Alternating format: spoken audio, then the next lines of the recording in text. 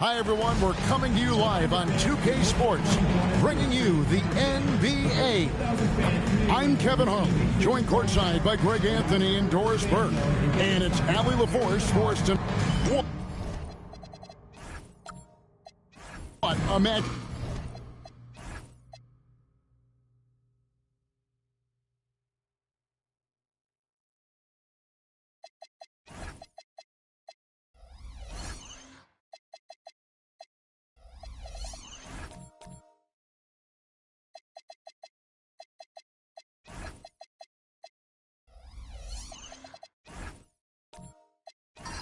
we have tonight, Greg, in the front court. I know everyone, you and I included, have been waiting for this one.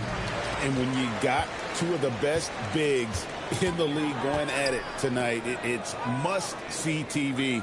I can't wait to call this one, guys. Now, we'll look at Dallas's starting lineup. Austin Reeves out there with ball. Then there's Holmgren. Then it's Bam Adebayo. And it's Flag in at the 3 slot. And the basket is good. Just setting the tone with an aggressive move to the rack. And where's the help defensively? To me, that's a complete lack of communication on that side of the ball. These guys need to be talking to each other. Reeves finds Adebayo. Back to Reeves. Shot clock at 5. Jacks up a 3. Rebound by the Hawks. And this matchup with Dallas, it's their first meeting of the season. And last year, an entertaining season series between the two ended up battling to a draw. It's a fairly even matchup, and both sides want to take that lead into the league's upper echelon. So let's see what signs we see of progress tonight. Tremendous lead pass. Boy, that makes your teammates happy, folks. Ball no good. And it's Jones with the ball for the Hawks, coming off that loss against the Timberwolves. And given their performance in that game, which was not necessarily a work of art, I had a hard time believing it wound up being as close as it did. Yeah, it felt like the other side simply allowed them to hang in, and the score reflected that. And it's out of bounds, and last touch by Holmgren.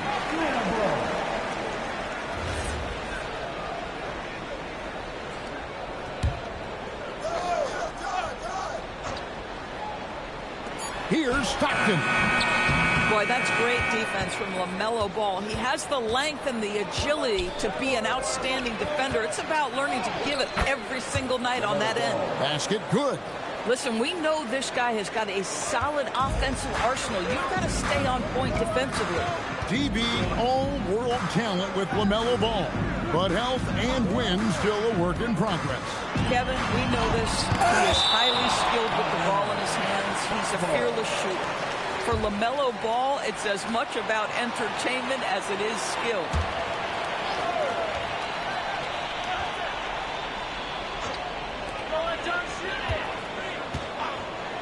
Stockton with no one around him. Offline with his 3. I'll tell you, that's one he typically will make. The defense gets away with one. Outside, Adebayo. Adebayo with a screen for Reeves. A miss that time. Would have put him up. That's another miss. Already they've missed 3 out of 4 to start. Here's Hudson. His last outing, he had 8 points. And that'll be 2 free throws coming up. Officials on the call with the foul. That one on Holmgren. And you gotta love the fire that Mourning plays with. His passion for the game is so special. And he's got his first free throw of the game. Take a break.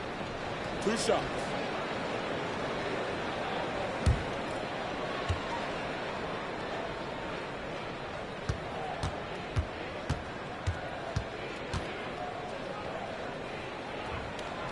No good on that one. And now we're being joined by our 2K insider, Shams Charania, who's calling in with a good story. Shams, what do you have? So, guys, Trae Young's contract in Atlanta was coming to an end, and both sides could not reach an agreement on a long-term contract extension. So trade talks ensued, and Trae Young finds himself in a new destination that now makes him the lead franchise guard in a new home. It is a new day. Thank you for the update, Shams. Reeves, and he could not get that one to go. Out of contact, and he'll go to the line for 2. It's on Alonzo Mourning. Can't talk enough about Reeves' willingness to put his body on the line. The dude plays fearless. And he makes the first. And you look at this Mavs rotation now, Doris, a wide range of ages. And that's important, Kevin, because typically when you start a rebuild or a build, it begins with young players. But inevitably, there comes a moment in time where you think, we need some maturity and we need some veterans in our locker room. So it's always better to have a blend. In GA, the Hawks going young, trying to build a sustainable model for success. Yeah, most of their starters not yet scratching their prime, so there's going to be some growing pains, but they're showing plenty of promise. And great job from Holmgren. I like when he shows confidence attacking inside. Outside, Jones. Mourning with the screen. That's in, coming off an assist from Jones. The Mavericks trailing. Outside, Ball.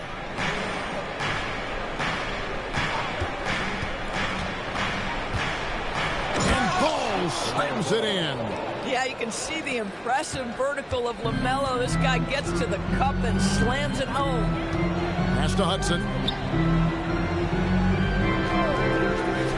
Down low. Here's Malone. The putback. It's Chet Holmgren with the rebound. Dallas has gone 0-3 from three-point land. Nothing yet going outside. Ball kicks to Adebayo. Holmgren against Mourning. Holmgren the pass, the ball. 5 on the clock. The shot is good, and so is his shooting tonight. 3 for 4. The Hawks trail by 3. And now let's send it over to our courtside reporter, Allie LaForce. I briefly spoke with Quinn Snyder. He had been watching highlights with the coaching staff, and they noticed LaMelo likes to pass from obscure angles. Coach told his team, you just can't relax out there. I want you looking for cutters everywhere. We'll see how prepared they are tonight. Back to you guys. Thank you once again, Allie. And it's a completely new group for Atlanta.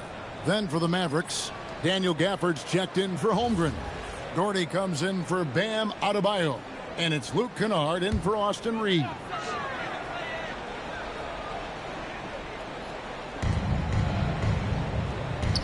Nice ball movement here by Atlanta. Here's Keenan. Back to Davis. Down to 5 on the shot clock. Kennard with the rebound.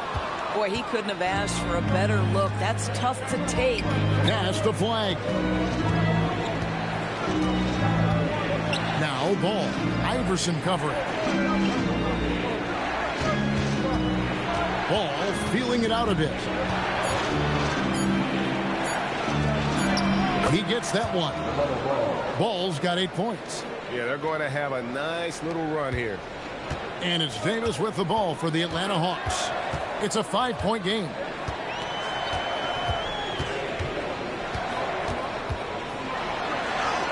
Score the basket. Nice shot after missing his first attempt. Boy, that's exactly the look you're working toward, right at the rim. Kennard, the pass to Doherty. Inside. Now Gafford.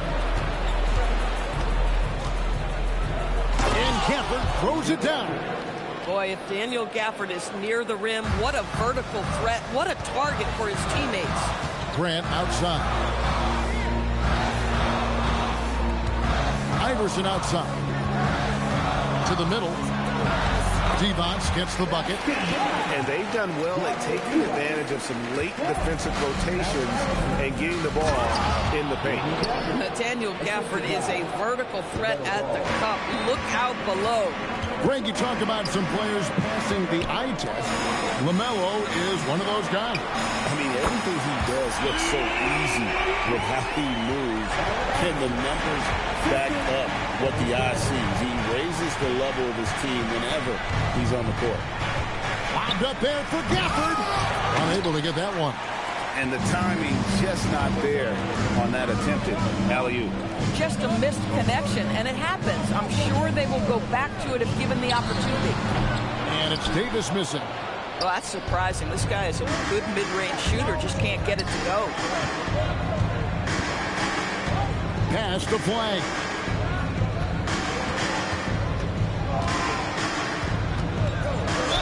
Well, versatility is maybe Flag's best weapon. He's a mismatch out there for pretty much anyone. The Mavericks have had 2 chances at the line already, making them both. And last season, 77% from the line. They could usually get the job done there.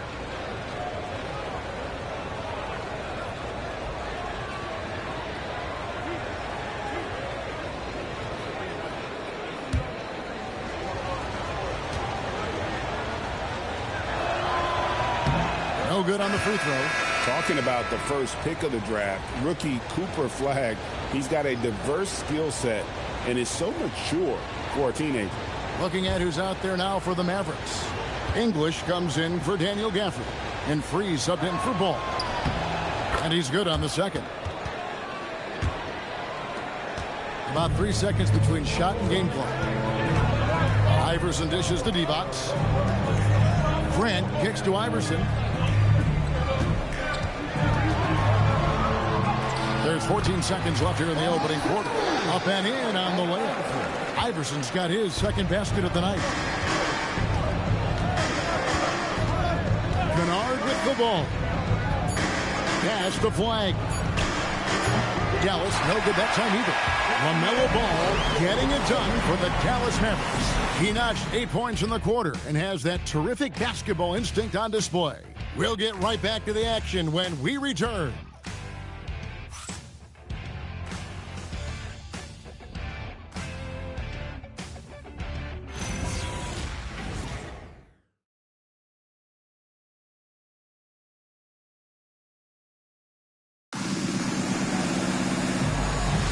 And if you're just tuning in, it's been a pretty even game through the first quarter. All right, we'll take a look now at how the points have been generated so far. A scoring breakdown for the Mavericks.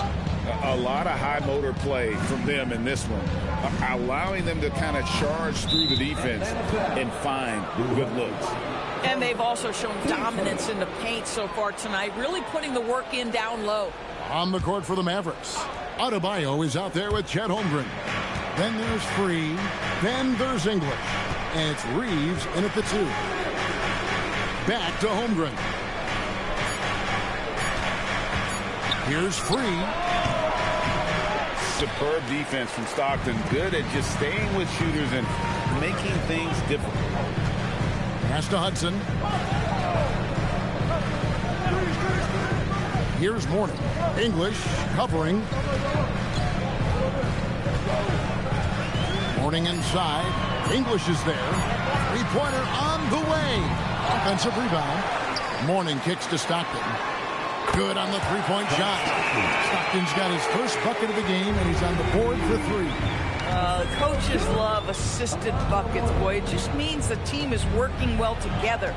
Outside, English.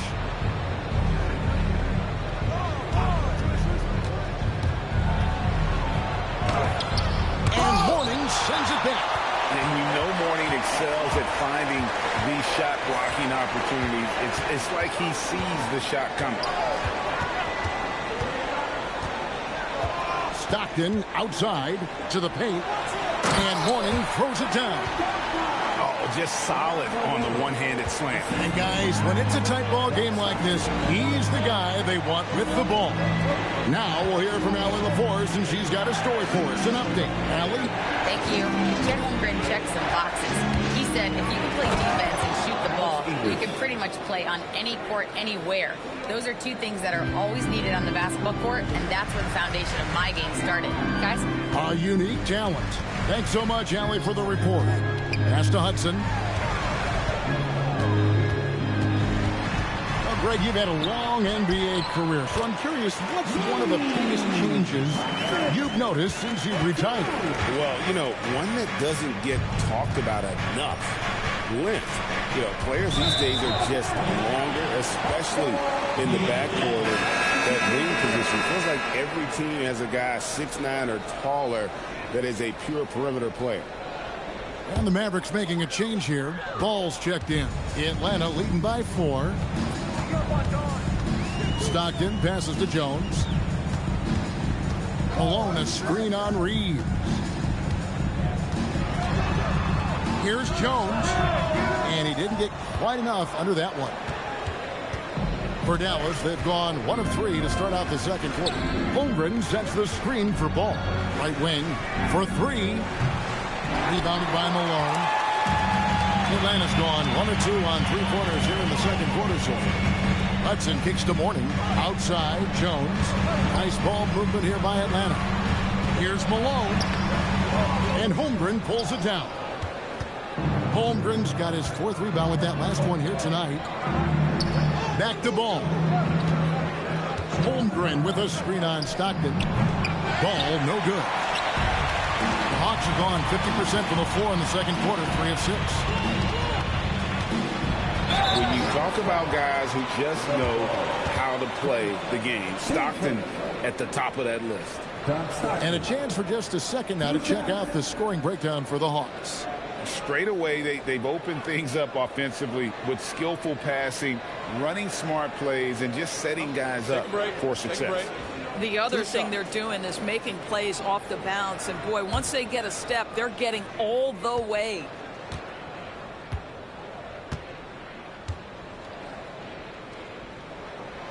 Free throw good, Stockton.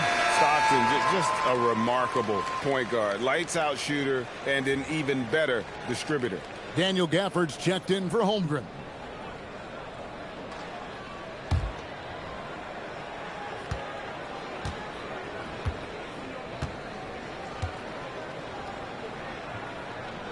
And Stockton drops them both. You know, so much turmoil for the Mavericks last season, GA. Despite that, they were a win away from making the playoffs. Yeah, they battled valiantly. But to go from the 2024 NBA Finals to the lottery, obviously disappointing. They're looking to make amends this season. Oh, and he got fancy with that one. Yeah, maybe trying to give them the momentum boost they need to break this game open. Hudson the pass to Morning. Some solid defense from Gafford. Mavericks trail by 4. Outside, Ball. Pass to Reeves. Gafford. It's good on the putback.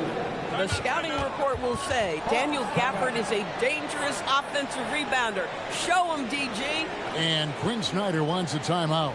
He's going to take a minute here to get things straightened out. Atlanta making some changes. Divac comes in for Morning.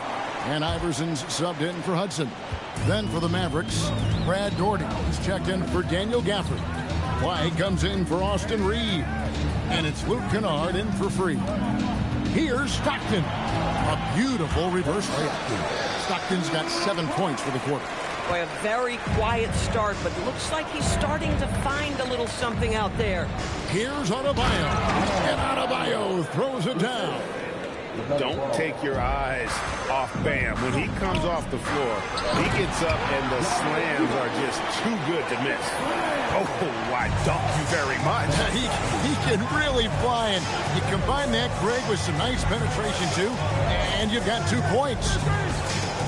Here's Ball, and he can't bank that one in. Jones dishes to Stockton.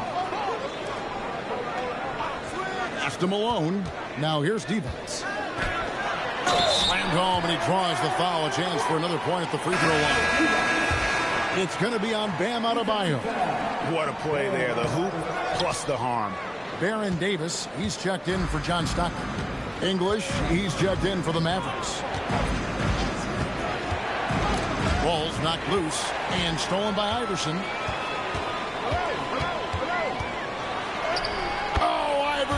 Just a blur on the open floor. And this is where Iverson is so terrifying, running the open floor with such ease and confidence.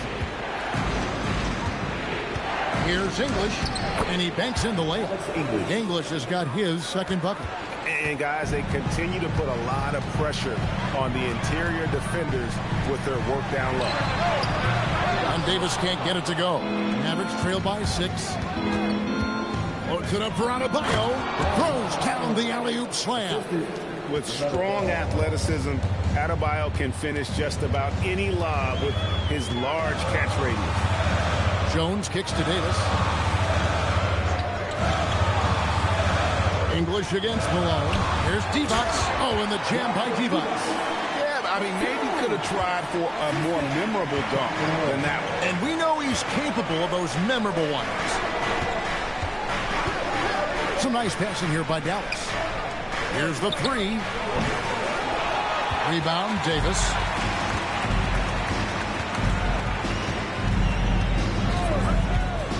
Pass to Divac. And that one falls, coming off of Davis's feed. And now it's an 8-point Hawks lead. The defense not putting up any fight on the inside. They've allowed 10 straight points in the paint. Ball, no good. It's 9 seconds separating the shot clock and game. Jones, the pass to Malone. And it's slammed in by Malone. Oh, the D is at fault there. You can't let Malone get that type of position inside. Ball against Iverson. Now, here's Ball. He started closely. 6 on the shot clock. Here's Flag. And it's good with time running down on the shot clock. I'll tell you, allow him to get to a spot, and it's over, right? Defense unable to even challenge the shot. And so it's the Atlanta Hawks holding on to an 8-point lead heading into the break. They're pounding the ball inside, and that's where they've gotten their best production tonight. Well, we've got a moment now. Let's go courtside to Allie LaForce. Allie, terrific, Allie, thank you. And we'll be back after halftime for the start of the third quarter.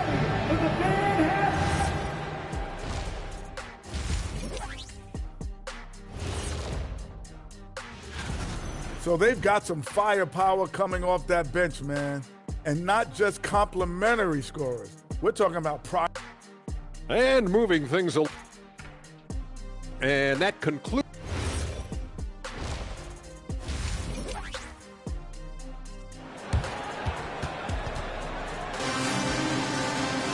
And we've got third quarter of basketball for you. 2 quarters in the books.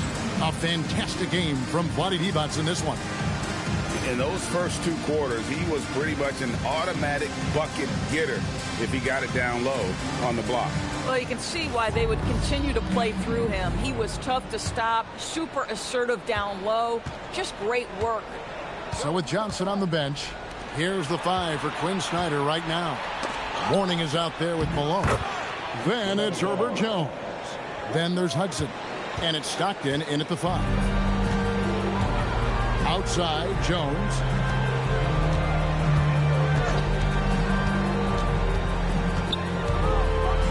Oh, that's blocked. Look at Flag shutting him down at the rim, using that leaping ability to get all over it. On the left block. Here's Holmgren. And he uses the glass on the layup. Terrific play call to give him a clean look at the rim. That's how you want to start the second half. Well, there is nothing better than catching a rhythm as early as possible. And, boy, that's a terrific start right there. To the wing right side. To the inside. Mourning throws it down. When you can get off the floor like that, that wipes away any height advantage. Reeves the pass to Ball. It's good from long range. Ball's got 5 points in the quarter. Oh, he's hot coming out of the break. 3 up, 3 down. Pass to Hudson. And here is Mourning. Shades over Holmgren. And he overshot that one, missing. It's Flag, top of the key.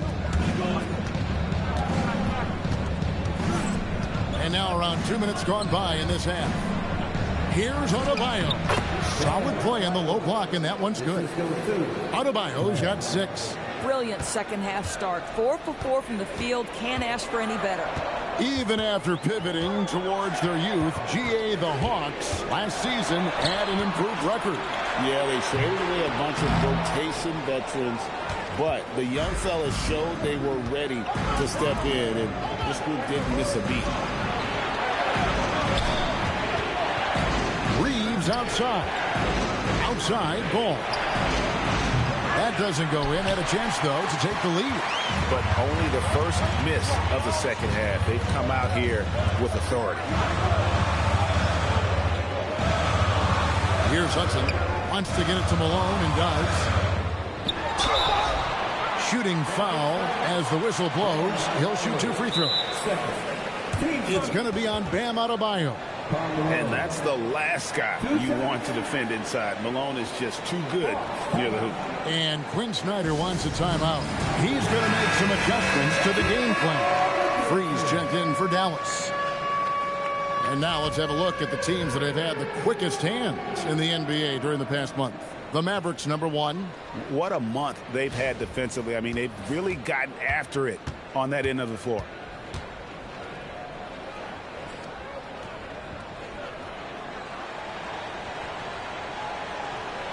Free throw drops for Malone. The bruising power forward, Malone, a dominant offensive player between his nifty post moves and that soft mid-range. Both good from the line that time. And among NBA bigs, he is known for his ability to deliver at the free throw line. Now, flag. Here's Free. Stolen by Stockton. Driving inside. Here's Hudson. Reeves with the rebound. Yeah, the offense scuffling a bit to start this second half. Only 1 for the first 5. And it's flag missing. And so Stockton will bring it up for the Hawks. They've led by as much as 10. Now, how about breaking out the Statue of Liberty on that dunk? A nice way to pad that lead a little more. You're right. Now, let's take a minute to talk to Allie LaForce, courtside. Allie. Thanks a lot, guys. The Dallas Mavericks are all in on defense. Coach Jason Kidd said, quote, "That's something you can hang your hat on, especially when your offense isn't going. Defense will give you a chance to win those ugly games. That gives you the opportunity to play for that bigger trophy." Kevin, back to you. Yeah, gotta have it. All right, Allie, thank you for the report. Hudson against Reeves, and the powerful one-handed slam. And credit the screen for giving him the space he needed to get to the rim. For sure, GA allows him to come in with the sledgehammer. Boy, that's a play you just practice time and time again, and that's the result of the work put in. Elbow shot is on the way. That's good, and the Atlanta lead is cut down now to just 3 on the basket from Free. That mid-range J right in his wheelhouse. Nicely done. Malone, a screen on Reeves. Hudson kicks to Stockton.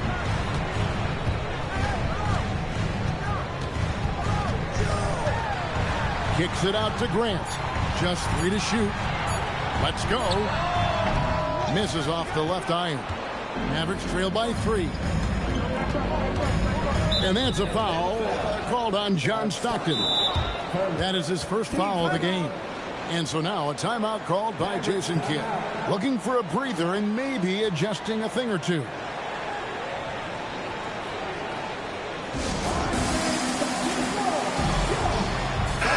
Atlanta making some changes. Roddy Divac checked in for Malone.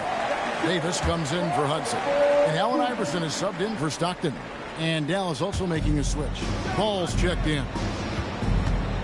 And it's Allen Iverson with the foul. That's his first foul.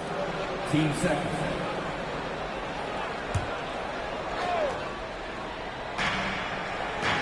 Holmgren the pass to Adebayo. Dallas moving it around. Just 5 to shoot. Knocks it loose. And that's out of bounds. Dallas will retain possession. Now we get a chance to check out Chet Holmgren. Last year, getting it done. Last season, he averaged 15 points a game, 8 rebounds, and just over 2 blocks. And he does the heavy lifting on the glass, throwing himself into the rebounding battle with just complete effort. Well, you get the feeling he believes every rebound should be his, and most of them are. This guy is putting up tremendous numbers. And after playing most of his career at the center spot, Greg, do you like Bam Adebayo playing power forward? Oh, it's great. At 6'9", I felt like he was always undersized at the pivot, making up for it with his strength and toughness, but he has the mobility and the skill to play the 4 without question.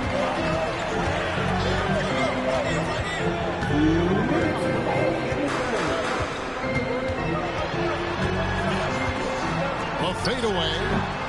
It's Chet Holmgren with the rebound. Holmgren's got 8 rebounds in this game. Here's Flag. The kick out to Adebayo. Adebayo with a screen for Reeves. And trying for the go-ahead basket. It doesn't go in. Here's Keenan. And the rejection by Holmgren. Long 7-1 with that 7'6" wingspan. Holmgren can alter a block just about every shot in his vicinity. The statement dunk by Iverson. Just the kind of play they need in a game this close. You know, that's the kind of aggression they want from their floor leader. Boy, and not just the aggression, the ability to get to the rim, but how about the finish with intention? Oh. No hesitation from Adebayo there. Had to love seeing him taking this shot with confidence. And Quinn Snyder wants a timeout. This now will give him a chance to discuss some potential changes.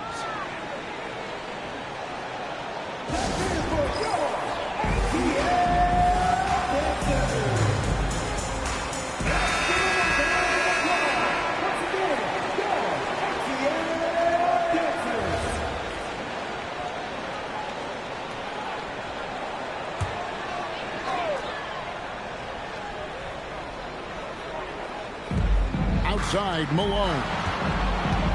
Davis kicks to Jones.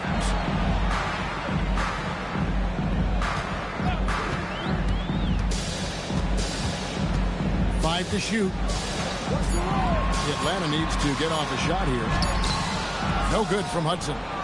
Something that's kept this game close is the fact that the rebound stats for both teams are almost identical. And so it's Jones. He'll bring it up for the Atlanta Hawks. They've led by as much as 10. Following this one, they get to host the Warriors. That'll be the latter half of this 2-game homestand. 5 seconds separating the shot and game clocks. Here's Malone. It's rebounded by Dallas. And the way he was able to reach out towards that release had an impact.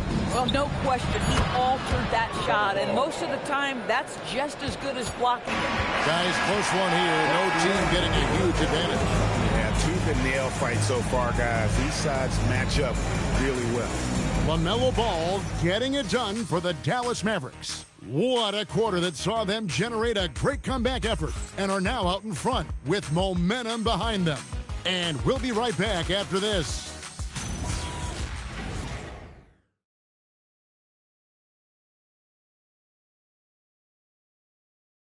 And it's time to bring up the State Farm assist of the game. And, you know, you can always count on him for at least a couple of these pretty assists over the course of a game. And this one, a thing of beauty. You know a thing or two about a point guard's job. Set the table for your teammates. Done there perfectly. We've reached the fourth quarter, and what has been a very competitive game should be an exciting finish. On the court for the Mavericks. Flag is out there with Bam Adebayo. Then it's Austin Reeves. Then it's Chet Holmgren. And it's Ball in at the 1. Takes the 3. And it's Flag missing. I'll tell you, this is not a game he'll want to individually remember, but they are positioned to close this thing out. Pass to Malone. It's rebounded by Dallas. Holmgren's got rebound number 10 tonight with that last one. Ball, the pass to Holmgren. Off target from three-point range. The Hawks trailer. Wanting a screen on Ball. Stockton looking around. Pass to Malone. Looking to get it going. Good work there as it goes. Malone's got it all tied up now for the Hawks. And that's right in his wheelhouse. Looking to make an impact when it counts. This is a player who understands when the game is hanging in the balance. He knows it's winning time. A nice shot by Stockton. And that's about the worst defense I can imagine a team playing coming down the stretch. You know, we've talked about execution offensively coming down the stretch. To me, it's as important defensively, and they didn't have it. Ball, the pass to Holmgren, and the dunk by Holmgren. And given that Holmgren is 7 feet tall, he's a threat to throw it down at any time. Reeves against Hudson. Here's Malone. And again, it's Atlanta. And he's someone the defense should be keying on, especially in this moment. I think he takes that kind of defense as a sign of disrespect, and he was more than happy to accept the challenge. Doris, what do you think is the key for the development of such an impressive young player like Chet Holmgren? Hey, Kevin, to me, really, it's simple. It's health. This is a young man for whom basketball is hugely important. He's one of the most impactful two-way players in the game. It's really come down to whether or not he can stay on the floor, but he is so passionate about basketball. And something to like about Holmgren is his ability to run the floor. A 7-footer who can get up the court in a hurry and get to the rim before the D gets set.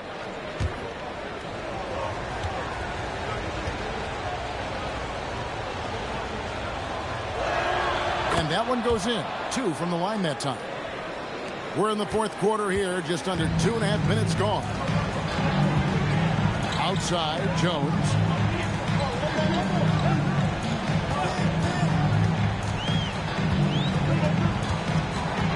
Pass to Hudson. That's in, coming off an assist from Jones. Jones has got 4 assists in the game. And we've got a timeout called by Jason Kidd. And he wants to see some changes out there right away and right now.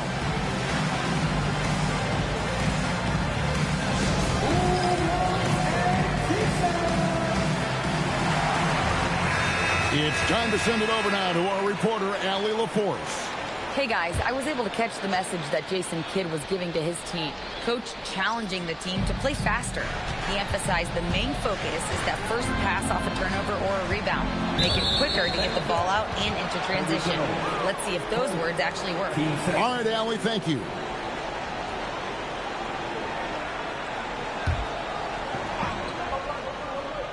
Around 3 minutes gone here in the fourth quarter. Clock at 6. Score the basket, his 8th. 8 for 13 from the floor. What an electrifying game by LaMelo Ball. Is anyone more exciting than this young guy? Ball against Stockton. Pass to Hudson. Wanting a screen on Reed. Here's Hudson. It goes straight through with the switch. Hudson's got 4 this quarter. And when they've gone to him, he has come through big time. You got to keep getting him touches. Ball finds Reeves. Atlanta with the rebound. Morning's got rebound number 8 here tonight in the game. Pass to Malone. Reeves with the rebound. Reeves has got 4 rebounds now tonight. Here's Ball to take the lead. In for another field goal. A sublime 9 of 14 on the night. Now this is more like it. 9 points for him from three-point range this half. That's 9 more than he had in the first. Stockton against Ball. Stockton the pass to Morning. And the rejection by Holmgren. Chet Holmgren meets that one at the rim. Nicely done. Floats it up for Holmgren. And stolen by Morning. Jones with it. Now defended by Flagg. And foul on the shot, so he'll get a chance at the line. Jones. 2 shots.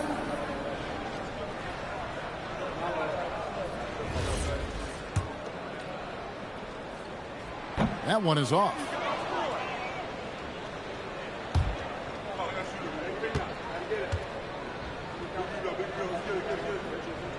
Good on the second free throw. That will sting a little bit. Failing to get the lead when the opportunity was there, but he does tie it up.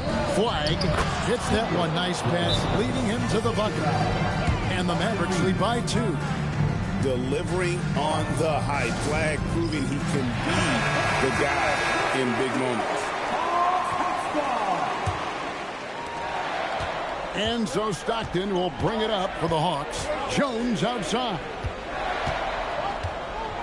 And the officials will call the illegal screen right there. And really, he played mistake-free basketball up to that point. That's the only time he's turned it over so far. The Mavericks have gone 4 of 7 from the field since the beginning of the fourth. Adebayo outside. Holmgren sets the screen for Ball. Adebayo outside. Now Holmgren. Here's Ball.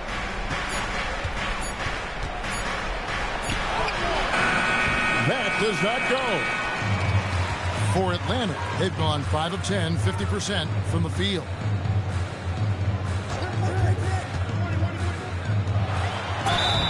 And you don't ever want to get into the habit of letting the offense get to the rim. Carmelo. 2 shots.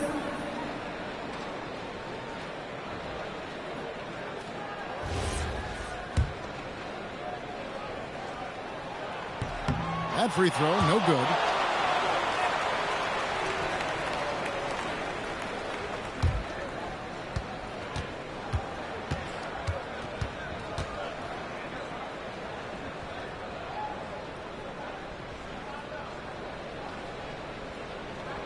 And he sinks the second. Dallas has gone 1 of 3 from outside the arc since we've reached the fourth quarter. Here's Bull. Can't get it to go. Malone looking around.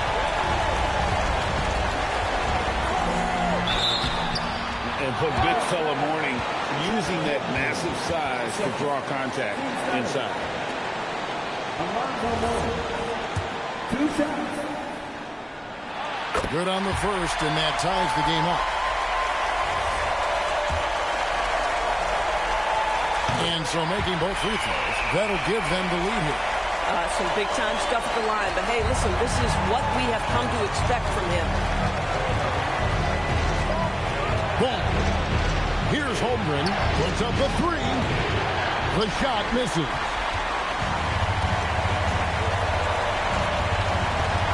.131 left in the fourth quarter. Outside, Jones. High post, Mourning. Working on Holmgren. Boy, this is the story of the night for this guy. He's taken a lot of questionable shots. The drive-by ball. Tipped away and stolen by Stockton.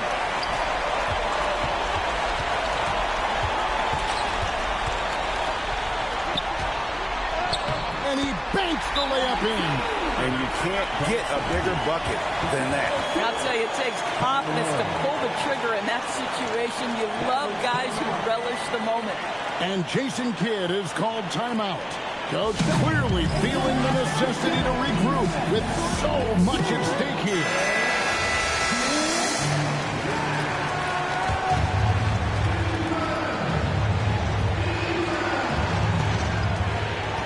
Stockton against Ball. Austin Reeves connects on the J. And what you love about Reeves, his mental toughness. They needed that one. Guys are not going to be in any rush on this possession. Not with the lead. Now's the time to burn some clock. He's just so good with the ball late in games. Malone gets it done. Ball.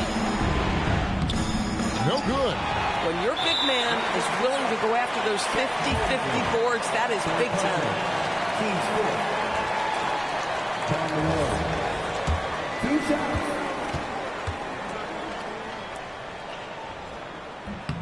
First free throw is good, and that gives them a 4-point cushion.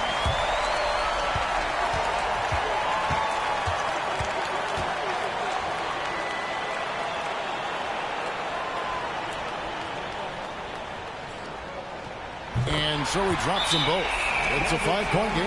Yeah, the crucial part of those free throws is that it now makes it a 2-possession game. Dallas calls timeout. They're behind by 5. And let's get your take, guys. What's the strategy? Trying to stay alive, they've got to work quickly. This is the very definition of desperation mode right now. They need a quick shot and a quick foul. Here's Reed. Now flagged. Here's the shot. Atlanta foul. Herbert Jones. Second. Team Snyder. At the line for the Mavericks. Flag. 2 shots. He hits the first one, and that shrinks the margin to just 4.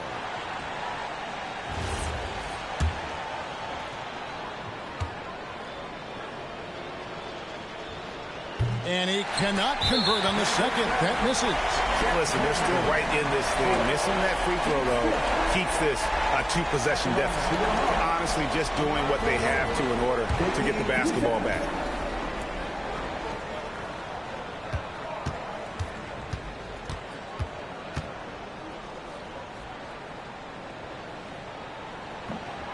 And no good as the first free throw, missing for him. We'll see if he can nail the second.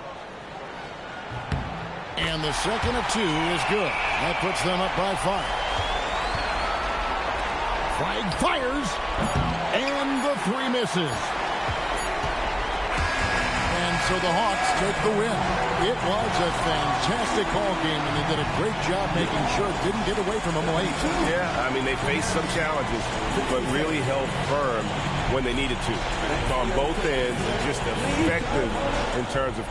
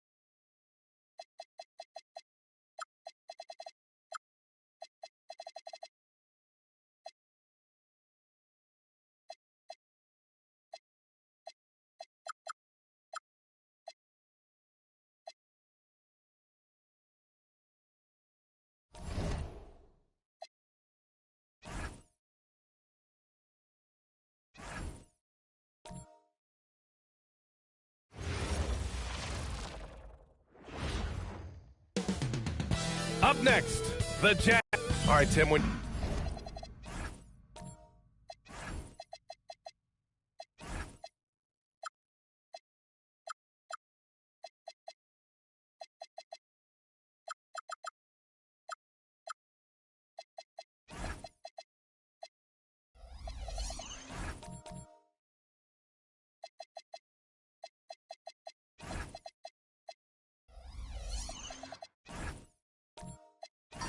You look around the league and you see teams overachieving. What's behind that typically? Yeah, Brian, typically when you see something like that, it's because a couple of role players have gotten off to a really hot start. The question is, can those guys sustain that over the long term? If that's the case, then that team could take a leap forward. So let's take a look at the starters for the Utah Jazz. They've got Johnson, and it's Chambers in at the 4. Here's McGrady, and it's off from three-point range. Utah with the ball. Carter on the wing, releases. From out on the wing, he knocks it down. Easy look when the defender isn't fighting over the screen. Yeah, and that's the effectiveness of the two-man game right there. Now here's Johnson. Pass to McGrady. Here's Garnett, down to 5 on the shot clock. Here's Granger. Over Jones. Granger, no good. Good contest.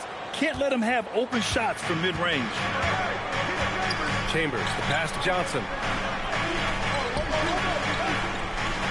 Reed with it. Johnson on him. Count that one, Reed. And you're very comfortable as a player with that mid-range, Jay, if you have a height advantage like that.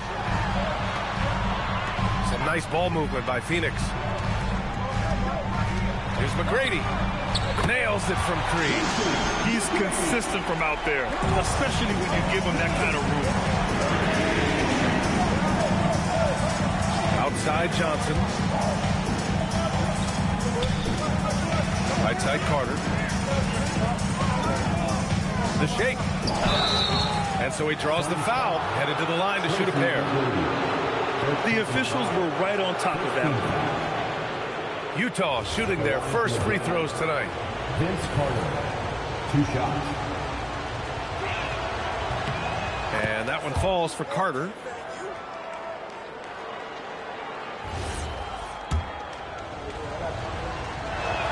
Both good from the line that time. Here in the first quarter with about 2 minutes gone by. Pass to Parrish. And here's Johnson. Here's Parrish.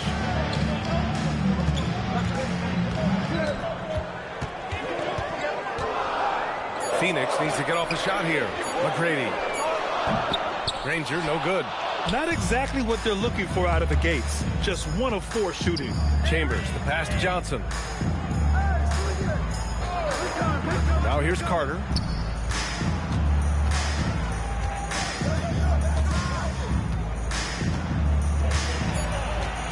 Utah needs to get off a shot here. Jones from outside. Here's Reed. The Suns clear it. And this is the first season matchup for him against this Utah team. These teams split the season series last year, neither making an impact in the conference overall. Here's McGrady. Inside. It's blocked. And here's Johnson. Pass to Carter.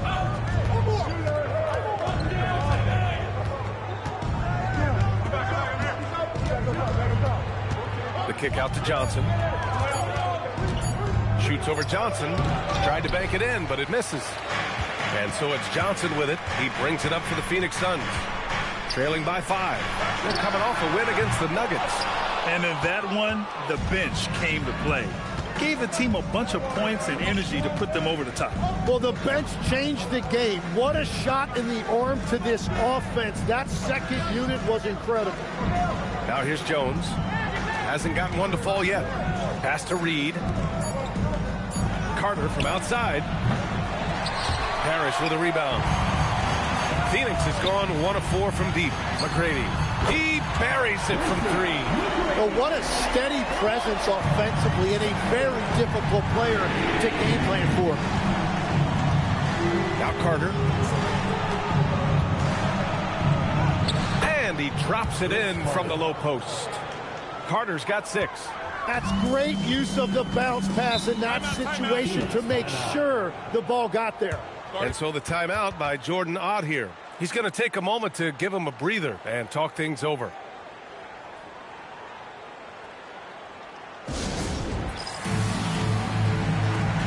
Utah going with an almost almost entire new group here. And now let's pull up the numbers on the point guards with the highest assist averages over the last month.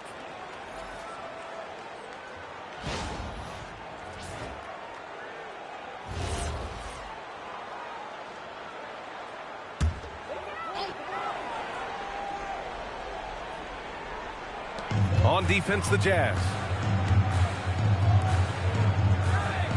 Here's Price. Pass to Granger. Here's Lanier. Shot clock at 6. He shoots. And the Suns miss again. Well, he got the shot he loves, and the defense should honestly be relieved. He didn't punish them for being a little bit soft there in the mid-range. And it's good for 2. Attacking in the painted area. Clearly that was their game plan coming in. Price, pass to Cummings.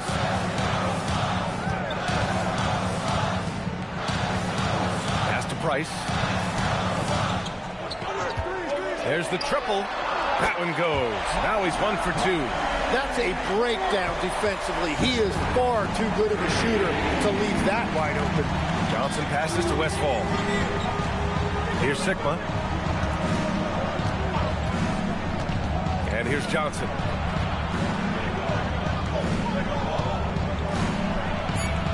Banked it in off the glass.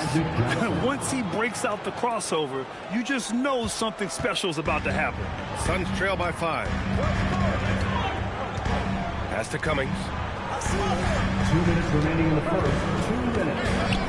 1:58 left in the first. Hawkins is checked in for Phoenix. First team foul. Substitution on the court.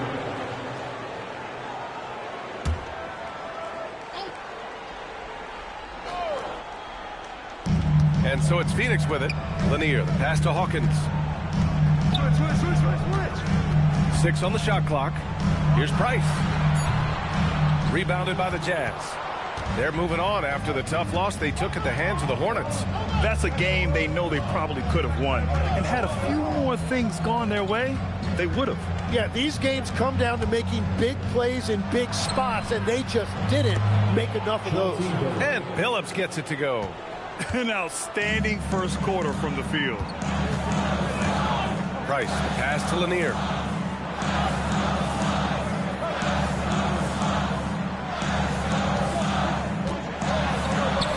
And that's good. His first bucket of the game. Well, the defense allowed that one. He had a clear path to the cup. Pass to Westfall. To the paint. And Billups gets it to go. Billups has got his second bucket on the night. Their defense just falls apart once the ball goes inside. Price, the pass to Cummings.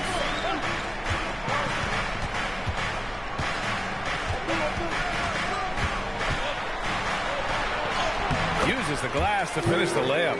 He is putting in work right to the rim. Defense had no answer. Pass to Hayes. Here's Billups.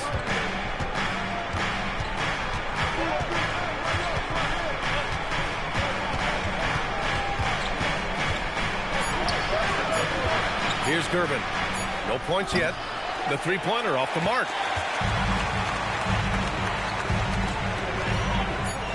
To the right side. Here's Price.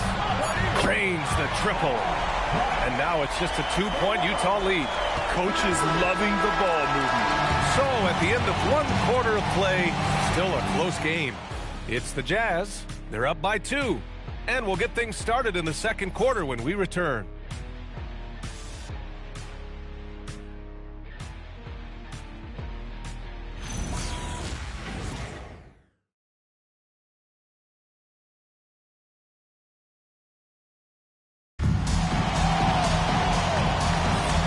We hope you're enjoying the game. Both teams tonight keeping things pretty even on the scoreboard so far. And a moment here to take a look at the scoring breakdown for the Jazz. Well, great play down low. I mean, you expect the defense to adjust. collapse maybe, but that should open up things on the perimeter later in the game.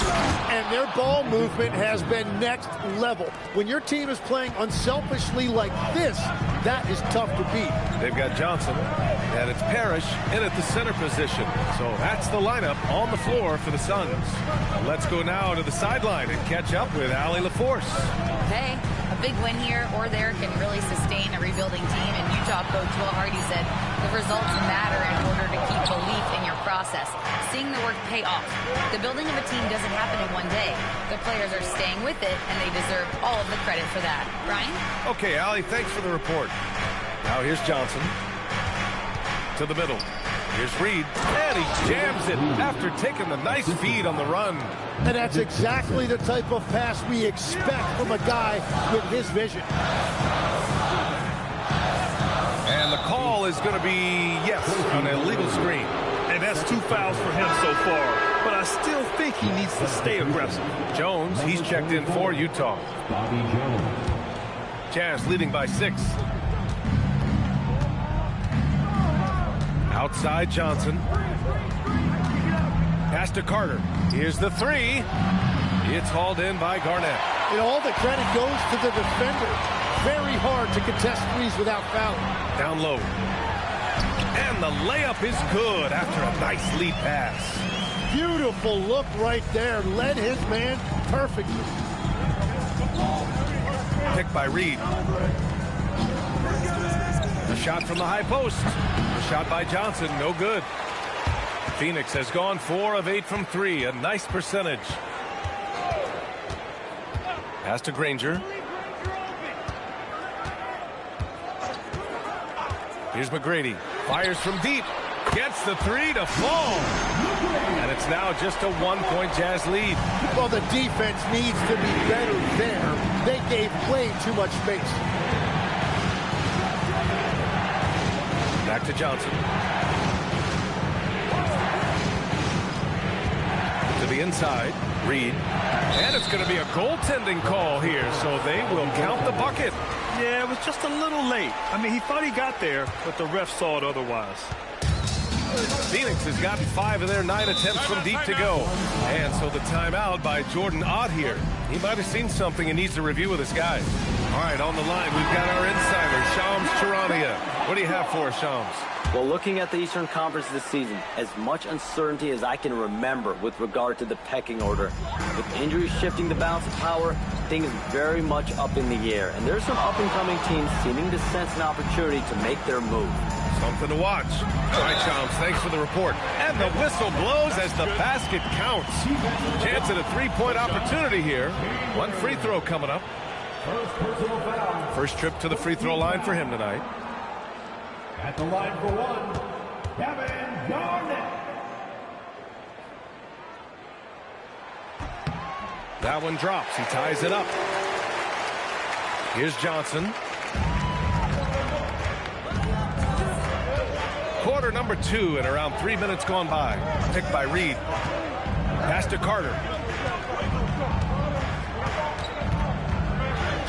That bucket makes him 3 for 5. Man, that's now 10 straight points in the paint. I'm not sure what's happened to their defense. Here's McGrady. Goes back up. Here's Parrish. That one doesn't drop. Excellent D there from Reed. Pass to Chambers. Outside Johnson. Carter from outside. It's hauled in by Garnett. For Phoenix, they've got 3 of 6 shots to go here in the second quarter. McGrady shot is off. And so it's Jones who brings up the ball for Utah. Now Carter. And he was fouled while in the act of shooting, so he'll take 2 free throws. And this will be his 3rd and 4th free throws of the game here. And so Will Hardy calls the timeout. He's going to take a minute to regroup with his players. And checking the 2K leaderboard. These teams led the league in 3-point percentage last year. In 3rd, Phoenix. And last season, they were deadly from beyond the arc. A lot of great shooters on that team.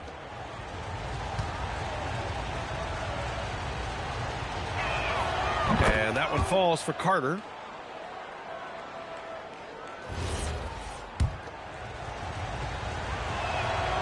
And so Carter nails them both. Here's Johnson. No points so far. Pass to Garnett. Here's Granger. He's checked by Carter. Here's Garnett. 6 to shoot. Some solid defense from Hayes. Carter, the pass to Johnson. Back to Carter.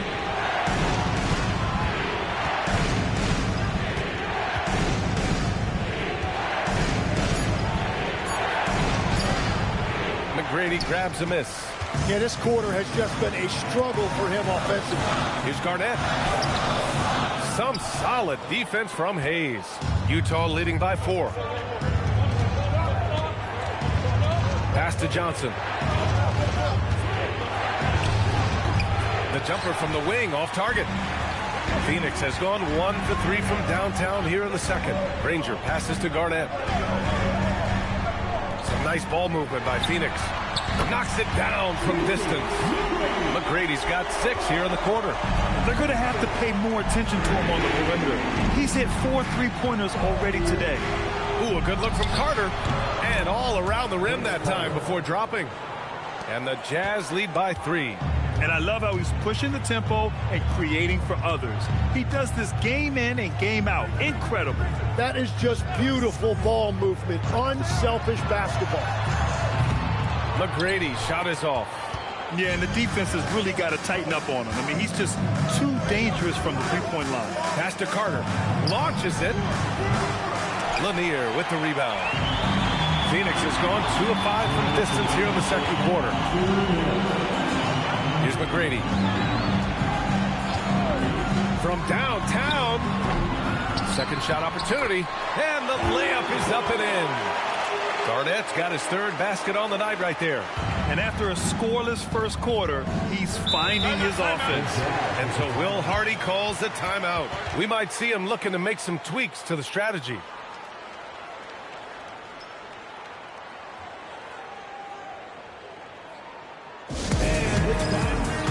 So both teams making some changes here.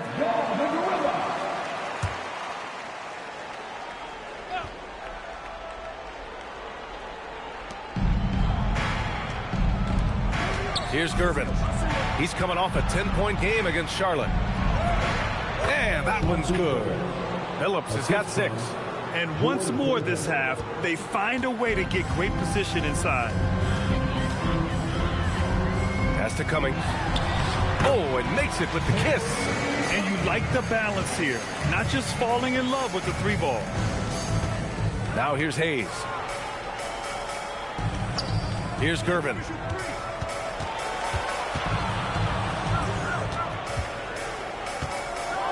Takes it up with both hands and rips it down. I just love the aggressive finish. Now, I'm thinking he's sending a strong message with that jam. 46 seconds left in the first half. They set the pick. Here's Levine for 3. Utah grabs the miss. Here's Westphal. No good on the triple. Suns trail by 3. Here's Hawkins. Scores after the quick crossover. Hawkins has gotten his first points in this one.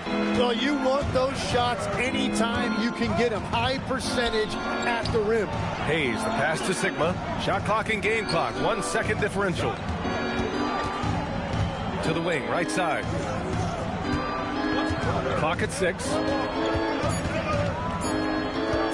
Here's Gervin. The putback. I always love the hard work on the glass. Just great activity. And so a close game as we wrap up the first half of play.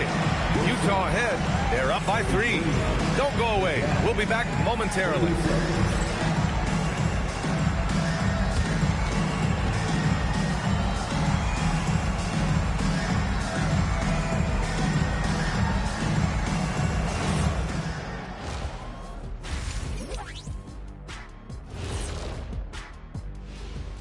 Welcome, folks, for the Phoenix Suns tonight. They're looking at what should be a good battle in a game that's still up for grabs.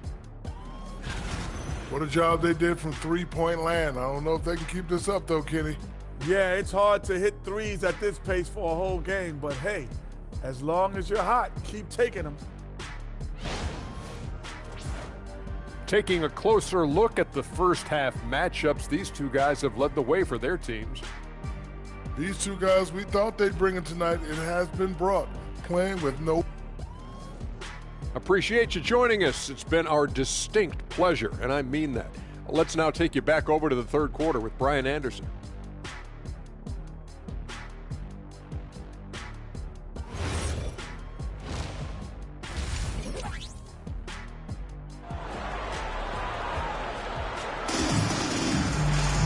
And we're halfway through this one. Plenty of basketball left in the game. That's been a fairly even one.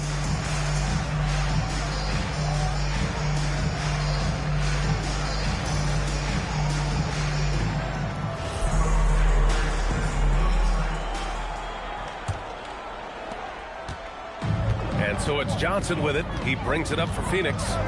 It's a three-point game. So the Jazz 5 right now. They've got Johnson, and it's Chambers in at the 4. Garnett, that's good. Garnett's got 9 points. And he knows he can make this shot. I mean, clearly there's no indecision for him from there. Well, his great advantage is that he can shoot over the top of almost any defender. Woo-wee! What a big finish out of the backcourt. That might be exactly what they needed at this point of the game. It is nice to have a playmaker who can also get up and finish like that. McGrady. Rebounded by Johnson. Practically a block. Good, strong challenge. He didn't quite get a hand on it, but he did enough to affect the miss. You know, he's smaller for the center position by NBA standard, but his leaping ability more than makes up for his lack of height. McGrady, the pass to Garnett. Knocked away. It's stolen by Johnson. Played it in with a nice touch off the window. And now a 7-point Jazz lead. 3 straight buckets to start the half. This is how they wanted to come out and execute. Some nice ball movement by Phoenix. Pass to Garnett. Just 5 on the clock. Utah grabs the miss. Reed's got 6 rebounds now in the game. Chambers, pass to Johnson. To the paint. Chambers, good. And the Jazz lead by 9. They're really working the paint now. And so the timeout by Jordan Ott here. And we might see some changes. Coach potentially looking to adjust.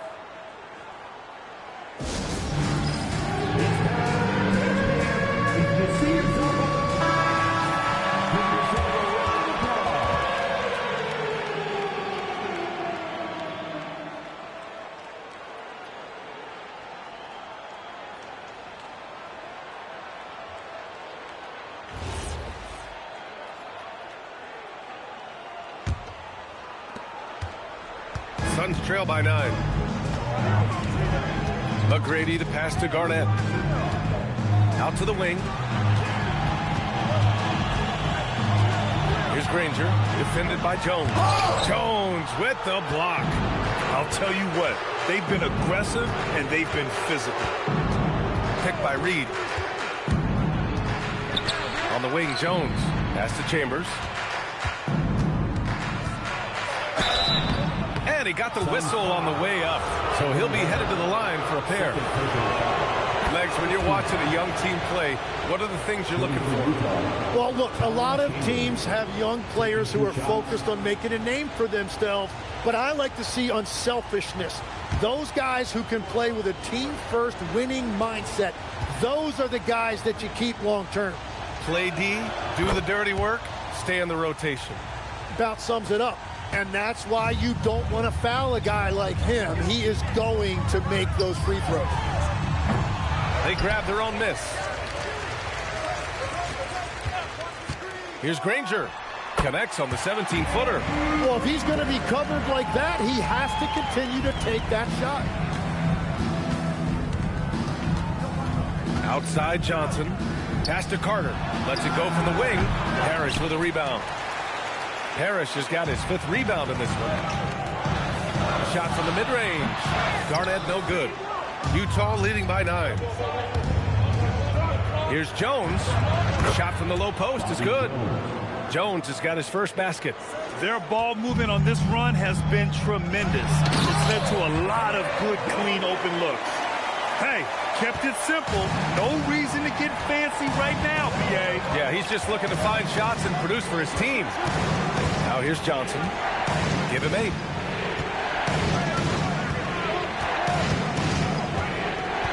Six on the shot clock. To the middle. Here's Reed. Ooh, a clear foul there on the missed shot. So he'll get a pair at the line. I like that. I mean, some physical play inside. He's not about to give up any easy baskets. First trip to the free throw line for him in this one. Second free throw, no good. Something the league has worked towards, seeing small market teams competing at a high level, Grant. Yeah, this league isn't just for the big cities. Smart drafting and team development can make any organization elite. And, of course, that's the beauty of it all. Here's Carter. Offensive rebound. Good work there as it goes. Reed's got 13. And they're +5 on the boards after that rebound. Pass to Granger.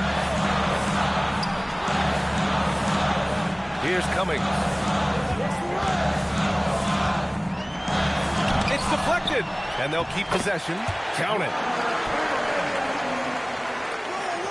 Jazz leading by 8. Outside Johnson. And here's Carter.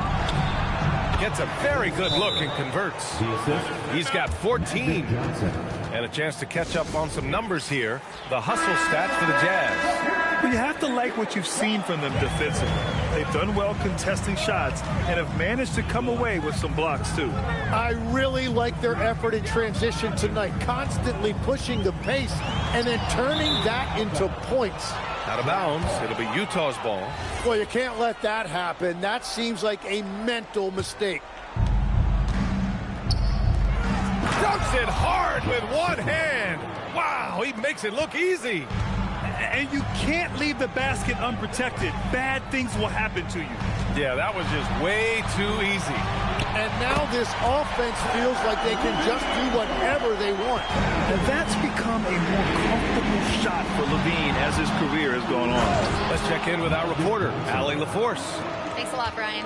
The new collective bargaining agreement is pushing parity. Commissioner Adam Silver said teams are realizing that there are real teeth in those second apron provisions. The goal was to put all 30 teams in a better position to compete. I think we're on our way to doing just that. Guys, back to you. Leveling the playing field.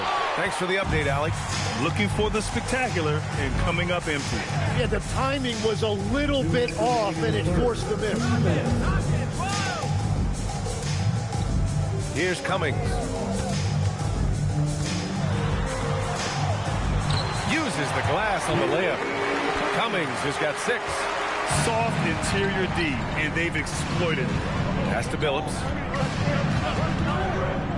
Hayes with a screen. Back to Johnson. And it's Phoenix with a rebound. We've got 1:28 left to play in the third quarter of basketball. And Lanier gets it to go. They're really looking to that inside game here in the second half. Getting away from taking a bunch of threes.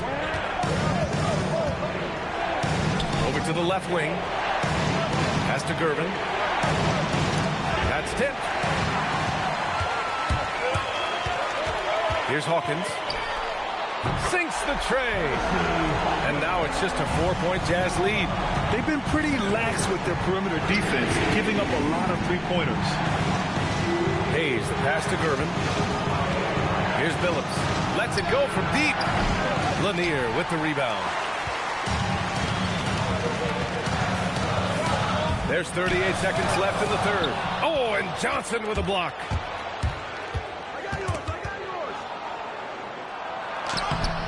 And miss after miss right now. Well, coaches really appreciate when guys defend with that kind of effort. Just a fantastic job protecting the rim. The defense couldn't collapse quickly enough. And so it's Johnson with it. He brings it up for the Jazz. They held a 12-point lead earlier. Pass to Gervin. And the dunk to finish it off. A beauty. I just love the aggressive finish. I'm thinking he's sending a strong message with that jam. And we've watched 3 so far in this one. It's the Jazz up by 4. And don't go away. We'll be back in a few moments. It'll be the 4th quarter of basketball coming up next.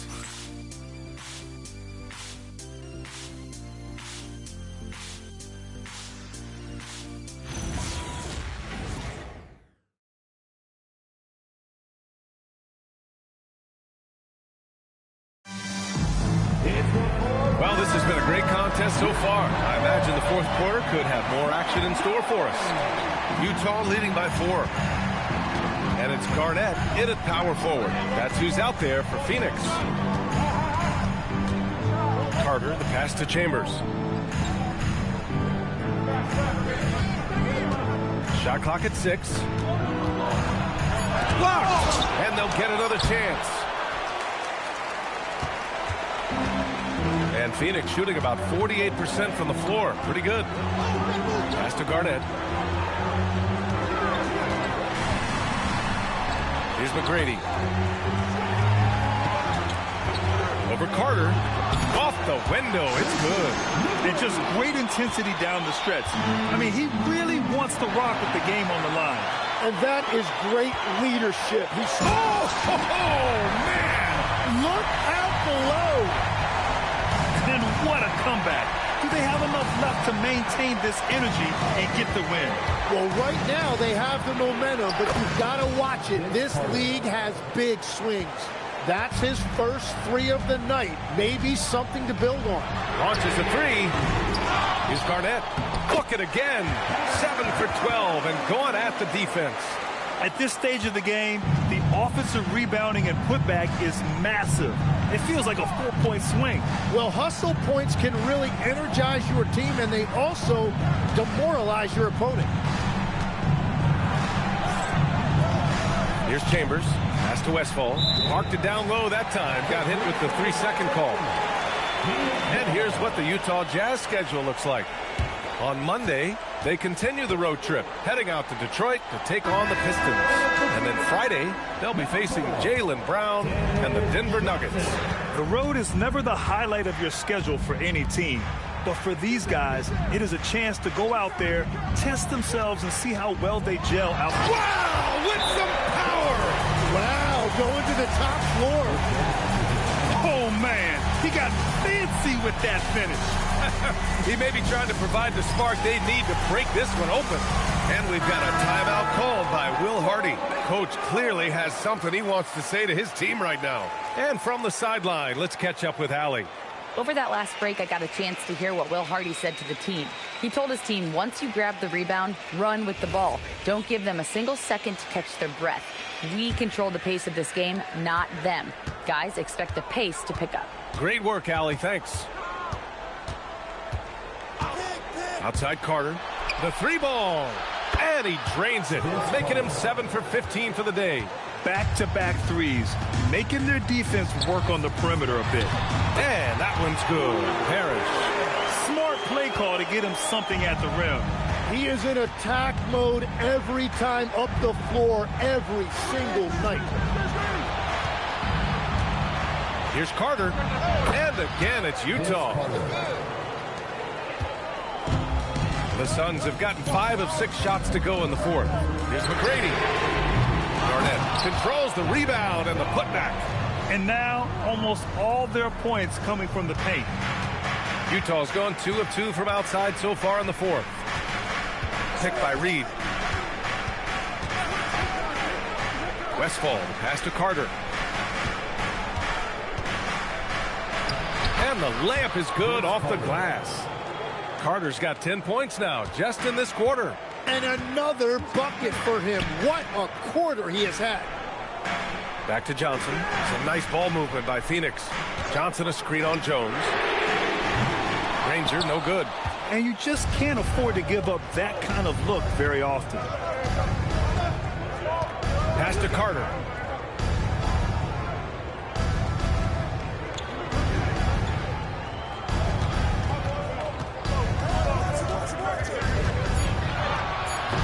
Shot no good. Johnson with the defensive effort.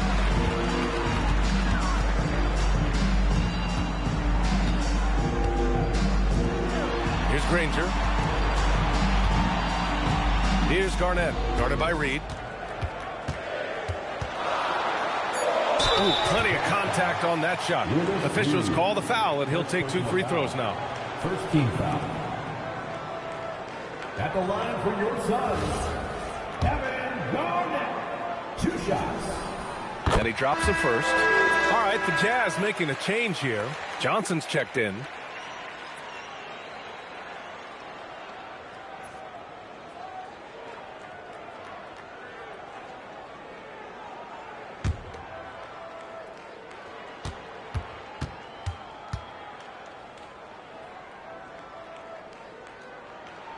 And that's good as he hits both shots.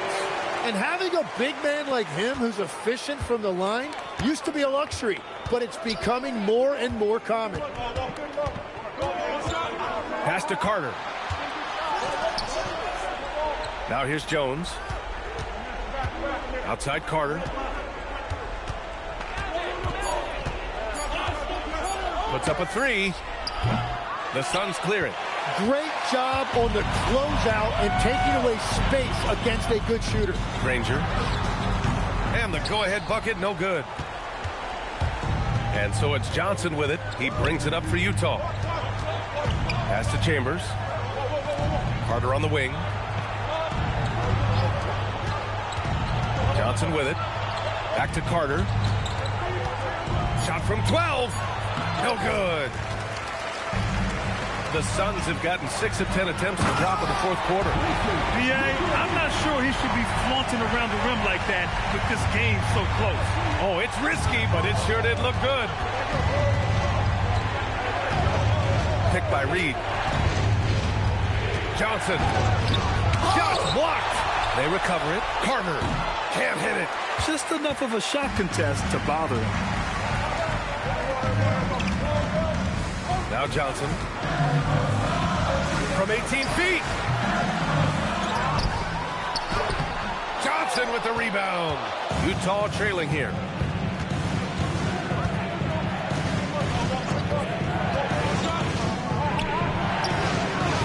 Ooh, the shot misses. Phoenix has gone 0 for 3 here in the fourth.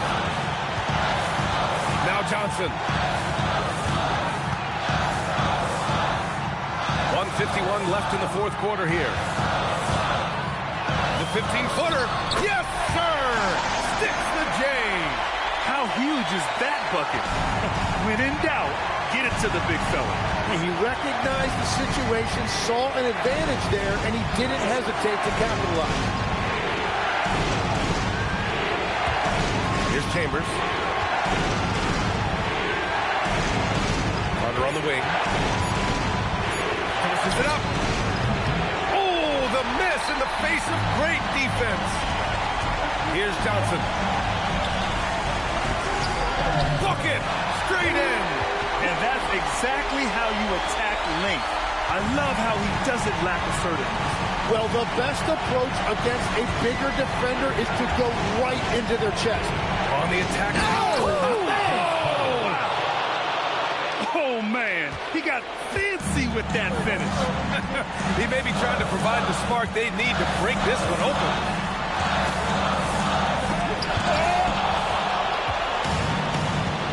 46 seconds left to play in the fourth. There is absolutely no fear in his eyes. He loves the moment. What a huge shot at this point in the game. The 3 is off. He's been way off the mark in this second half, just unable to get any kind of rhythm going. To tie it up. Oh, it misses. And they committed an intentional foul. We'll see another one of those, so they get into the penalty. Yeah, just trying to keep this game alive. Not a bad foul right there. Fantastic ball movement for them tonight. But things are definitely working offensively. A balanced attack is just so much harder to defend. Good on the first, and that makes it a 3-point lead.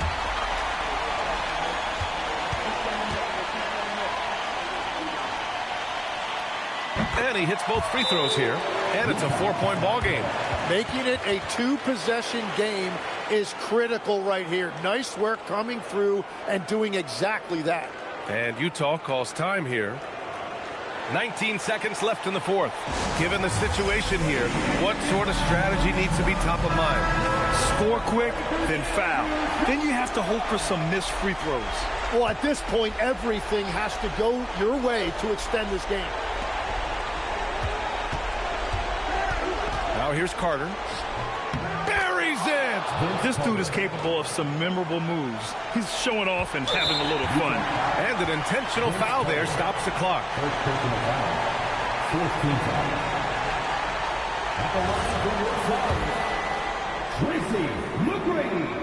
First free throw is good, and that makes it a 3-point lead.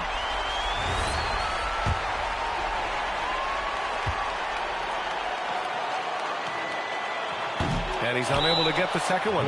And so Will Hardy calls for the timeout. And a great call on his part. This is the time you want to be in sync right here. Any speculation on what we're going to see coming out of this timeout? If they leave the arc open, take it. But it may be safer to get a quick 2 and then foul. You're definitely going to have to get a 3 here and then count on them to miss free throws.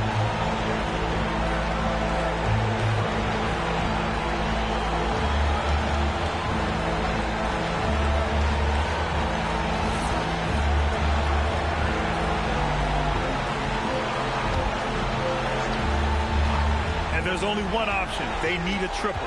Yeah, to tie it up, absolutely. Let's see what they run here. And they foul intentionally. That's what they have to do at this point. Third personal foul. 15 foul. At the line for your son, Kevin Garnett. 2 shots.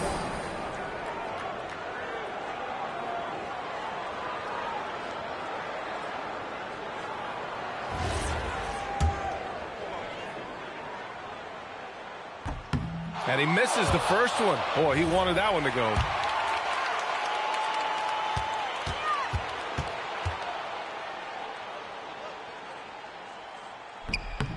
That's good. Going 1 of 2 from the line.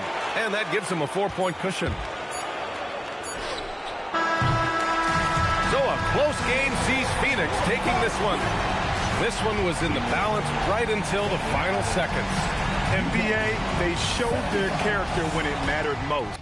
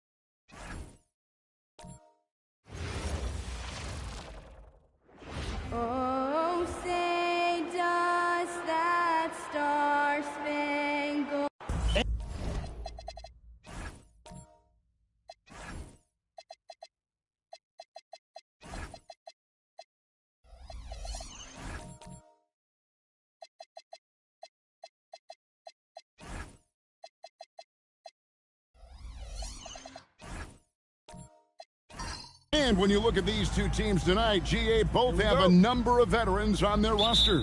Well, we hear all the time about how valuable having experienced players can be. And clearly, both of these teams have bought into that philosophy. Now, Golden State's starting five. They've got Havlicek. Green is out there with Worthy. Then there's Stephen Curry. And it's Smits in at the center position. LeBron, the old man, throwing it down. Not much anyone can do about that still. Inside. Here's Smits. And it's sent back by Wallace. And they get it back. Havlicek. Just 5 on the clock. Green, no luck. Butler against Havlicek. Butler goes in. It's good.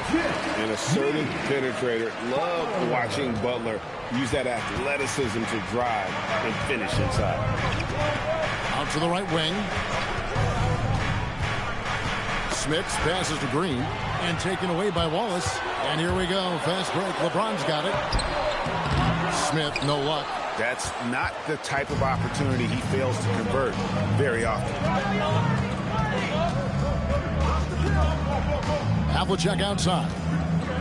Pass to Curry. Takes a three. Hands it from downtown.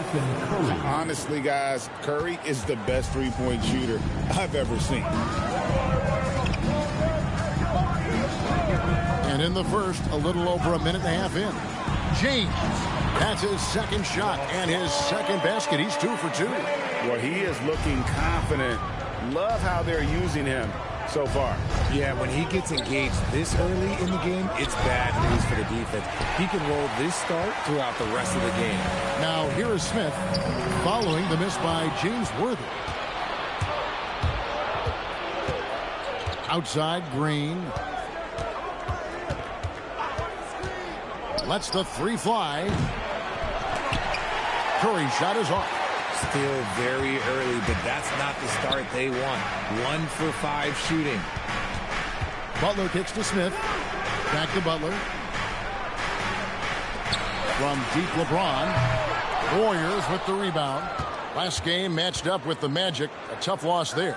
Well, they made a few key shots, but missed many more. It was a rough night for them offensively. And tonight, I expect them to play better offensively. Try to get some closer looks. Up high to stop the alley-oop. Oh, yeah, the old man can still do that. LeBron James with the catch and finish. Butler against Havlicek. Count the bucket, and he's got a free throw coming up as well.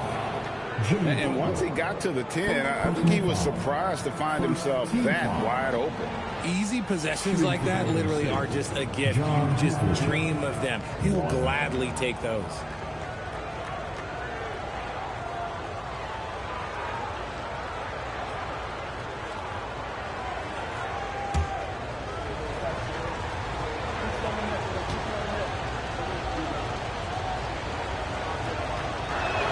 That's good from Havlicek.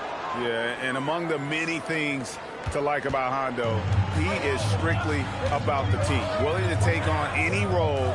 He just wants to win. Now, here is Smith. 9-point game his last outing. Back to Butler. Shot clock at 6. Here he goes. Some solid defensive work there from Havlicek. Warriors have gone just 2 of 7 so far. A little bit of a slow start for them. Yep, that one goes in there. And guys, you got to know who you're guarding. You got to run the shooter off that sweet spot. And for Havlicek, that's anything in the mid-range area.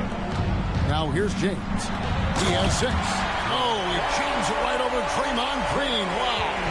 Oh, okay. I guess LeBron wanted that one to sting a little extra on that one. Curry can't get it to go.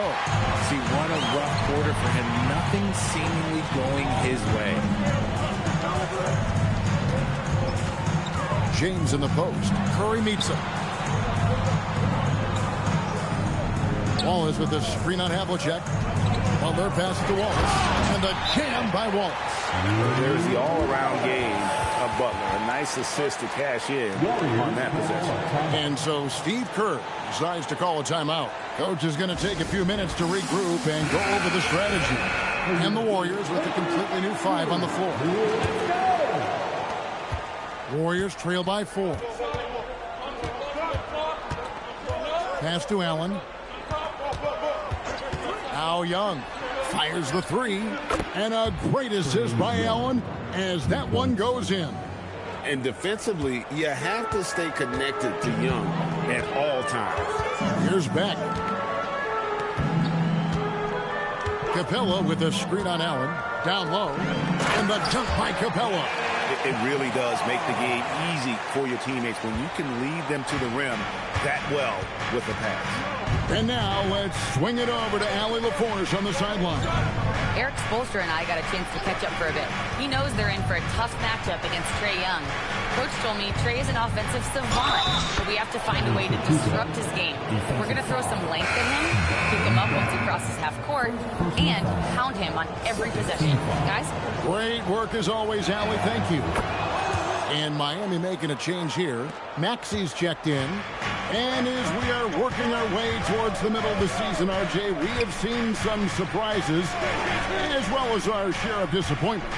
It doesn't take too long to see what is working for some teams and what is not working for some teams. But there has been a few surprises. Now Young, after the missed 3 from Tyrese Maxey, lets it go. And that won't go, missing the go-ahead bucket. And Carroll passes to Maxey.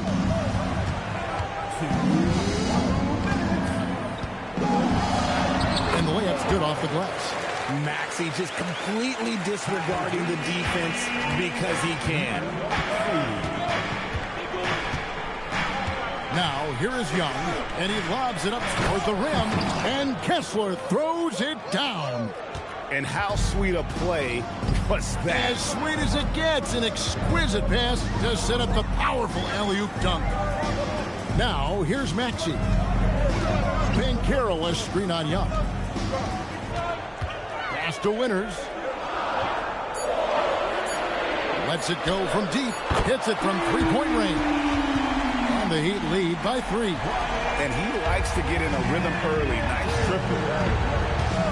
Young pass to Tripucka.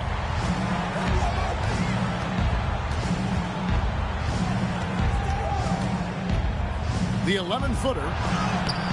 Headshot off. Miami leading by 3. Pass to Winters. Outside, Maxey. And again, Miami with the triple. From three-point land, few guys in this league are better than Maxey. You have to run him off that line. Maxey against Young. He can't get that one to fall. Some solid defense from Maxey. Greg, they're in a rhythm offensively, really cooking. And the opposition looks helpless to stop them right now. And the story here, Kevin, early on is how well they shot the basketball. Here's Young. Kessler a screen on Maxey. Siakam for 3. Trains the three-pointer. Obviously, this guy has a talent for scoring. Able to problem solve for whatever the defense tosses at him. And so it's LeBron James making things happen for the Miami Heat. He notched 8 points in the quarter and has that terrific basketball instinct on display. Back to the action in just a minute.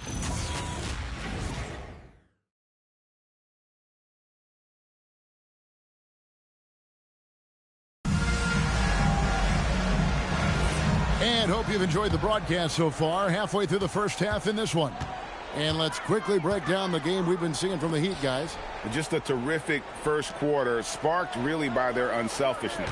They're playing for one another and focusing on making winning plays. You love to see it.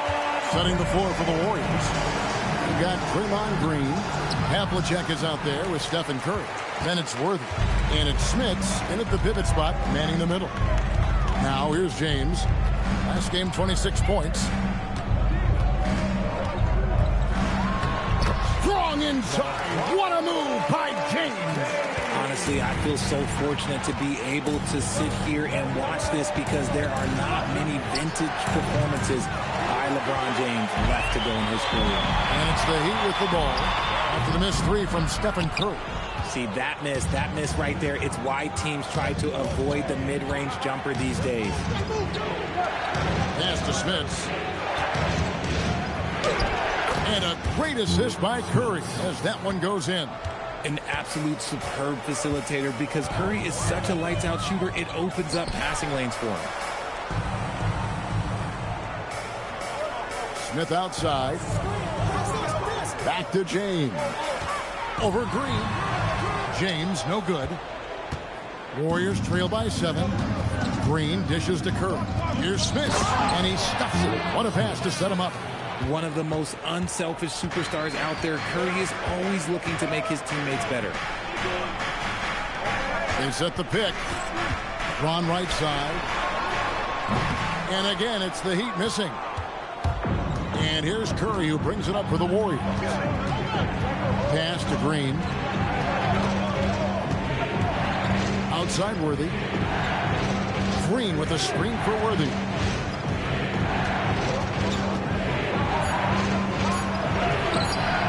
He's off on that one. Smith with the defensive effort.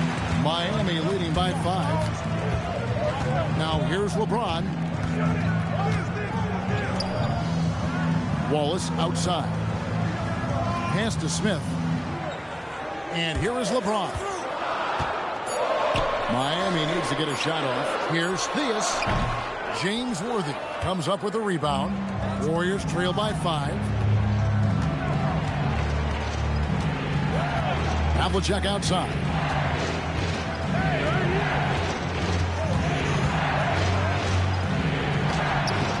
Some solid defense from Butler. The Heat have gone 2 of 6 from the field in the second quarter so far. And the whistle blows as the basket counts and a three-point play chance right here. One free throw coming up. And the passing instincts of James are just unreal. He has that great sense for when and where to send the ball. And so Eric Spoelstra will call a timeout. He's going to take this chance to talk to his guys. Now at the break on the floor, you can see the teams that led the NBA in steals last year. The Warriors, 4th. You could tell by watching them how much they enjoyed playing defense. They seem to have an endless reserve of energy flying around and pressuring the basketball. One thing you hear players talking about after they've been in the league for a while, Richard, they say the game slows down. When did that happen for you? For me, it was probably my 3rd year. The end of my 3rd year, the game started to slow down a little bit for me. I went from 9 points to 15 to 18. The game really slowed down in that 3rd year. Now here's Worthy. Still scoreless. Takes a shot at the elbow, and he gets the friendly spin, and that one drops. Just shows you how impressive Curry's shooting ability is, that he can adjust for any distance. Pass to Theus. Floats it up for James.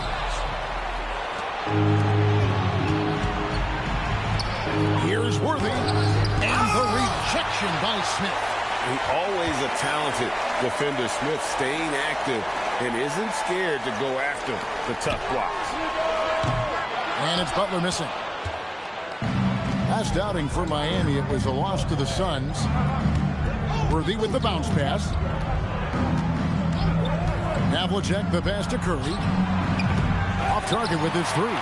And he continues to cast away, but the results just haven't been there tonight. LeBron outside to the middle. Here's Wallace, and he gets the whistle. 2 free throws coming up.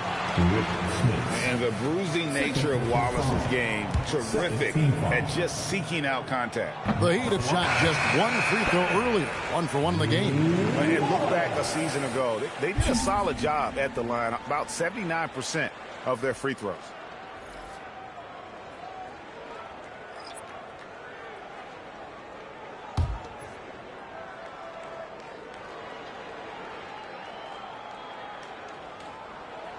He makes 1 of 2 that time. And Wallace, just an unreal defender. An undersized center who blocks shots and pounds the glass like a madman. Here's Trapuka. Allen outside. It's Curry outside. Curry laser-guided shot from deep range. And what kind of defense was that? You can't give up wide open threes like that. What are you doing? Maxey kicks to Banchero. And the three ball is good. Banchero's got 5. And an eye for an eye. Both teams working to stretch the floor. This is today's NBA. Hey, we see this kind of exchange more often than not. Here's Trapuka. 6 to shoot. And the rejection by Smith. Let's go to the sideline and see what Allie LaForce has dug up for us. Allie, take it away. Thank you. Tyrese Maxey, a late first-round pick back in 2020. He's become an all-star. He said, quote, "I've always had that chip with me from day one. I had to earn everything I got from a basketball perspective and make a name for myself. I tried hard to foresee and envision this." Back to you. The drive for greatness, something to watch. All right, Allie, we appreciate the report. Trae Young, he's checked in for Curry. And you watch Paolo Banchero. GA, offensively, he is a load to deal with. Yeah, I mean, he can cross you up, hit you with the spin move, score over either shoulder. This young man is a force. It's stolen by Capella. Maxey with it. He has 7.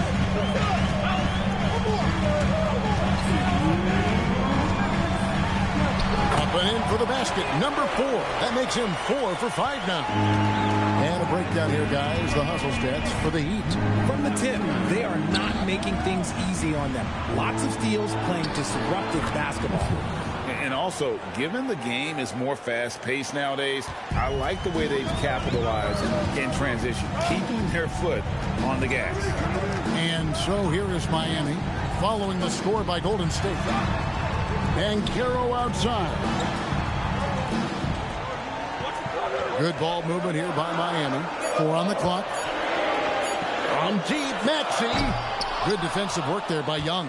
Warriors trail by 9. Siakam, right side. Young against Maxey. Now, here is Young. Defense right on him. Here's Trapuka. The three-pointer off the mark. And he didn't punish them for the weak coverage there, but they can't count on him to continue missing. Banchero, that's good. And he's going to be a consistent scorer when he can get those shots to fall. Defense has to do a better job against Banchero inside. Now here's Allen. No scoring in this one. 27 seconds left in the first half. Got a piece of it. An even 3-on-3 break. Maxey against Young.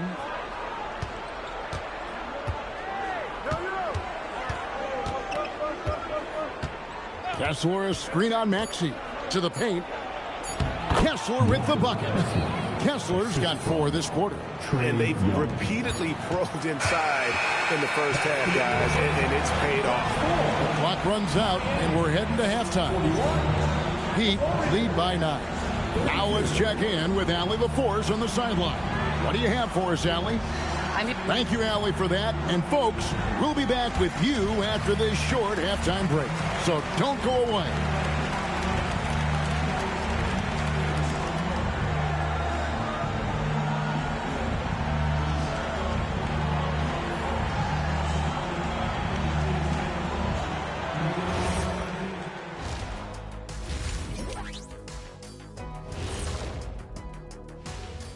Thanks for joining us. Through the first half, there is still some work to do for the Golden State Warriors.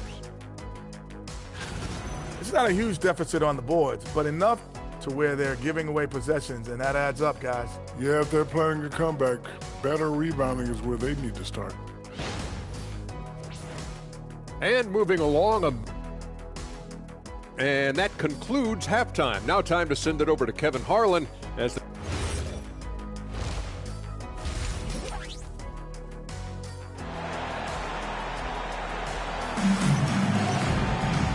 for those of you just tuning in, thanks for being with us. The second half of this game still to play. What can you say, LeBron James? What an impressive effort today. You just love the patience in that first half. Waited until he got the look he wanted. You love guys who can get their shots within the flow of the offense.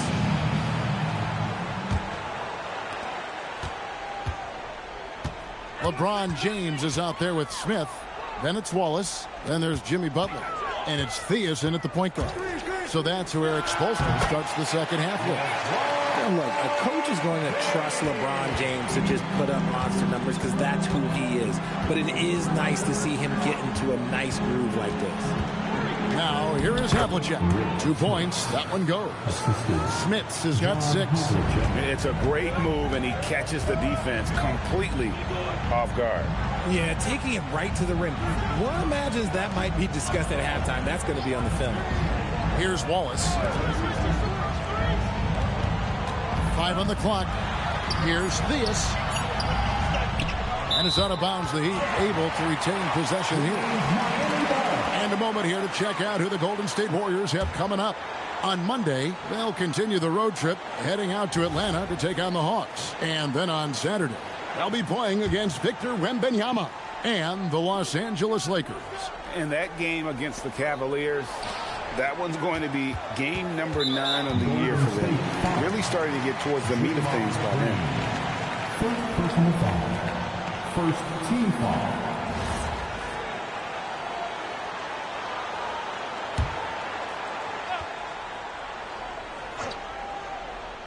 Second half rolling along now. About a minute played here. Wallace with the screen on Curry. 4 on the clock. And the dunk by Wallace. The D just kind of stepping aside and letting him get to the rim. There's a reason, GA. The lead is what it is right now. Yeah, it's going to take better rim protection than that if they're going to climb out of this hole. Now, here is Havlicek. He's got 5. Shot clock at 6. Back to Curry. Puts up a deep 3. Steph. Perfection from the arc. This is P. Curry shooting with real confidence off the catch. It's what helped get him going. Butler finds James. Wallace with the screen on Green. It's tipped. Stolen by Worthy. Havlicek with it. Butler covering. It's hauled in by the Heat. Yeah, just a solid job on the backboard. They are really controlling the inside. Theus, the pass to Smith. Fires from the line. The shot's good on the assist by Butler. A nice start to the second half. They've made 3 out of their first 4 shots coming out of the break. And it's the Heat on the break. Nice shot by Wallace. Wallace has got the lead up to 12 now for the Heat. Agile play to get his hand in there and get the steal. Intelligent play to immediately start the break. And a deep 3 from Curry. And the Warriors miss again. And it's Smith with the ball. He brings it up for Miami. The 12-point lead, their biggest of the game. The strength and power of Jamestown Low. And shooting-wise, he's been fantastic, helping to build this lead. And so Steve Kerr decides to call a timeout. He's ready to talk things through with them.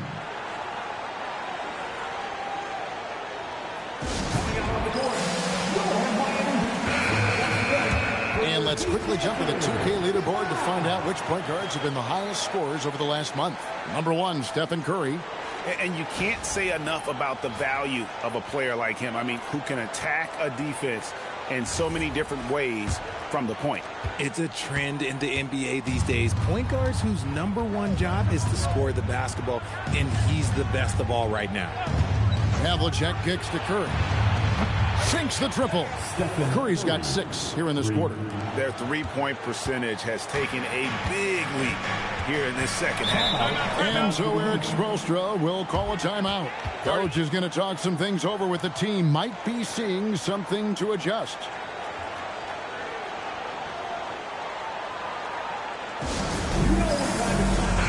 Looking now at some numbers for Stephen Curry. He's coming off an excellent season.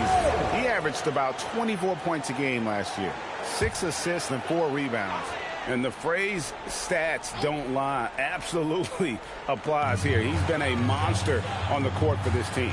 Yeah, they rely on his production night in and night out. There are times when he absolutely carries them. Warriors trail by 11. Pass to Worthy. Beyond the arc. Rebound by Wallace. Wallace has got his 4th rebound in this one. Here's Smith. Here's Theus. Back to Smith. And here is Butler, guarded by Kerr. James wide open. The shot's good on the assist by Butler.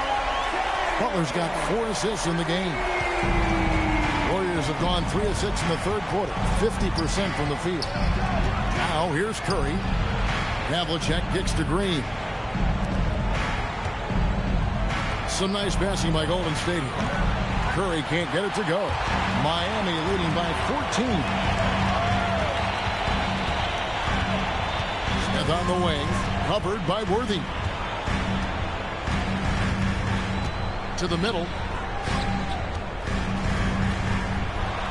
James in the post, guarded by Kerr. James with the bucket. LeBron's got 9 points in the quarter. Warriors trail by 16. Outside Curry. Havlicek the pass to Green. Outside Curry. Just 4 to shoot. Another miss by Curry. And here are the Heat now. They're on an 11-3 run. Havlicek against Butler. Pass to Curry. From past the arc. Another miss by Curry. Gotta find easier shots when you're already struggling. That's not gonna get it. Here's Theus. LeBron outside. Pulls from the top of the key. And it's Smith with the rebound. Smits has got rebound number 5 here tonight. Havlicek outside.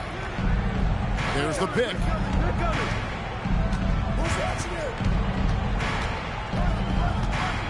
Shoots from the line. The shot comes out. Excellent defense there from Smith. They have been board dominant in this game. That's definitely been a factor in cracking this lead to the end. He gives up a bit of size at the center position, but his leaping ability, well, let's just say that makes up for it. And what do you guys think so far about the offensive approach for the Heat? Oh, they've been punishing the inside defense consistently in this one. Look, it's been a very productive area on the floor for them. Another place they've had the upper hand tonight is in transition. They've gotten a bunch of their points off the fast break. Now here's Waltz, following the miss by Tony Allen. Capella with a screen on Young. No one near Maxey as he lets it fly. That 3 off the mark. Out to the wing. Pass to Young. Allen outside. Here's Trapuka. Steps back and trains the jump shot. Trapuka's got 5. Oh, that's some fancy ball handling right there. Since when does he take guys off the dribble? 1:05 left in the third quarter of the game. Maxey gets it to drop, and now he's shooting at a 5-for-8 clip. And they've had assists now on their last 3 baskets. They need a bucket in a big way here to regain some confidence. Young's shot is good. Easy to admire Young's confidence. Knows he has the ability to drain it from way outside. Wallace with the screen on Young. And here's Maxey outside. Another miss by Maxey. Warriors trail by 15. Pass to Kessler. And Kessler throws it down. Oh, he's been doing all he can to keep this competitive, but he needs some support. Here's Maxey. That one wide left. Warriors have gone 6 of 14 since halftime. A little cold from the field. Allen passes to Trapuka. And here's Young. Kessler a screen on Maxey. And Kessler throws it down. And no doubt they'd love to see him get a lot more of those opportunities. And that deficit will go away quickly if he does, Rick. And so it's the Miami Heat holding on to an 11-point cushion as we get ready to take a break. They're feeling very confident, shooting the ball with great efficiency and dictating the pace. And don't go away. We'll be right back. And now we have a moment to reveal our State Farm assist of the game. And the definition of teamwork right there, guys. I mean, what great communication between them, and what a beautiful feed. Serving it up on a platter, that is a beautiful dish. And two teammates on the same page. Woo. And we reach the fourth quarter in a game that may be already out of hand. So with Worthy sitting on the bench, here's the group that Steve Kerr has on the floor. They've got Curry. Walker Kessler is out there with Draymond Green. Then there's Havlicek. And it's Krapuka into the 3 slot. At the line for the Warriors, Stephen Curry. 2.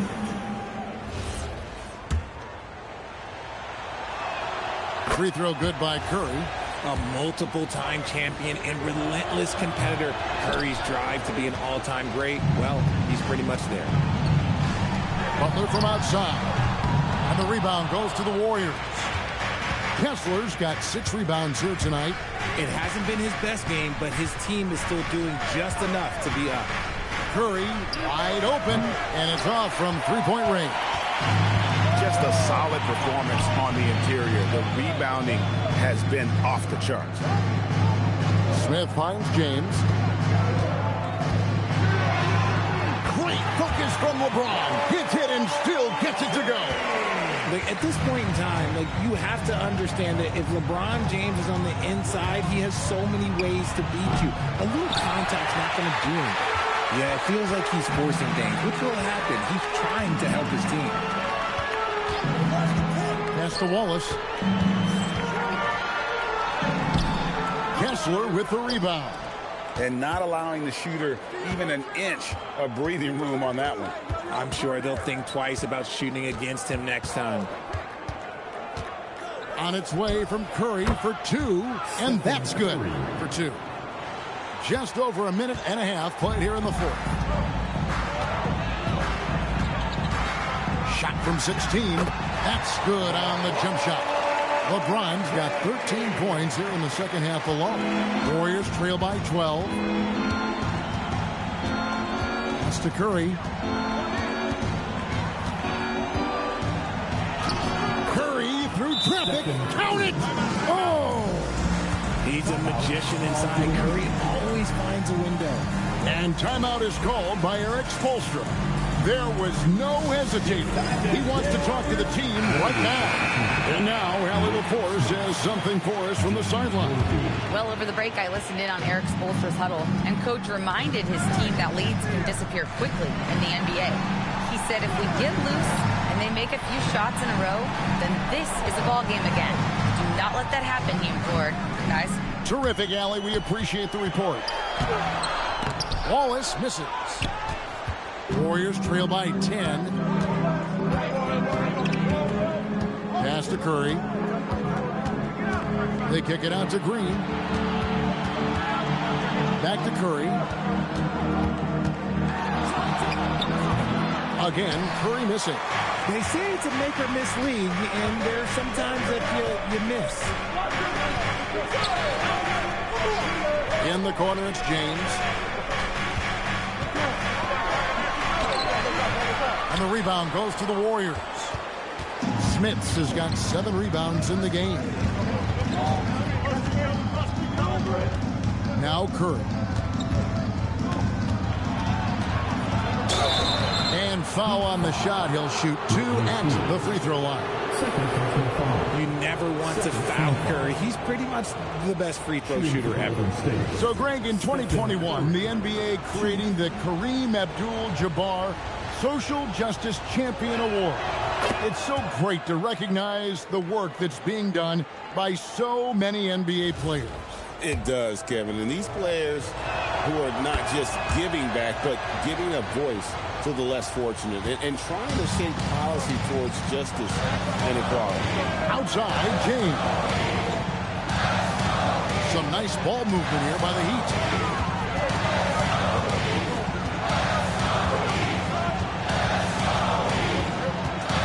Theus launches it. The Warriors pull it in. Now here's Worthy. Outside Curry.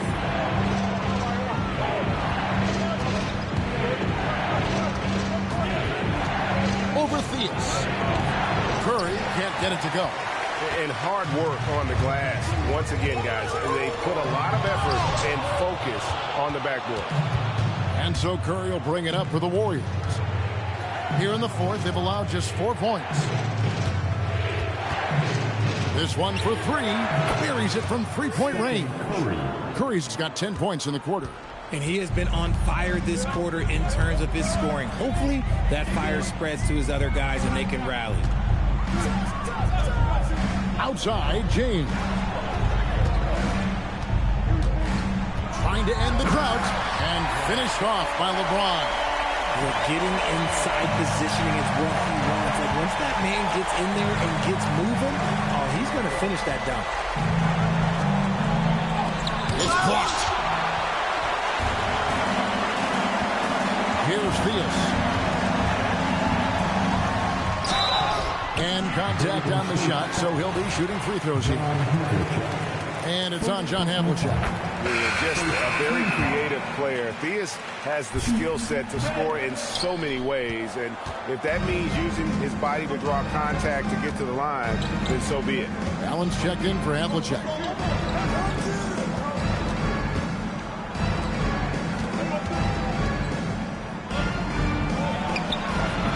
Smith there for the rebound. And so it's Smith with it. He'll bring it up for Miami. They led by as many as 18 points. Good! Another bucket down low. They've been the aggressors, taking the ball inside and attacking at the rim. And so Steve Kerr calls for the timeout. Wants to make sure everybody's coordinated and intent. It's time to get down with your mascot. Let's groove!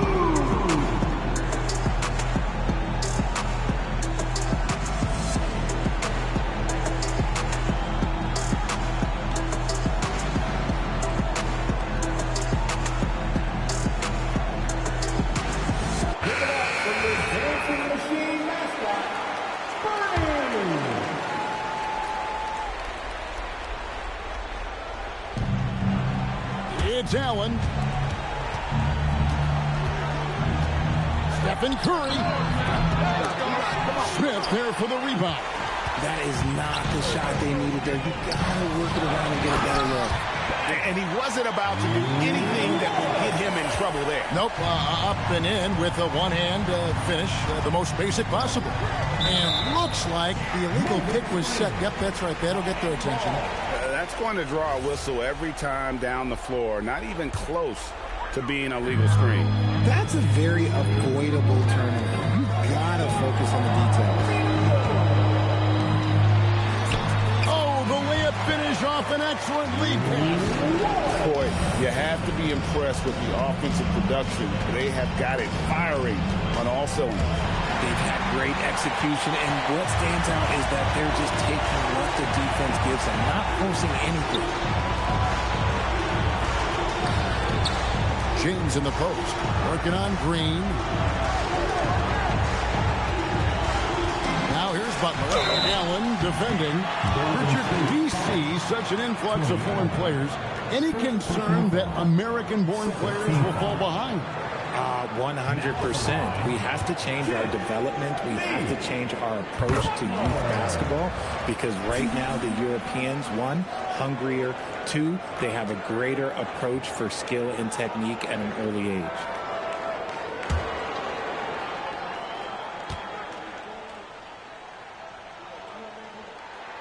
And so Butler nails both of them. A highly talented two-way player. Butler is also known for his tough-nosed approach to the game. And guys, what we saw here tonight is one side having everything going for them. Huge margin of victory for the Heat. This was a very efficient offense tonight. And they found a way to get their shots to go down. A little luck didn't hurt. A lot of their 50-50 shots fell their way. And during the long NBA season, each contest important here tonight. Tonight's win will give them 4 on the season. And, you know, when you look at the huge impact he had, just a monster game for LeBron. And he was getting buckets all night long, giving the defense that work. Allen outside. Here's Curry. Shoots the 3. Smith's such a talented offensive player, whether he's operating in the low block or facing up from mid-range. He creates problems for the defense.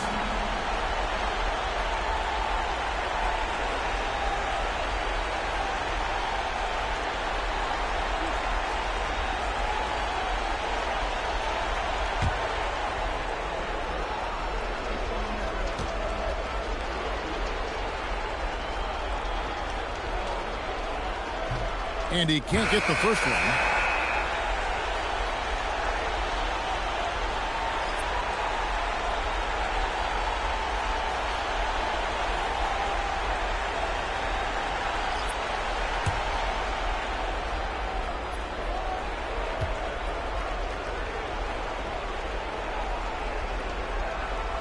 He hits the second from the line.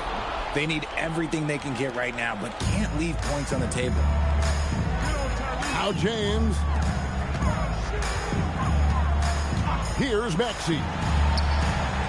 Now James.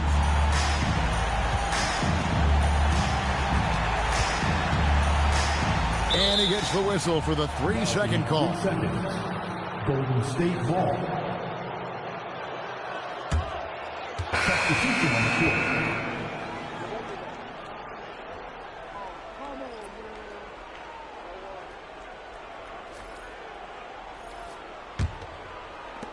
There's 21 seconds left in the fourth. Young with the ball.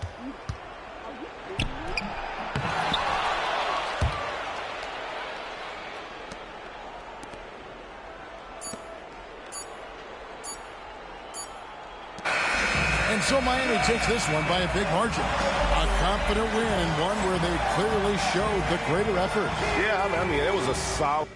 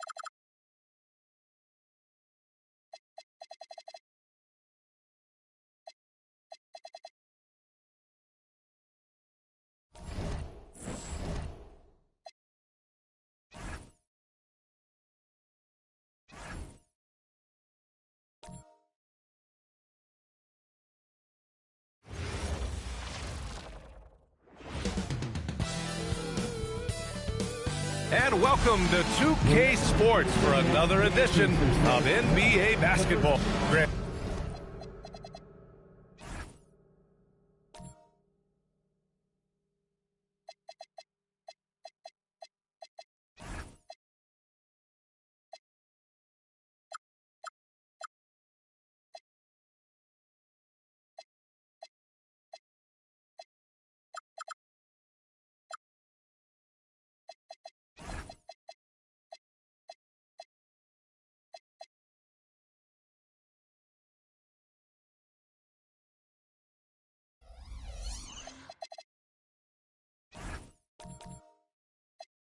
And having played in the league, you must have a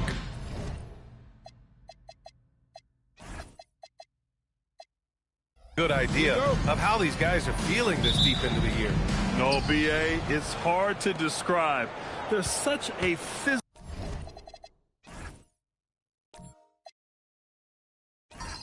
physical drain on your body, and mentally, it might be even more difficult. And now the Los Angeles starters. We've got Mobley. He's out there with Jaden McDaniels. And it's Richmond in at the 2-guard spot. 6 to shoot, and he buries his first look. The first of many tonight. Both teams have legit offensive talent. Boy, I tell you what, that's going to be like a pinball machine, the way that scoreboard's going to light up. The shot by Richmond, no good. And Tatum's got the ball here for the Pacers. This game against Los Angeles here, their first look at the Clippers. Yeah, we saw how combative yet enjoyable last season's series was. Two very excellent teams going at it. Exactly. They split the series, Greg. Two elite teams and conference foes renewing that rivalry tonight. Inside. Oh, here's Love with the jam.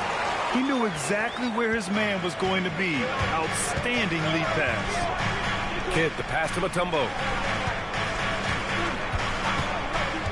McDaniels against Tatum. And Mobley throws it down.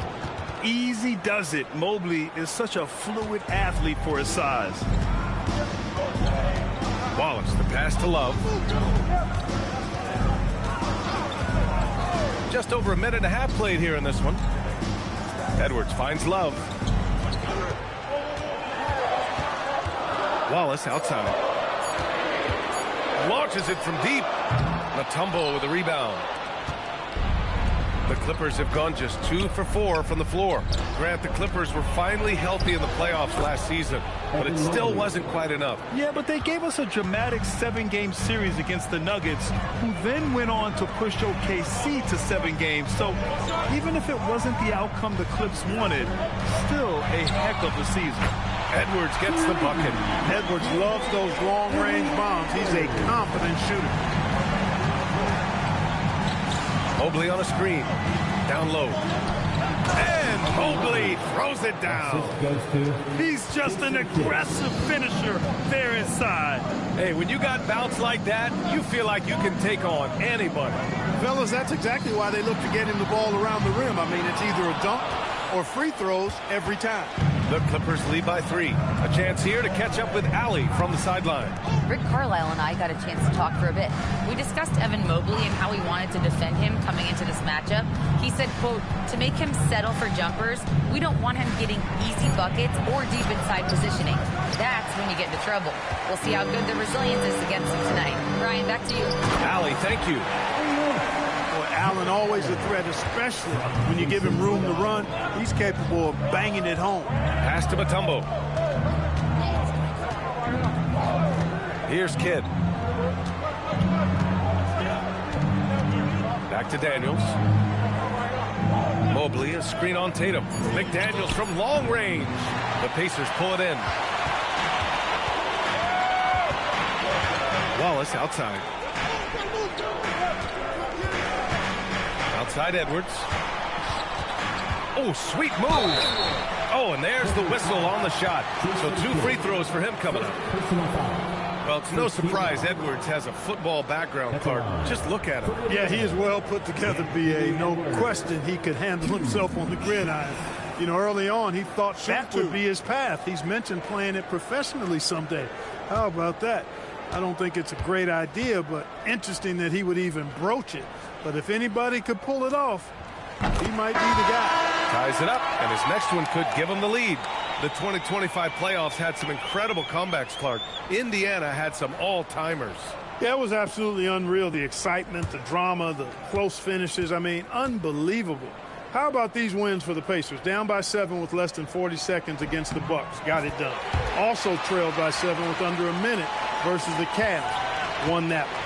And losing by 9 in the last minute against the Knicks and came through again with a win.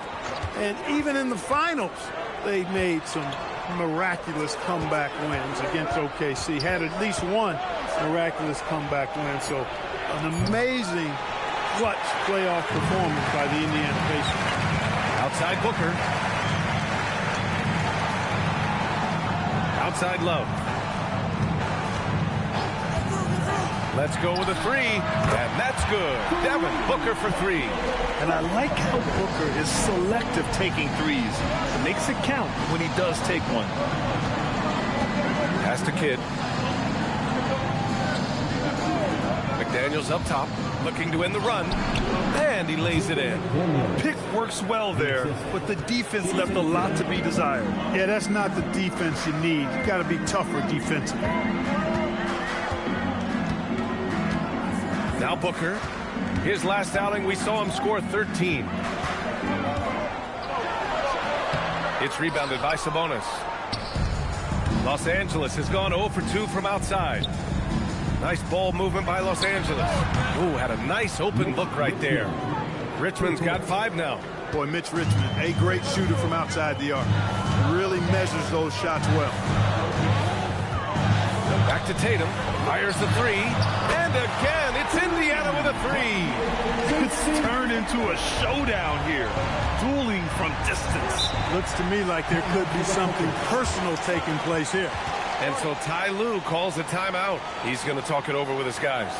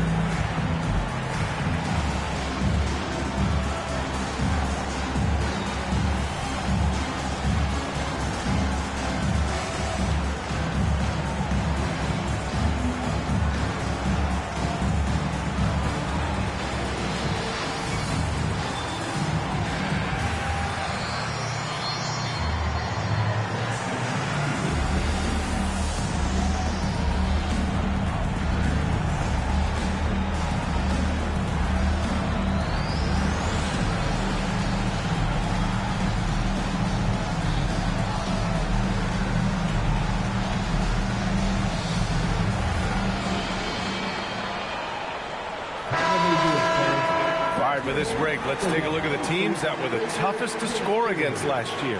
Fourth, the Clippers. They made life hard on opponents. One of the best defenses in the NBA last year.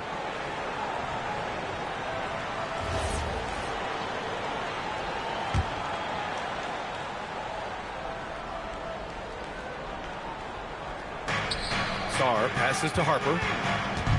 Back to Sarr. Johnson against Robinson, and he banks in the layup. Getting enough shots in close to play inside out. And Booker's got the ball here for Indiana.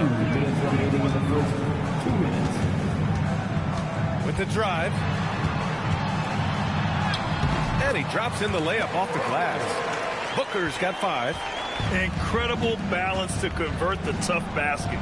Booker doesn't play scared around the rim. Picked by Sabonis. From deep, Harper. Griffin pulls down the board. Indiana leading. Booker with it. He's got 5. Okongwu, a screen on Sarr to the paint. And he dunks it down. When you look at the career numbers of Booker, here's a guy who has really increased his assist numbers. Harper passes to Sarr. Here's Caldwell. He's scoreless, and it's Robinson penetrating. That one goes. Count it. Great use of the screen. That's how you practice it and draw it up. To the inside. And out of bounds. Los Angeles will have it. And they place top 5 in points off turnovers. Not just causing havoc, but turning those transition opportunities into points. Their nightly goal, make things uncomfortable for opposing offenses. That's how they racked up so many steals. 51 seconds left in the opening quarter. Here's Harper. The three. Robinson can't hit. Hey, it was a good look, one he normally capitalizes on. Outside Johnson. Booker for three. It's hauled in by Robinson. And he probably thought he was going to bury that one. 1 second separating the shot clock and the game clock.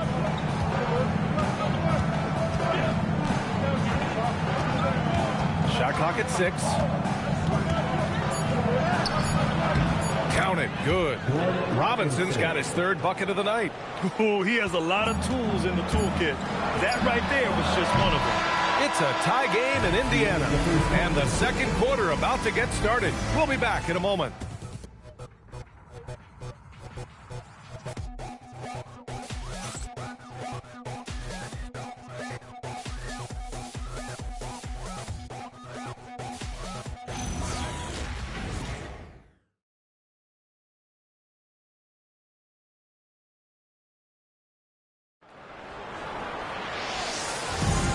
This has been a fairly close game through the first quarter. We'll see what happens here in the second. And guys, what's your take on Indiana so far? They're off to a rock-solid start. They brought a well-thought-out plan into this one. Yeah, you know what? Makes it really easy for the coaching staff in that case. No adjustments needed. Just keep on keeping on. Okongwu out there with Griffin. Then there's Devin Booker. Then there's Jason Tatum. And it's Nash in at the point. That's the 5 for the Pacers. Edwards, he's checked in for Indiana. Well, Clark, for over a decade now, the Clippers have essentially been a staple in the postseason. Yeah, B.A., they sure have been. They've only missed the playoffs twice since 2012. Staying competitive during that stretch, despite a great deal of roster turnover and some major injuries to deal with as well. Hey, it's typically a positive for this offense when he's assertive and looking to score. A moment to hear from Allie LaForce. Thank you, guys. Jason Tatum keeping the main thing. He said there are players that get caught up in the lifestyle and they choose that over the game. The money is a plus, yes, but I truly love the game because I love basketball, not for the things that come with it. B.A.? You love to hear it. Allie, thanks very much for the report. And we played just over a minute of basketball in the second quarter. Nash passes to Booker. What balance from Booker. There's nothing you can do if you're the defense. Booker is so solid at muscling shots in through contact. Edwards against McDaniels. Oh, a nice one-handed slam right there. And plays like that one can make the difference in a close game. And it definitely got the bench on their feet, too. Making a statement for sure. I mean, we'll see if they can maintain that aggressive approach, guys. Right side, Booker. Goes up on the wing. Mutombo with the rebound. Good shot, gone bad. Gotta finish there. Caldwell passes to Kidd. Nice ball movement by Los Angeles. And here's Robinson, pounded by Tatum. And it's Robinson penetrating. No good. 3 for 6 shooting in this game. And so it's Tatum who brings up the ball for Indiana. Following this one, they host the Trailblazers. That'll be the end of a 3-game homestand. Now here's Edwards. In his last outing, 16 points for him. And Griffin slams it in. Griffin, a terrific athlete who can really elevate. That time he threw it down. He does that as good as anybody. And so Ty Lue calls a timeout. Coach probably just checking to make sure everybody's on the same page here.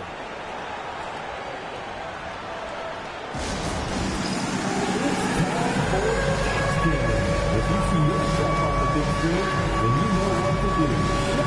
Show us your moves.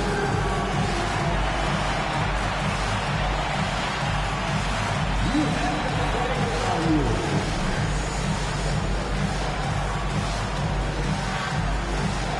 Everybody get down.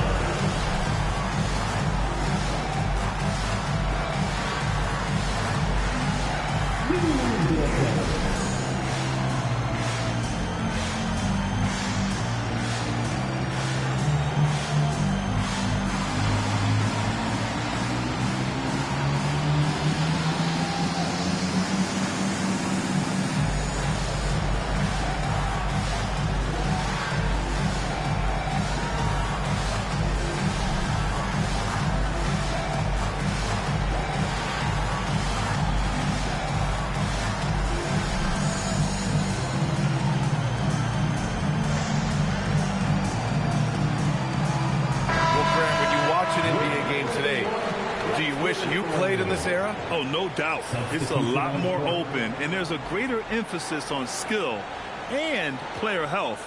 Oh, and by the way, those checks aren't too bad either.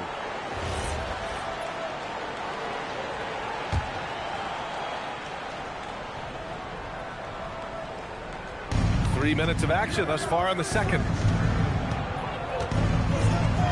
Kidd, the pass to Mobley. Here's Kidd. Watched by Wallace.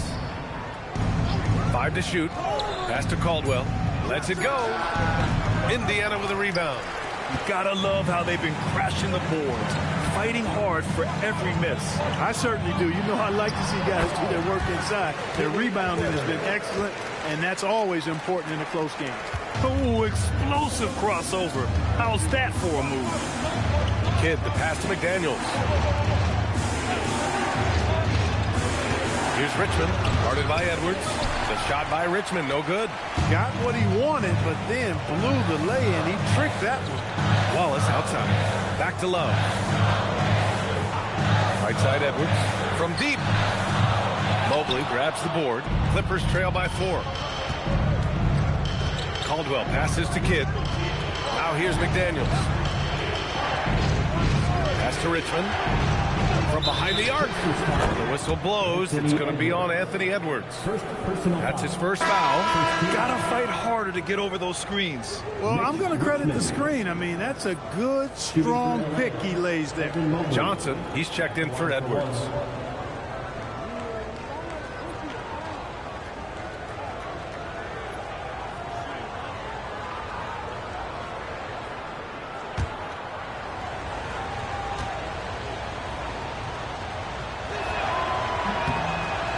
Defensive Player of the Year for 2025, Evan Mobley. What makes him so formidable, Greg? You know, he has a similar physical frame to Hall of Famer Kevin Garnett. Long-armed and athletic at 6'11". And the intangibles are all there as far as timing and IQ.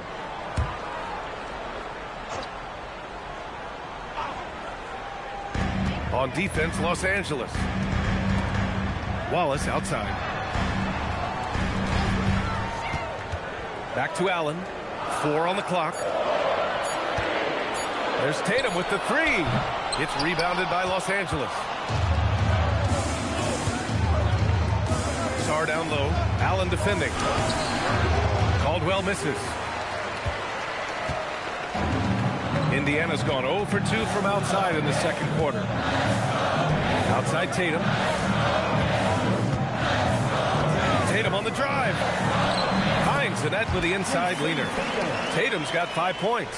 You know, the defense has been very slow to adapt. I mean, that's 10 straight points now inside. And so Ty Lue calls a timeout. He's going to gather the troops and talk it over. Right now, fans, let's hear you go wild.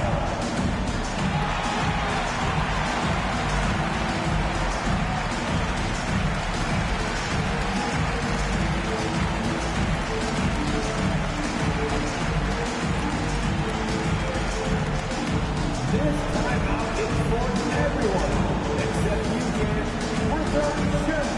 Time to get loud.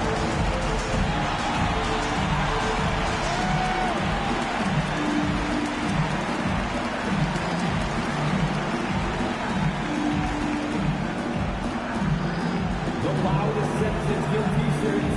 Let me hear you.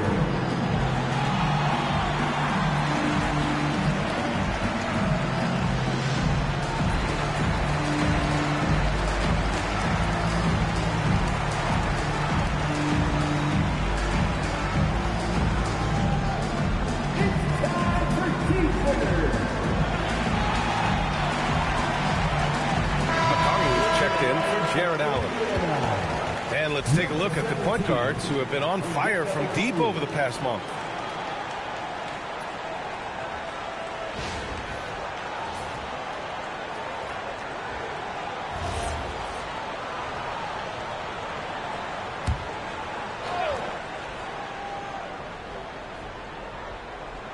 Here's Caldwell. Pass to Richmond.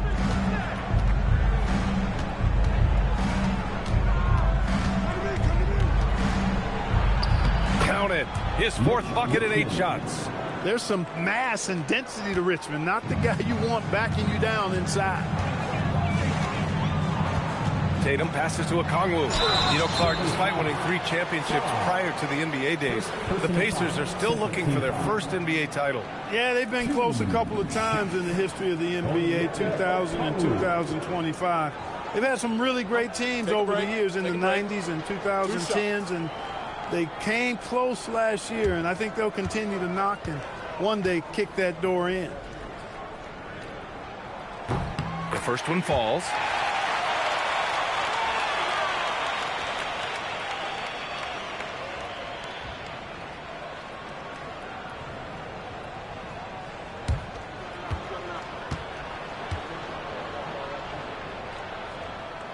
And both free throws good for Okongwu. The Clippers trail. Pass to Sarr. Here's Caldwell. Wide open. And the Clippers again with a bucket. That is good offense, unselfish play. For Indiana, they've got 5 of 7 shots to fall in the second. Back to Wallace. And here's Tatum. 5 points in the game. Here's Okongwu. Deflected. What I like about Sarr as a shot blocker, he can do it anywhere on the floor. Richmond, the pass to Harper. Nice ball movement by Los Angeles. Pass to Richmond. And there's the drive. Basket counts. Richmond's got 9 points now in the quarter. He's done a nice job, a great job actually, of finding efficient shots here in the second. Shooting percentage always a function of the kinds of shots you get. And he's on a good roll after struggling a bit in the first. Right side Tatum. Puts it up from 12. Sarr pulls it in. The Clippers in the lead. Pass to Harper. Here's Caldwell. Here's Richmond. Covered by Johnson. The shot by Richmond, no good. Left side Tatum.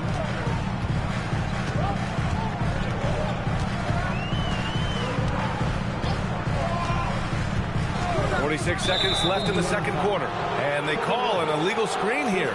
One of the trickier plays to judge, but it would be hard to argue against the call. Yeah, you know, the officials aren't nearly as lenient as they used to be on that call. As a matter of fact, I know I got away with a lot of those in my playing days, but that was 40 years ago. Indiana making a switch here. Booker's checked in. And a switch here also for the Clippers. Sabonis, he's checked in for Sarr. Now Wallace. Yet to see a basket. The three, Booker. And the three-pointer goes. You see the level of confidence Booker possesses.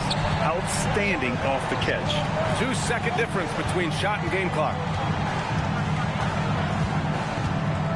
Here's Harper.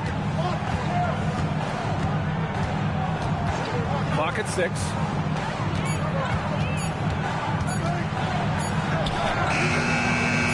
Beat the shot clock, but it's off the mark. And the first half comes to an end. We've got a close game going here. It's Los Angeles up by 1. Well, now we have some time to check in with Allie LaForce. Allie. Thanks so much, Rick. What did you think of your team's offensive execution in the first half? We got to get it moving more. We got to get it driven more.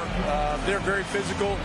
You're trying to run plays. They blow all that stuff up. And so bottom line with our offense, we got to get some more stops. That'll help our offense. Defense leads to offense. Thanks, Coach.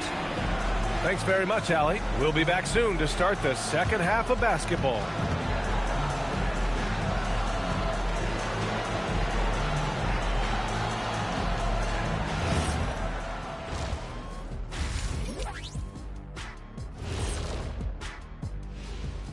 Hello and welcome. Let's get right into it. The story tonight is a tight matchup for the Clippers after 2 quarters. You look at their success so far, and the result is great execution. They're playing within themselves and within the system. Which I suppose accounts for the low turnover total. Or that's just me.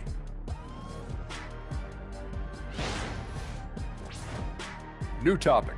Fellas, we've got a number of strong contenders for this year's three-point contest. I remember when three-point shooters were just specialists, but now everyone's doing it. Hard to narrow down this list. Yeah, but usually you have to be a truly elite shooter to win this event. Thanks for tuning in. Now it's time to head back over to Brian Anderson for the start of the third quarter.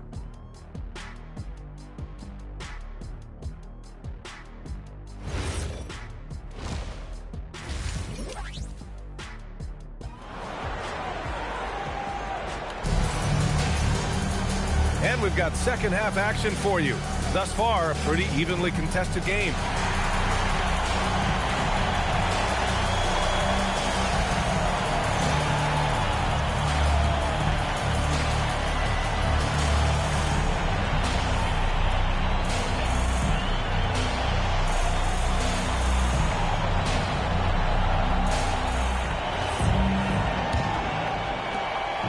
And it's Edwards with the ball for Indiana.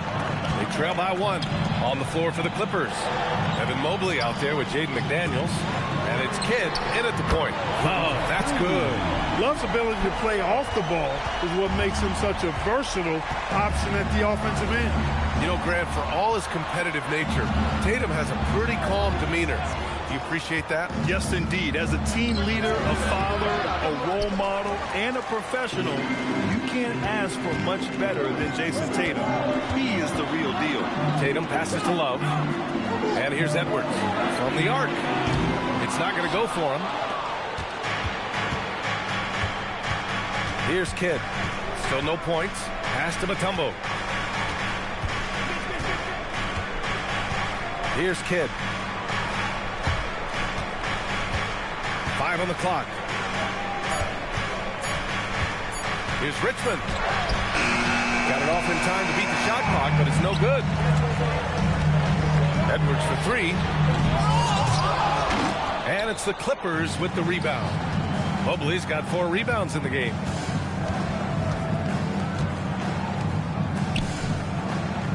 Richmond, pass to Kidd.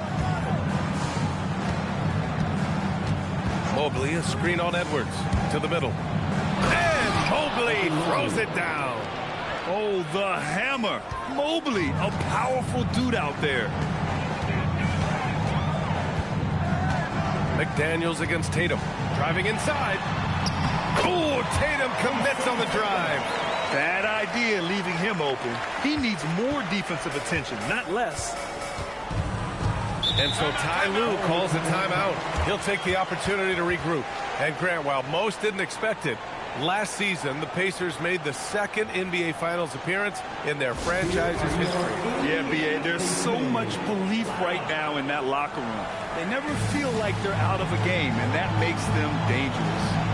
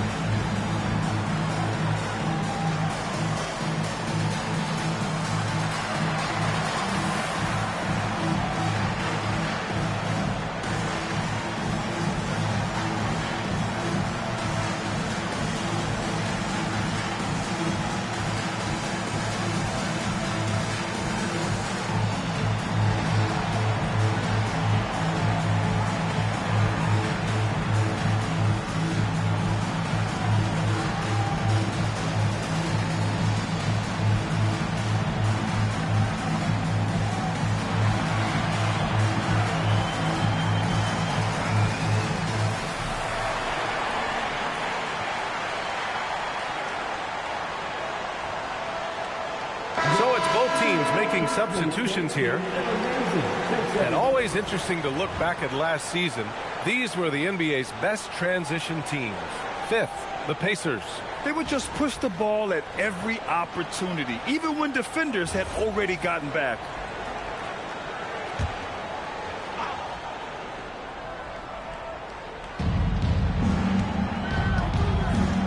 Here's Kidd.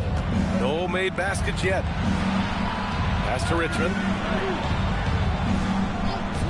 Now Robinson, defended by Griffin. Robinson can't hit. Since halftime, they've missed 3 of their first 4 shots. Still trying to get their legs under them. Outside Tatum. Outside Edwards. 6 on the shot clock. Puts it up from 17. And no good, trying to use the glass. It's impressive how they've overcome his cold streak tonight. Everyone stepping in to fill the gap. Pass to Richmond for the lead. Counted. That's his 7th basket of the game in 14 tries. And what a wild one this has been. 8 lead changes, some big plays, and some big mistakes, too. Griffin finds Allen. On the wing, Tatum. McDaniels covering. Fires for 3. It's hauled in by the Clippers. And this is exactly who you want taking that shot. He just missed it. Here's Kidd.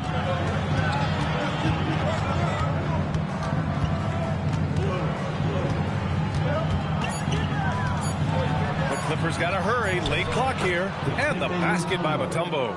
Check out the Kimbe Mutombo doing his thing inside, using his height and reach to score the ball. Time now to hear from our reporter, Allie LaForce. Thank you, B.A. The Pacers have shown that they can be a threat in the East. Coach Rick Carlisle said, there's nothing wrong with high expectations. What you don't want is a situation of apathy. Your expectations are low, and all you're ever doing is selling hope. That's not why I came here. Brian, back to you. They are for real. All right, Allie, appreciate the report. And timeout called by Rick Carlisle. I think right now he might be looking at some adjustments. Your dance team.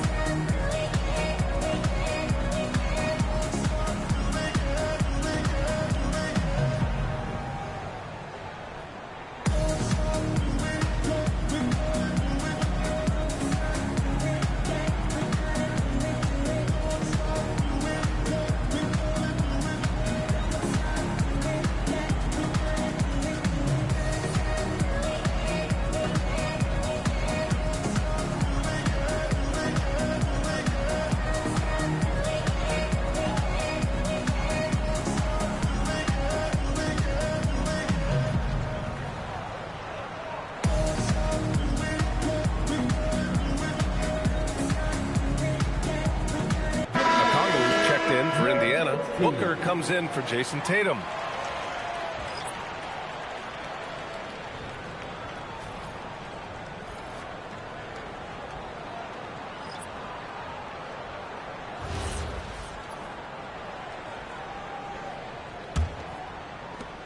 Pacers trail by 5. Griffin, a screen on Robinson. Inside. Can they get it? And Griffin slams it in. An eye-popping throwdown. Griffin makes it look so easy when he hangs like that in the air. And that one goes out of bounds. Last touch by Robinson. Indiana making a switch here. Johnson's checked in. Joe Johnson.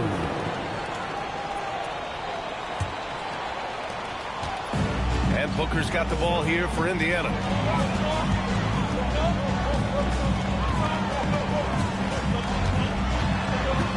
Shoots from 14. And that one comes up a bit short. The Clippers lead by 3. Here's Harper. He can't hit that time. Oh, great D that time from Griffin. To the middle. Shoots. That's good from Okongwu. On the assist by Griffin. Okongwu's got 6. You know, when his teammates are open, Griffin wants to find them. He is certainly a team-first guy. Robinson passes to Kidd. No good with the triple. Indiana's gone just 1 of 5 from 3-point range here in the third quarter. Here's Nash. Still without a bucket. Pass to Booker. 4 on the clock. And that misses. That would have put him up. The Clippers have gone 4 of 9 in the third quarter. Here's Kidd, covered by Johnson. Up top, Sabonis. And he's on the money with his first shot today. And the Clippers lead by 3. Well, the Pacers shooting just about 33% since this second half started. Booker, the pass to Johnson. To the tie. On target from range. Johnson's got his first bucket of the game, and he's on the board for 3. There's 1:40 left in the third. Kidd with the bucket. Down low, Kidd's assertiveness makes the difference. I mean, helping him get around the trees, the big fellas in there, and to his shot. That's good work. Here's Booker. Booker gets it done inside. Assertive move. You can tell the game's heating up a bit. Harper passes to Robinson. Sabonis with a screen on Johnson. Robinson into the lane. Johnson with the defensive effort. Yeah, we're not used to seeing him get bottled up like that. Wow. 51 seconds left in the third quarter here. Picked up by Okongwu. Booker for 3. It's rebounded by Sabonis. And he's having an ugly quarter from the field. It seems really frustrated. To the paint. Nice dish, and the layup goes down. Sabonis has got 4 points now in the quarter. It's obvious they've taken fewer threes here in the second half and are focused on having a more balanced offensive attack. Now 8 seconds separating the 2 clocks. Here's Nash. Still no points. Booker for 3. The shot misses. Outside Robinson. That 3's off the mark. We're at the end of the third quarter, and we've still got a close one. Clippers ahead, leading by just 2. And we're coming right back after this break to get the fourth quarter started.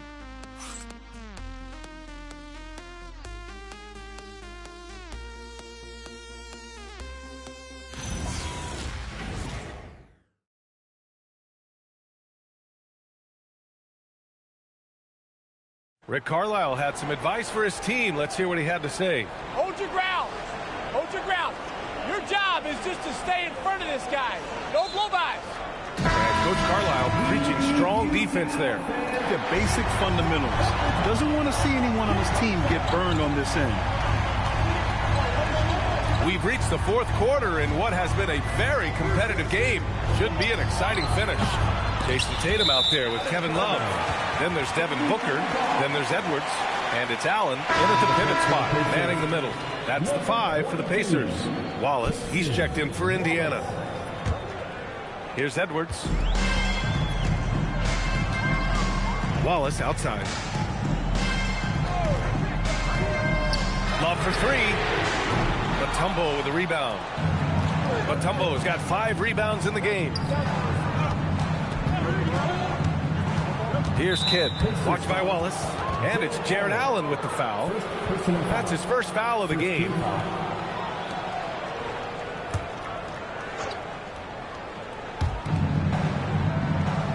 Pass to Kidd. There's the foul. It's on Cason Wallace. That's his first foul of the game. Second team foul.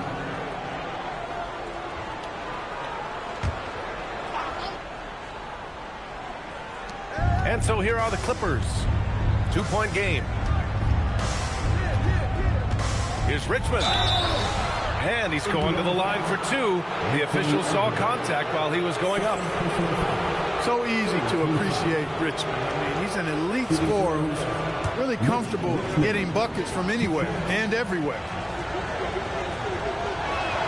First free throw is good.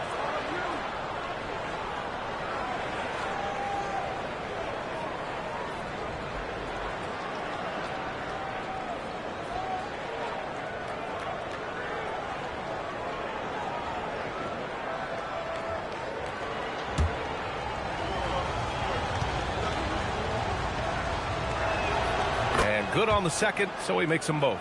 Well, you have no concerns when he's at the free throw line. Very consistent.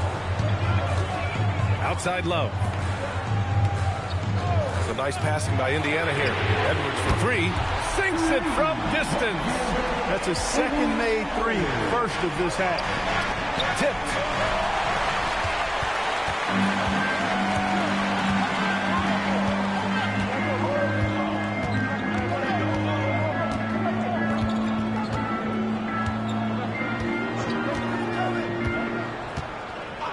Just 5 to shoot to the inside. Allen. And it's Allen who slams it home. And, you know, you give Edwards credit for making the right decision there, feeding his teammate. Smart, good basketball. Pass to Richmond.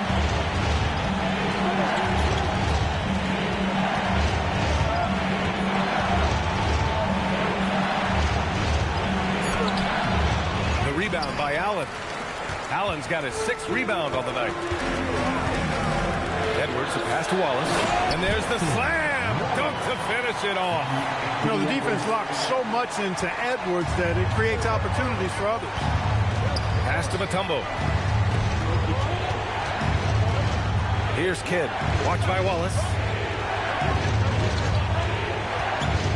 Here's Richmond.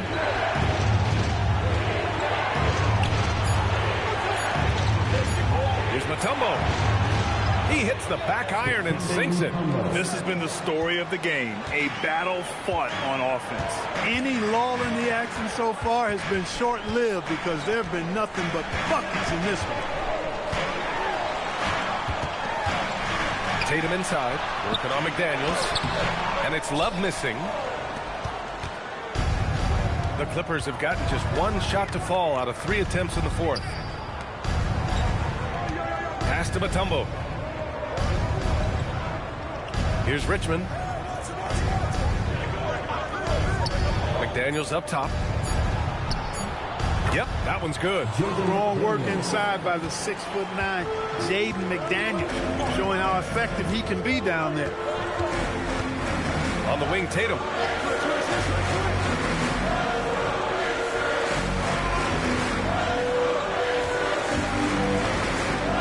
Step back shot.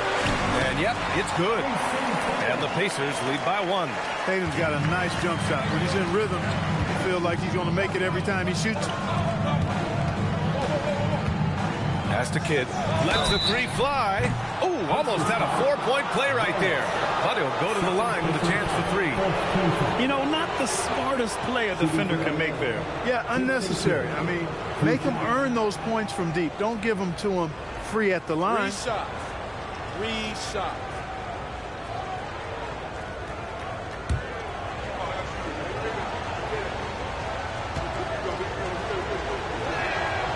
That free throw, no good. Kidd, such a great two-way threat who makes everybody around him better. What a player. And the second free throw is good.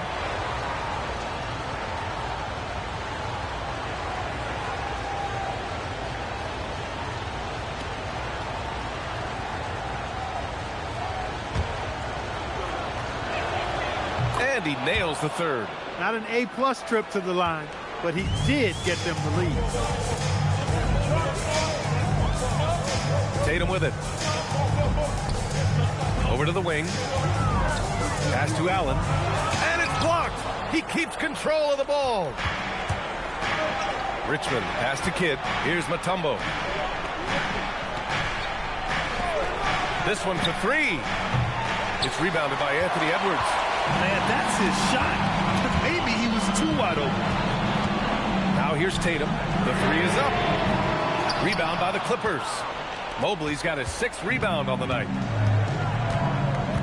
Pass to Mutombo. And here's McDaniels.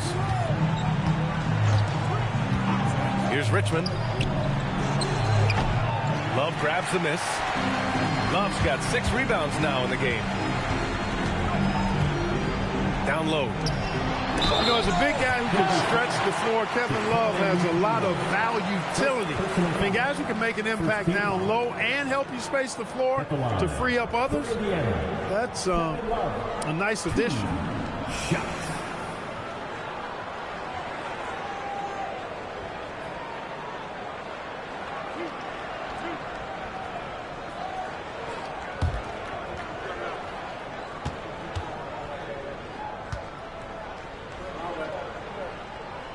That free throw no good.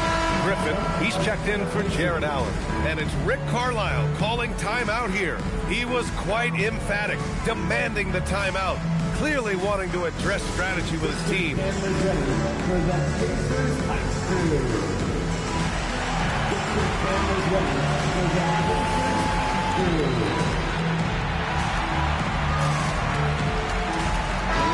Gives us a chance to catch up with Allie LaForce.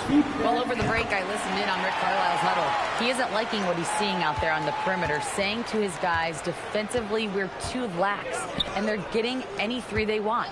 And offensively, the ball movement, it isn't crisp, which is why we're not getting many opportunities from outside. I want to see improvement on both ends. And Allie, thanks. Looks like we're starting to see a pattern here. Not afraid to get in the paint and get wet. Well, I agree with you. 4 of their last 5 baskets have been exactly of that variety. And we'll have a timeout here called by Rick Carlisle. He's looking to make some very important adjustments here. Coming out of the court, amazing effort. Well done. The Pacers Breakers dance crew. The lead is 2. Now Edwards.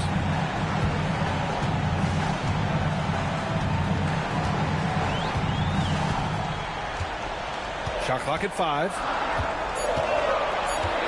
11 feet out. Oh, the shot is off. The Clippers have gotten 3 of 8 shot attempts to find the net here in the 4th quarter. Here's Kidd. He lets it go. Oh, he needed it, and he got it. Oh, in pressure moments, he's a guy you trust to make big shots. 2 minutes remaining in the game. Now here's Edwards. Defense right on him. Tatum. No good from 3. Every possession counts for them right now. That's not going to get it done. The steal. Oh, Tatum taking flight.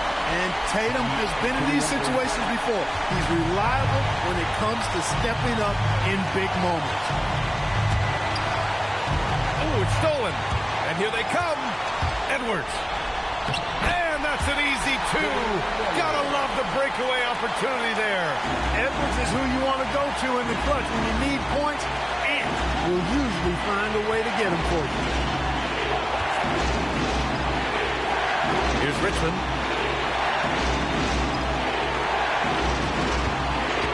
Shot clock at 6. It's off. Not an easy rebound at all. But when you win that kind of battle, it gets your blood pumping. Edwards. Ant-Man getting it done inside. Great to see guys who don't back down under pressure. Cool, calm, collected, and confident in the biggest moment of the game. Yes. And Ty Lue has called a timeout. Great time to call his guys into the huddle at a very tense moment in this game.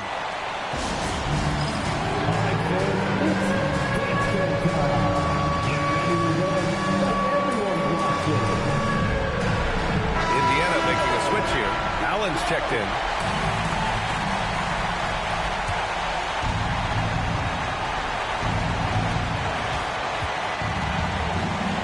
Here's Kidd. Watched by Wallace. Outside Mobley. Puts up the tray. And rebounded by Tatum. And it's Tatum with the ball for the Indiana Pacers. 2-point game. Now Edwards.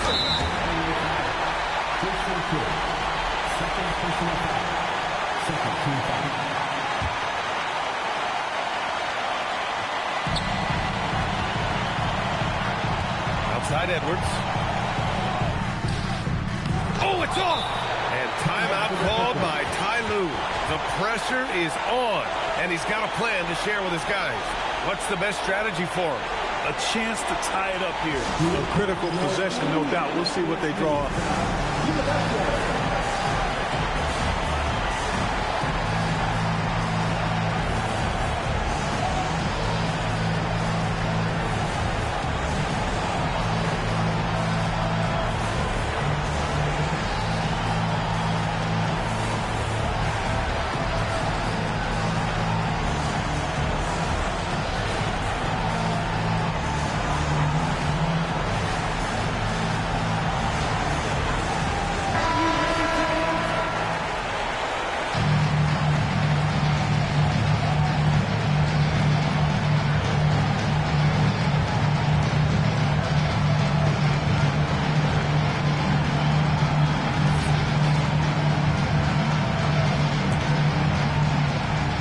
This is why you want ball movement and player movement. And that's made it hard for the defense to key in on any one individual. Tough situation for the defense inside. With Mutombo's size and strength, it's not easy to guard him cleanly.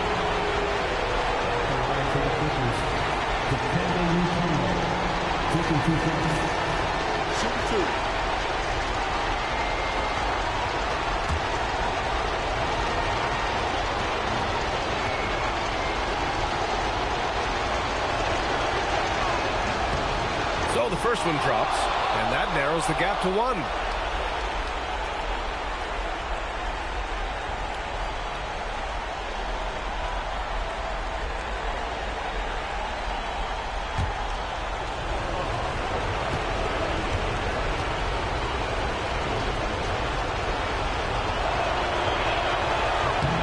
And so he makes both from the line.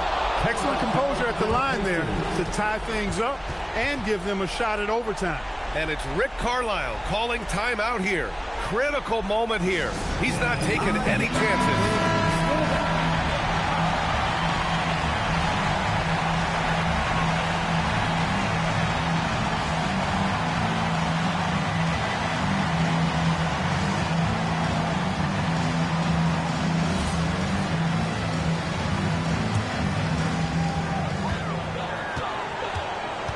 Outside Edwards.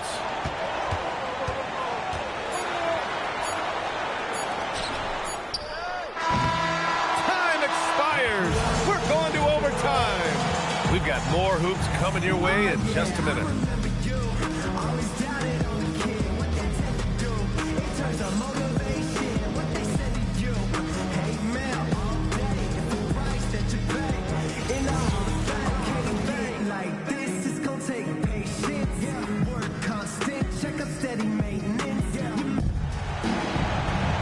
And now we get set for overtime in what has been a stirring contest.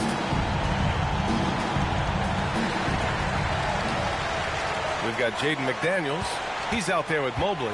And it's Mutombo in at the 5, roaming the paint. Right side Edwards. Tatum. Oh, no good on the layup. And for the Clippers, they're shooting at a respectable 49%. Here's Mobley. Outside McDaniels. 6 to shoot from 13. Count it! And that's how you move the ball, putting the defense in a really tough spot. Indiana trailing here. Outside Tatum. Now Edwards fires the 3. Oh, he can't hit it. He didn't make them pay for that weak defense, but they just can't rely on him to miss those kind of shots. Tries the spin move. McDaniels outside.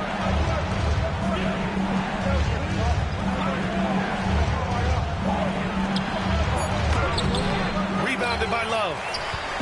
And it's Edwards with the ball for the Pacers. Puts it up from 12. Got that time. Well, overtime basketball. About a minute and a half played. Here's Kidd. Here's McDaniels.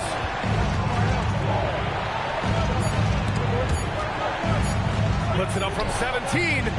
Rebounded by Love. For Indiana, they've gone 0 for 3 here in this overtime period. Tatum. That's a man on a mission right there. Tatum, like most players, is best when he's aggressive and attacking the basket. They swipe it. And now Indiana on the fast break. Heady play to stop that easy layup right there. I mean, make him earn it at the line. Yeah, exactly. I mean, free throws are always better than a layup, so I'd agree with you there. Kevin Love, 2 shots.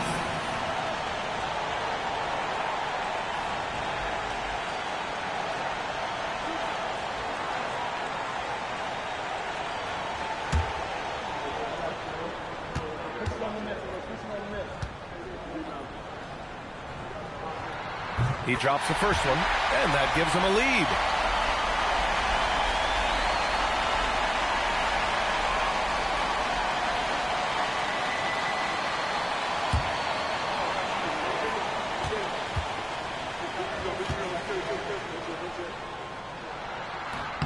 And so he drops them both, and it's a 2-point ball game.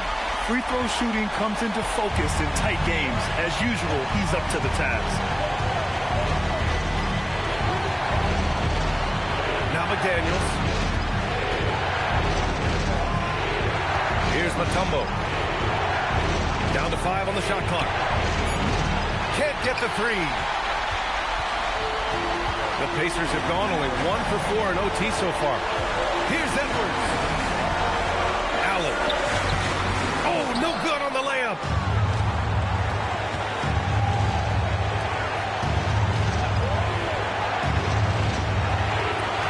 Now gone here in OT. Now Mobley.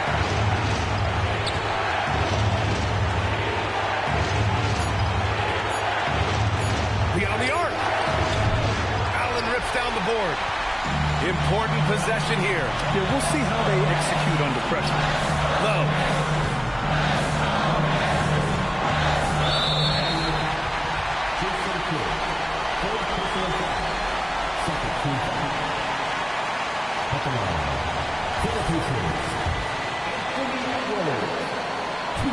He gets the first, and that makes it a 3-point lead.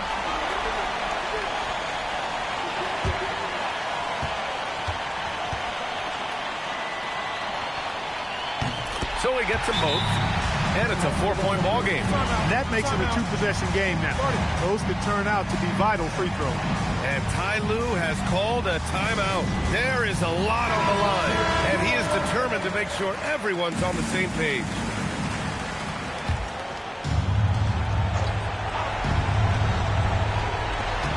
Here's Mobley. Oh, no good on the layup. And so they foul intentionally.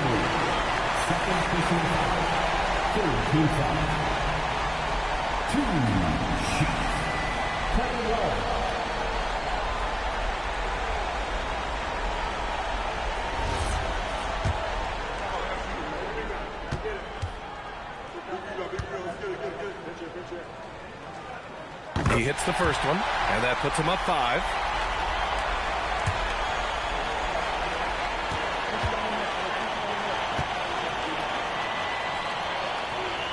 And a tough break as his second attempt is no good at the line.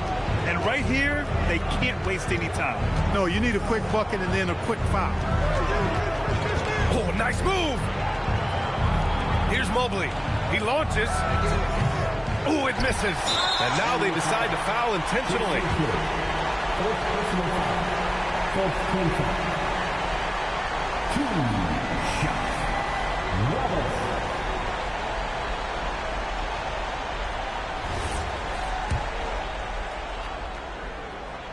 First free throw is good, and that increases the lead to 6.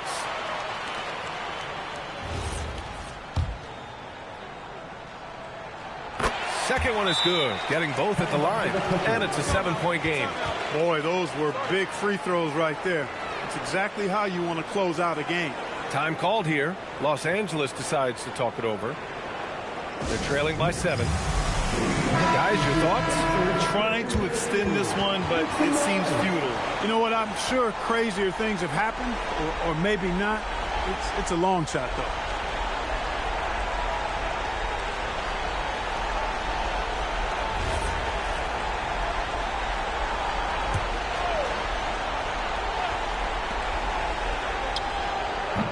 And again, another missed shot. They've been a totally different squad here in the overtime. I'm just not seeing the same energy. So Indiana wins it. They escape with the W, even though they needed a few extra minutes to pull it off. And both teams gave their all. But when it came down to overtime, it was about who had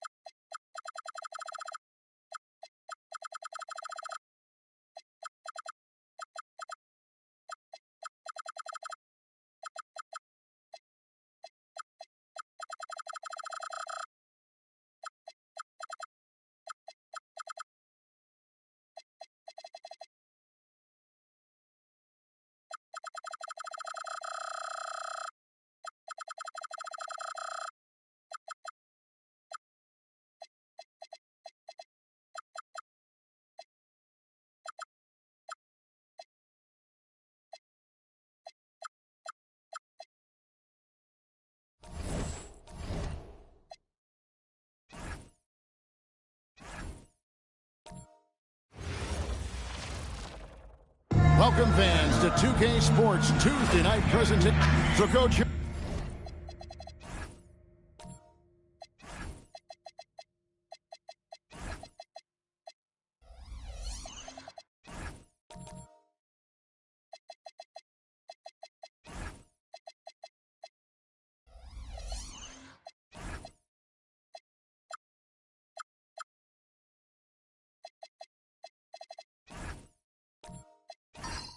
We are in the heart of the NBA season. We can only hope that the second half is as good as the first half of the season. Well, you're right. We saw some incredible moments in those first few months. But that's what you love about this game. Players these days, Kevin, are capable of doing the spectacular on a nightly basis. And a look at the starters for the Pistons. Jalen Duren is out there with Davis. Then there's Hardaway. Then there's Kobe. And it's Wicks in at the 3 spot. Now here's Hardaway. Pass to Kobe. There's the 3. They grab their own miss. Davis. That's tipped. Here's Melton. Lucas a screen on Hardaway. Now here's Lucas. Nice ball movement by San Antonio. Down to 5 on the shot clock. Nailed from three-point land. Definitely a volume shooter from range. DiVincenzo lurks on the perimeter looking for these openings to strike. Talk about timing. That lead pass was right on cue. DiVincenzo passes to Artest. Pass to Lucas for Davis. Rebound, Detroit. On this matchup with the Spurs, it's their first meeting of the season. And they'll be doing their best to establish superiority over this club, something they failed to do a year ago. Down low, here's Lucas. A good finish at the rack off the slick feed. And this is the attack mindset you want to see coming into the game. Well, getting a good offensive player a high percentage look, there's nothing better than that. Now here's Bryant. That's good from Davis on the assist from Kobe. And you can tell Davis is very comfortable inside the paint. He has no doubt in his ability to find a shot. And this young Pistons team, GA, you and I love them, building around toughness. Yeah, offensively, attacking the paint, defensively, where they are engaged. And they'll send you to the foul line quite a bit, but it's a product of that hard-nosed style. And there's the whistle, 3-second violation. And let's go to our leaderboard. Instant offense is the specialty of these guys. The highest scoring shooting guards of the past month. Kobe Bryant, 4th. And night after night, we see this group punish opposing defenses. I mean, if you pick one way to deal with them, they'll beat you another way. Yeah, all of these guys can carry your team offensively over long stretches. Now, here's Elijah. Coming in off a 10-point game his last outing. You can be sure, GA, that as the Spurs build this team, there will be no shortcuts. Well, they're surely eyeing that group 8 hours north in OKC. Another young core that's not going anywhere. If the Spurs want to contend, the standard's been set. The first free throw is good.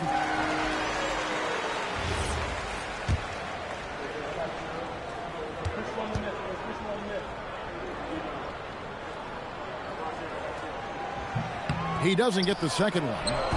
Last game for the Spurs. They want to turn it around after the loss to the Minnesota Timberwolves. Hardaway passes to Wicks. There's the lob to Duren. Hammers the alley-oop through. What timing on the alley-oop from Duren. That speaks to the chemistry and connection he has with his guy. Inside, and again, Detroit turns it over. All right, a chance to check out stats for DiVincenzo.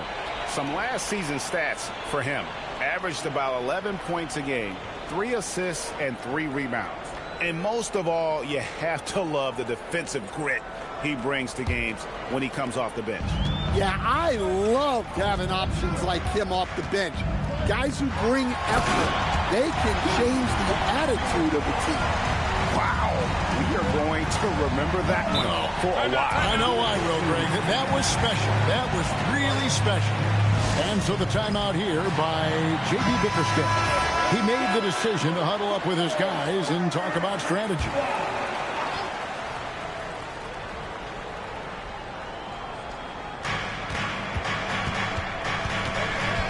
And first quarter, we're about 3.5 minutes in.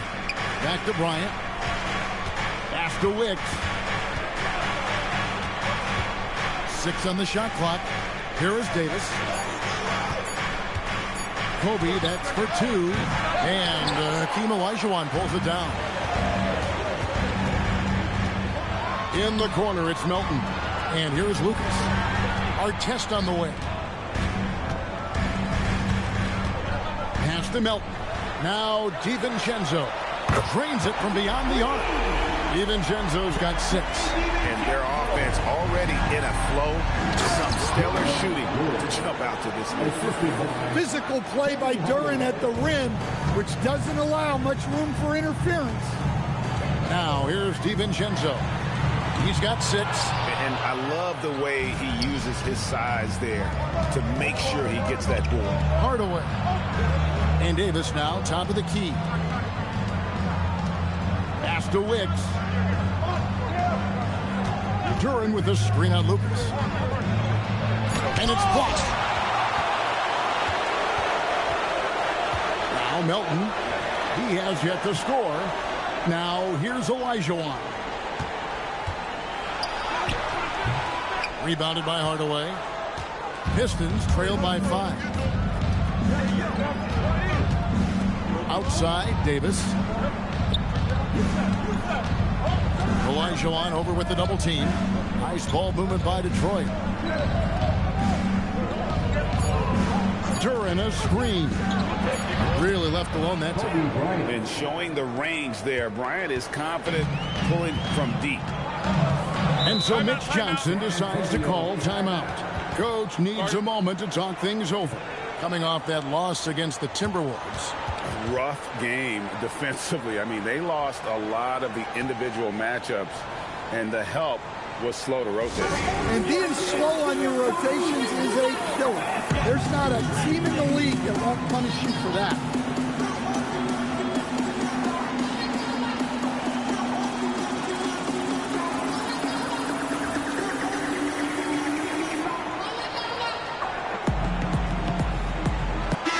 San Antonio goes with a fresh 5 on the floor.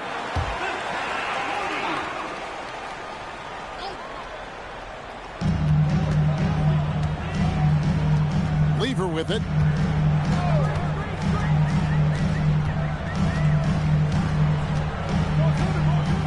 Pocket 6. Hardaway with the steal. Now here's Mathurin, the fast break chance. And they're unable to get the tying basket there. San Antonio leading. He lobs it up, deflects the pass. Here's Hardaway. It's good. This game is all even. He's an explosive athlete with tremendous positional size. Hardaway has no issue mixing it up inside. Here's Collins. Pass to Kemp.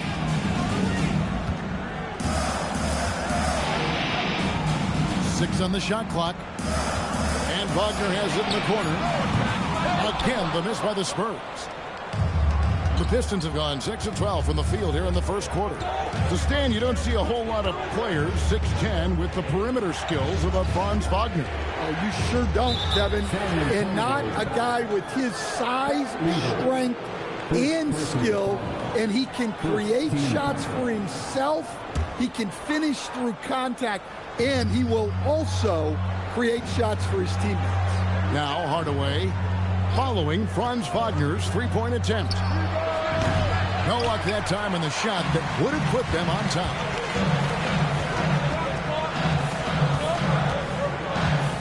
Pass to Kemp. Now Dumars. Back to Kemp. Makes it off the glass. And their post play has been really solid right off the bat. Outside Aldridge. Outside Hardaway. He lobs up the alley-oop pass. Here's Baylor. Rebounded by Kemp. Well, the defense was right where they needed to be to stop the layup. Great awareness and effort. Pass to Wagner.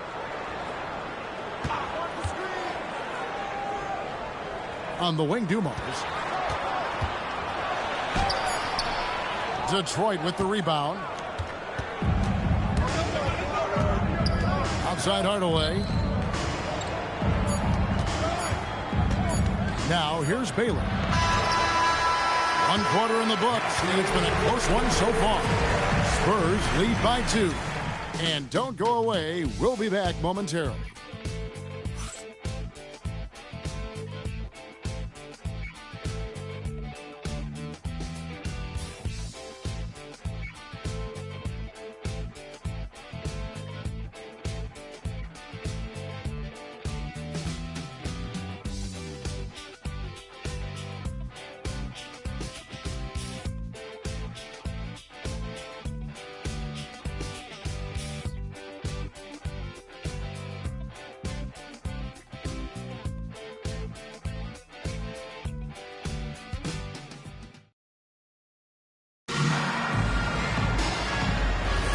And some good action in the books as we get back to the game that's been pretty close here so far.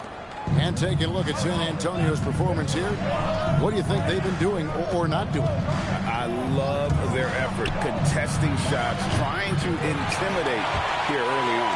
Yeah, well, the best way to get in the head of your opponent is through aggressive defense. Here are the 5 Detroit has to start the second quarter.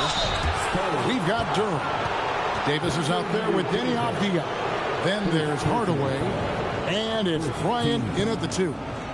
And guys, let's get your take on the scoring breakdown so far for the Spurs. Well, I have to applaud their ball movement. They're moving the ball around, finding the best looks they can, and keeping everyone involved. And also, guys, they're out-muscling their opponent. The points in the paint are piling up because of that aggressiveness.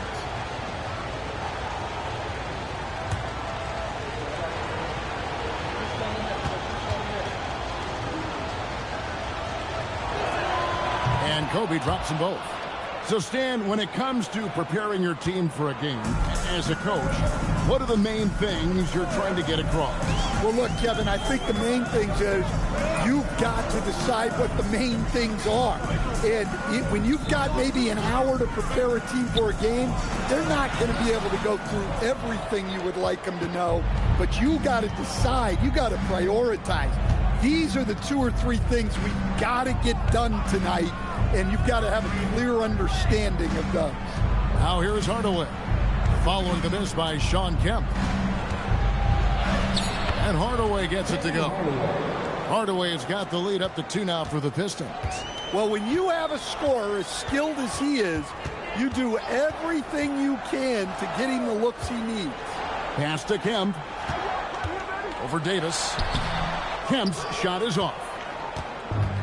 The Pistons shooting from the field, 44%, not bad. And Duran slams it in. And with the height to see over people and the peripheral vision to do it quickly, Penny with the perfect setup. Kobe against Melton. High post, Kemp. And here's DiVincenzo from the arc. First personal foul. First team foul. Artest. He's checked in for San Antonio.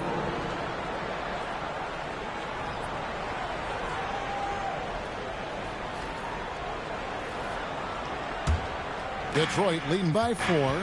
You look at the Pistons stand, statistically pretty solid across the board. Yeah, they're well balanced. They have guys with size, athleticism, skill. You got to give a lot of credit to the front office and these players for their hard work. First personal foul. And taking a quick look here, guys, at the hustle stats for Detroit. Well, our coaching staff has to be happy with how active they've been defensively, forcing turnovers and making the offense uncomfortable. And another thing, guys, they've been very active tonight, frequently creating scoring opportunities off turnovers. Olajuwon's checked in for the Spurs. On the free throw, no good. Spurs trail by 6. Pass to Melton. Now Lucas, defended by Avdia. Melton, no good. Lucas, that's good. And that's a lesson for the D. Fight harder on the glass. Yeah, they need to pay attention to the details. Second chance points are backbreakers. Now, here's Duran. Boy, he just disappeared against Charlotte. They really needed him. Yeah, and their shooting really starting to pick up here in the second. And so Mitch Johnson decides to call timeout. He's going to have a discussion on the sideline.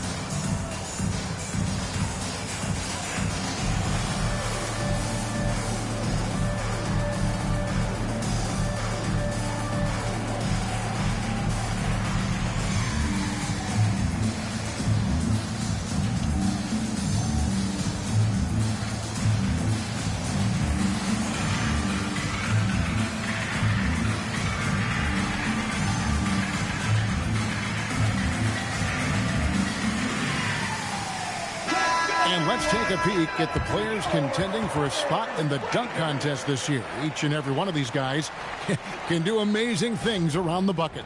And they will. I guarantee you that we're going to see things in this year's contest that we've never seen before. Those fellas have some tricks up their sleeve for sure. And you look at Duran, almost all the way up there in the top spot. I don't know if he'll make it to number one, but you'd have to say he's going to be a part of the contest for sure. It's looking that way, and the contest will be a lot better off having him in it. He always puts on a show. So there you go. And as it's looking, this year's dunk contest is shaping up to be a fantastic competition. We'll keep you updated on the voting. No doubt it's going to be a good one, Kevin. We've got players on that list who'll do things that you didn't even think were possible. Yeah, he hasn't had the best night from the field, but his teammates have had his back. And the call on the shot that sends him to the line. Second personal foul. And here are the top free throw shooting teams this month. You don't want to put these guys in the line too often. Number 5, the Spurs. And they've had a lot of success at the free throw line, converting those at a high level. So I'd look for them to continue to attack the rim. Take a break. 2 shots.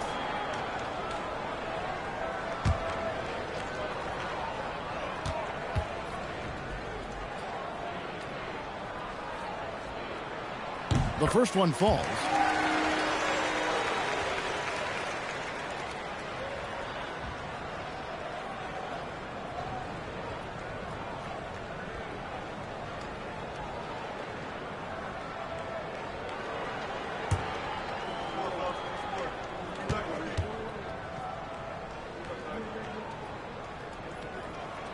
That one misses, so he goes 1 for 2. Now the Pistons with it. They're on an 11-3 run. Duran sets the screen for Hardaway. And Duran slams it in. Well, that is a solid screen by Duran. And then the big man rolls right into scoring position. And you talk about size, coach, strength, and bounce. Jalen Duran drawing comparisons now to young Dwight Howard. Yeah, he certainly is, Kevin. And look, I like to be careful when we're making those kind of comparisons with a young player and a Hall of Famer like Dwight Howard. But there are similarities with the athleticism and the relentless approach to defense and rebound. A different look now for San Antonio. Franz Wagner's checked in for our test, and it's Dumars in for DeAnthony Melton. Detroit also making some changes. Stoudemire, he's checked in for Jalen Duran, and it's Baylor in for Avdia. Now, here's Dumars. Scoreless thus far. Count that one. And just an excellent setup. Joe Dumars just plays with such poise and intelligence, the quintessential combo guard. Here's Bryant. 4-point game. Buries the long-range jumper. Hardaway has got 5 points now in the quarter. And they've done a great job knocking down those long-range shots here in the second, shooting just over 40% from downtown. I mean, I hope you can appreciate the torque that kind of move generates. He just has that natural explosiveness. The dream is something to behold. Now here's Bryant. 8 points for him. With the drive. Rebound, San Antonio. That's not a bad shot at all. It just didn't go in. Sometimes the process is right, and you still get a bad result. Let's check in now with our Allie LaForce, who's got a story for us. Allie? Thanks a lot. Franz Wagner was asked to describe his game, and he said, I don't know if there's someone who I would say I play really close to. I'm like a tall guard. I try to do a lot of different stuff out there, and I hope when you see me play, you see that I'm having fun and I'm playing for the right reasons. Back to you, Kevin. Okay, Allie, thanks. Baylor's shot is off. And even with good coverage defensively that time, he has confidence to drill the three. Lucas is screen on Baylor. Wagner with it. Now Stoudemire defender. Lucas the pass to Elijah Wan. Goes up on the wing, and the bank shot is good. Bryant's got 10 points in the game. You gotta be right up on Kobe because he is ready to pull it at any moment. And so Mitch Johnson decides to call timeout. He's going to take a few moments here to check in with his team and regroup.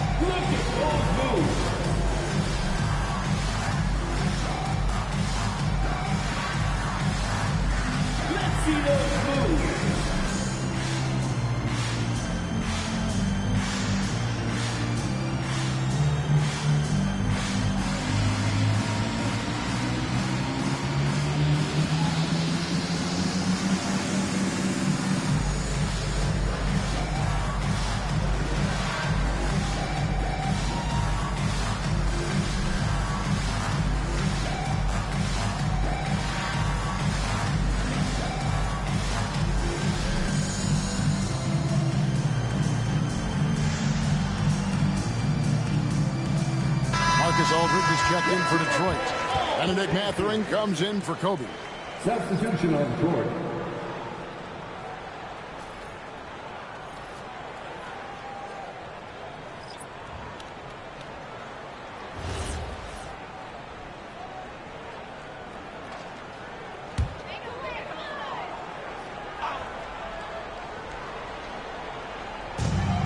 .157 left to play in the first half. Kemp finds Lever. Over Hardaway. Detroit with the rebound. Defeated by the Hornets in their last game. They'll try to put that one behind them. I mean, in the modern era, you have to be able to stretch the floor or you're going to struggle. Yeah, look, it's really hard to win a game being one-dimensional. It can be done, but it doesn't happen very often. Here's Collins after the basket by Detroit. Just 5 to shoot. San Antonio needs to get off a shot here. And it's Wagner missing. Detroit leading by 6. Oh, and there's the alley-oop. And Stoudemire slams it in. Stoudemire, just excellent timing on these alley-oops. It has that great connection with his teammates. Lob it up, and he'll take care of the rest. Now, here's Wagner. Nothing on the board. Back to Kemp. Good, and it's Dumars picking up the assist. And Kemp seems to relish contact on the way up. He just embraces all types of challenges. Pass to Aldridge. Stoudemire with a screen on Kemp. Here's Aldridge. Rebounded by the Spurs. Kemp's got rebound number 5 here tonight. To the inside. It's stolen by Stoudemire. Matherin against Dumars. Hardaway is screen on Kemp. Here's Aldridge. And the last shot at the buzzer doesn't go in for him. And so it's Detroit with a 6-point lead at the end of the quarter. Their lead is where it is because they've gotten good shots. A lot of good shots. Right back after this break.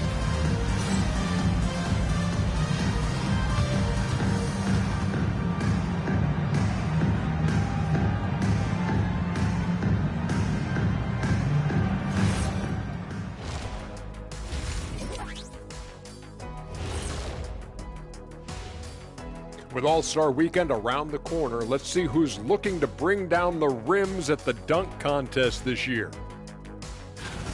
Watch these guys from now into the contest. I bet they throw out crazy in-game dunks that you've never seen before. I feel like they've never chose you because they like their backboard so much. That would be correct. Turning back now to that game we've been watching. A positive first half for the Detroit Pistons. Let me tell you guys, there's nothing better than playing well on the road and hearing that silence. Yeah, in many ways, they've looked like the more comfortable team. And that's a halftime wrap. Let's get back to the second half with the call by Kevin Harlan and the crew.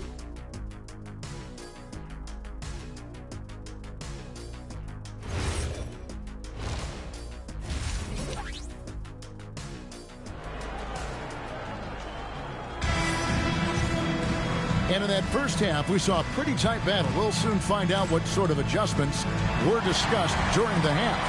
You look at Kobe Bryant in this game, he's been everywhere.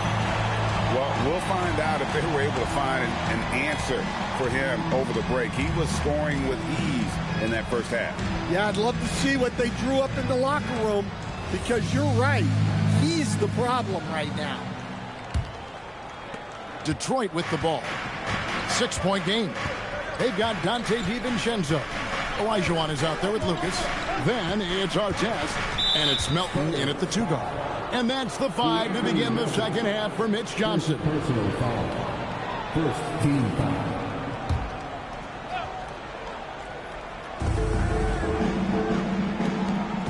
Outside Hardaway. Outside Bryant. 6 to shoot.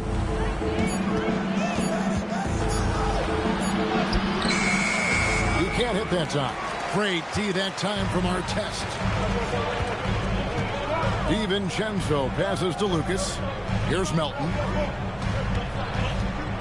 Pass to Olajuwon. Olajuwon drawn the double team. And here's Melton. And it's Olajuwon with the jam. Such a graceful player. Hakeem is right off the ground there for that rebound, and then the skill to send that one home. Now here's Hardaway. 7 points in the game. And Duran slams it in. Oh, and the lead gets bigger on a ridiculous offensive sequence. That dunk alone would have been spectacular. Never mind it coming at the end of an alley-oop. A sharp pass to set up that high percentage shot in close. And so it's Detroit with the ball, following the bucket by the Spurs. Hardaway passes to Wicks. Here's Davis. Oh, and he pops it off the glass. Wow. And here is DiVincenzo. He's got 9. Pass to Artest. Here's Lucas. Shoots over Duran. That one's good. And the Piston lead is cut down now to just 2 points with that basket from Lucas. Here's Wicks. And it's good. Assisting on the play with Hardaway. Hardaway has got 6 assists here tonight. Now Lucas. That's in. That's his 5th field goal. He's shooting a hot 71%. 5 for 7. Here's Hardaway. He's got 7. And here's Kobe from the arc. San Antonio with the rebound. Olajuwon's got 7 rebounds in the game. Pass to Lucas. Olajuwon left side. Into the lane. Shoots over Duran. Another one falls for San Antonio. Boy, you can see their confidence growing. They have reason to believe. Yeah, they're in this one. They have some momentum on their side, and they just need to keep up the intensity. And so the timeout here by J.B. Bickerstaff. Coach is going to talk some things over with the team. Might be seeing something to adjust.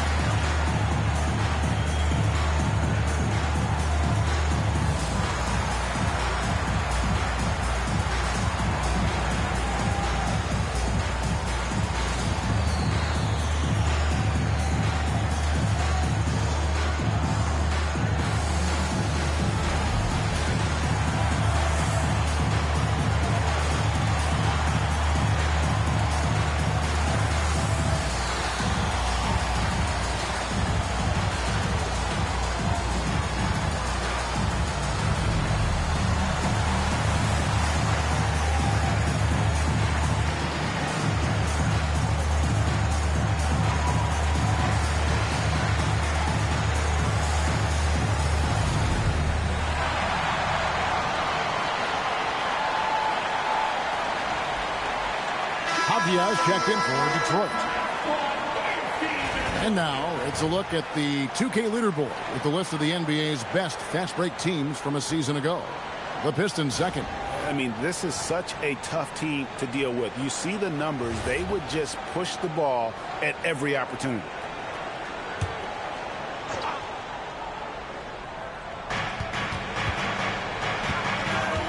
Pass to Kobe. Now here's Hardaway. Shot clock at 5. And here's Bryant outside. And it's Melton with the rebound. The game has been very close in a lot of areas, but rebounding has been the one differentiator thus far.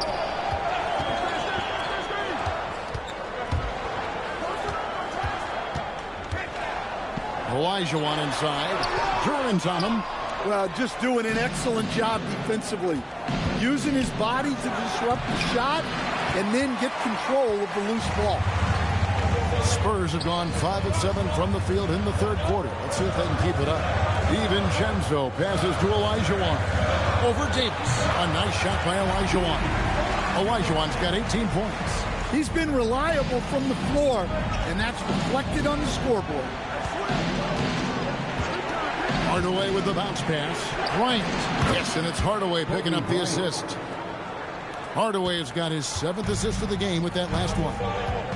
And so Mitch Johnson decides to call timeout. Coach is going to take a few minutes to regroup and go over the strategy.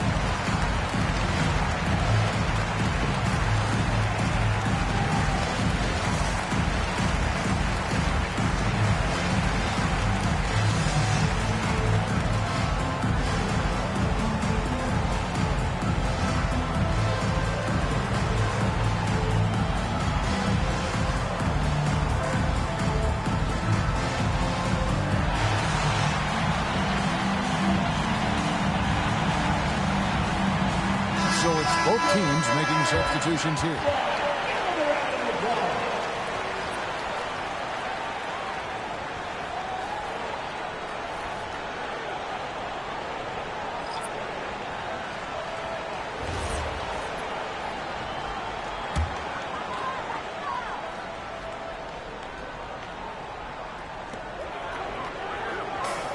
Pass to Lever. Here's Collins. Outside, Kemp. And oh boy, a lot of contact there, but he gets the call and will shoot 2. It's on LaMarcus Aldridge. And with his natural strength, defending Kemp on the interior is always a challenge. All the defense can do there was foul.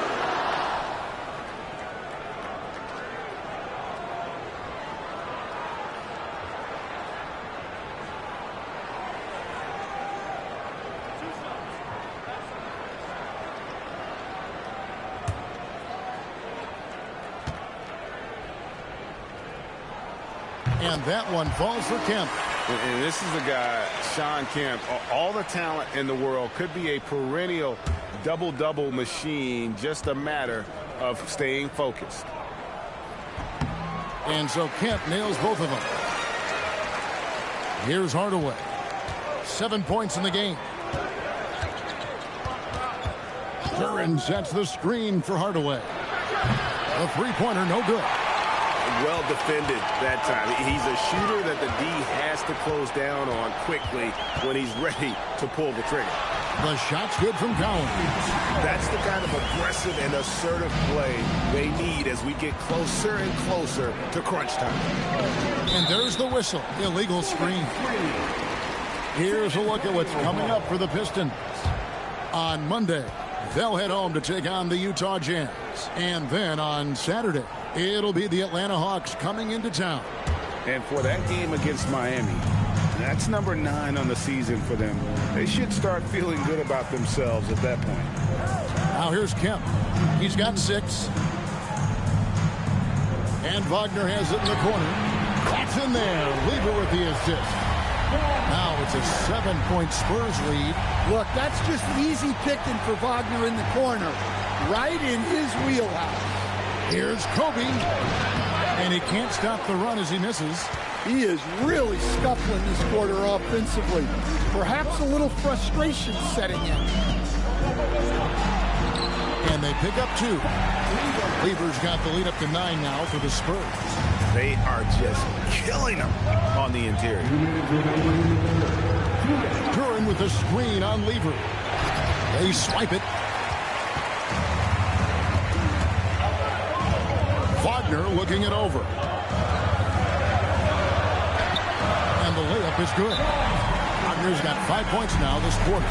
And there's a pattern starting to take shape here. They're working it inside and getting good shots from close range. And so the timeout here by J.B. Bickerstaff. He's going to take his chance to talk to his guy.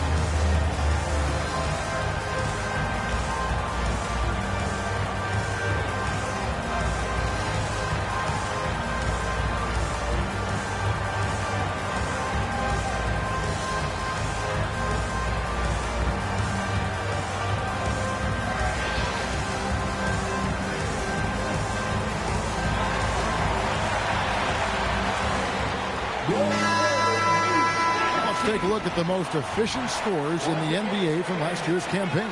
Jalen Duran is second. Put the ball in the bucket. I mean, that's the name of the game, right? I mean, just ask him. He'll have the answer for you.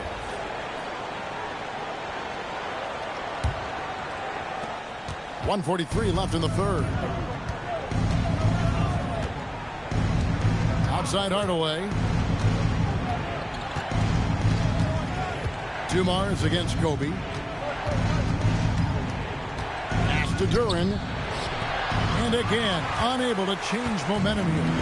And with the success they've had rebounding the basketball, they're right where you'd expect them to be, firmly in the driver's seat. inside. And Kemp with the slam. The ultimate man child. Kemp, one of the most flamboyant finishers in our league. Outside, Kobe. What a shooter! What a shooter! Kobe Bryant. And that pick takes the D totally out of the equation. Yeah, you've got to lock and trail hard. You can't allow him a clean look from that. It's stolen by Davis. Hardaway against Lever. Hardaway, no good. Spurs leading by 10. 6-second difference between shot and game clock. Wagner outside. It's stolen by Davis. Definitely got to use the clock here and get the last shot.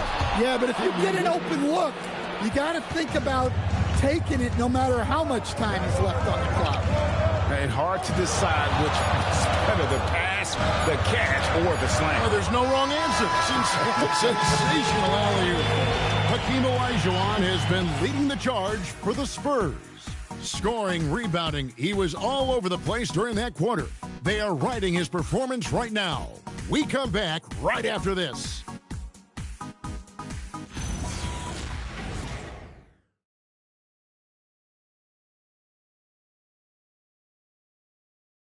And it's time now to bring you our State Farm assist of the game. And he may not be known as a pass-first guy playing out of the two-guard spot, but he shows here that he can dole out an assist or two when he needs to. Yeah, well, he looked like a pass-first point guard on this assist. Incredible instinct to feel the play develop and set up the score.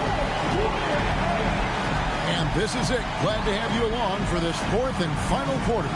On the floor for Detroit, Hardaway is out there with Kobe. Then there's Davis. Then it's Duren. And it's Wicks in at the free slot. Pistons trail by 8. Pass to Hardaway. Now Bryant.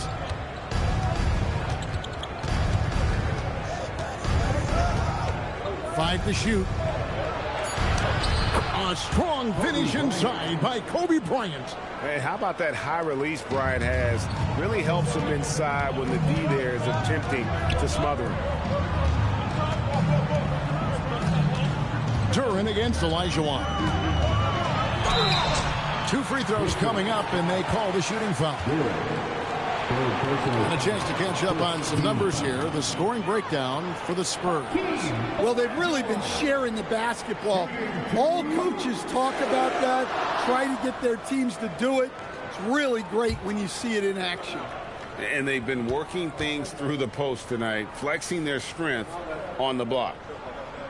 And that one falls for Olajuwon.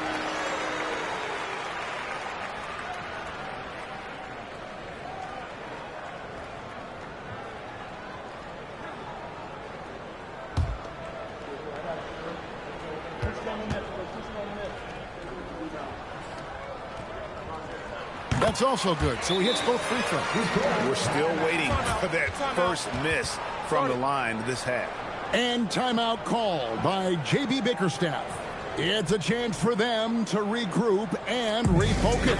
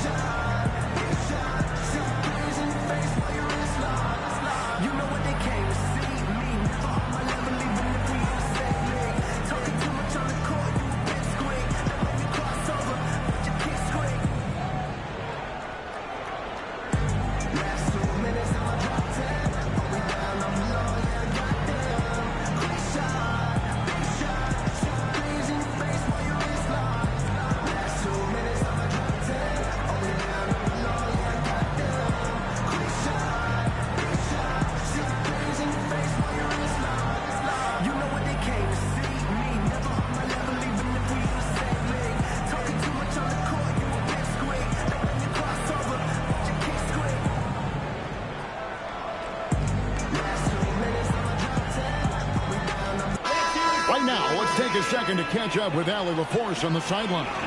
Hey, team, I was able to catch the message that J.B. Bickerstaff was giving to his team, and he was adamant that they need to tighten up their D. That lack of communication at that end has led to breakdowns, wide open shooters, and easy buckets. He sounded pretty frustrated, guys. All right, Allie, thank you so much for that.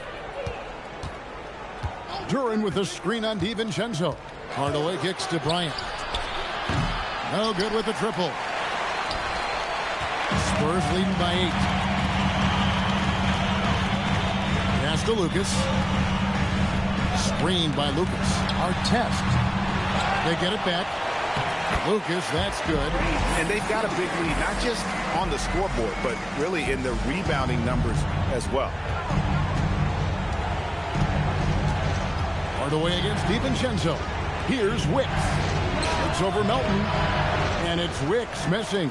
He'll probably hear about that shot selection when he gets back to the bench. Maybe not their best option now. Olajuwon on the wing. Pass to DiVincenzo. Screened by Lucas. And DiVincenzo is good for 3. DiVincenzo's got the lead up to 13 now for San Antonio. Out to Hardaway. Bryant looking it over. Looking to end the run. It's blocked. Just under 2.5 minutes gone here in the final quarter. And Davis sends it back. To the middle. Here's Hardaway. And then Hardaway with the dunk. Now that's what I call a momentum changer. Yeah, when you've got a point guard, that kind of spring, no lead is safe. Yeah, he saw the opportunity to finish with some authority, trying to fire his guys up. Another good play. This is how they built the lead, calling on the right guys at the right time. Yeah, come on. They're just having their way out there and continuing to press the advantage.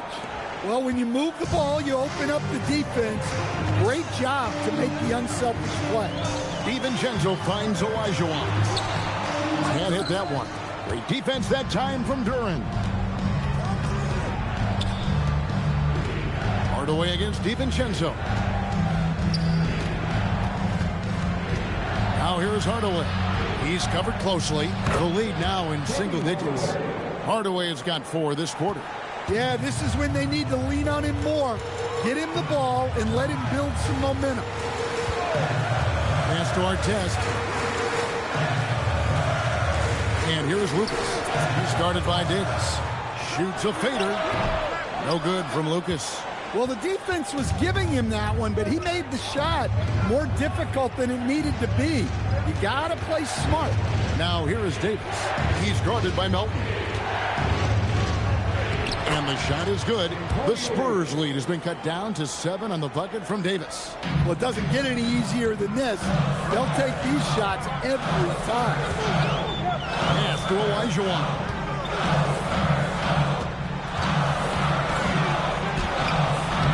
Defense that time from Duran. Pistons trail by 7. Wicks passes to Bryant. Lets it go from the wing. No good off the front iron. Well, that's a miss you can live with. I expect they'll go to it again, especially if the defense continues to concede it. And here's DiVincenzo from the arc. The Pistons have gone 5 for 9 from the field in the final quarter so far. Outside Hardaway. Beyond the arc. Knocks down the 3. First 3 of the half. Second of the game. Can he heat up? And so it's Mitch Johnson calling timeout. Clearly, he's got something his players need to hear. And immediately.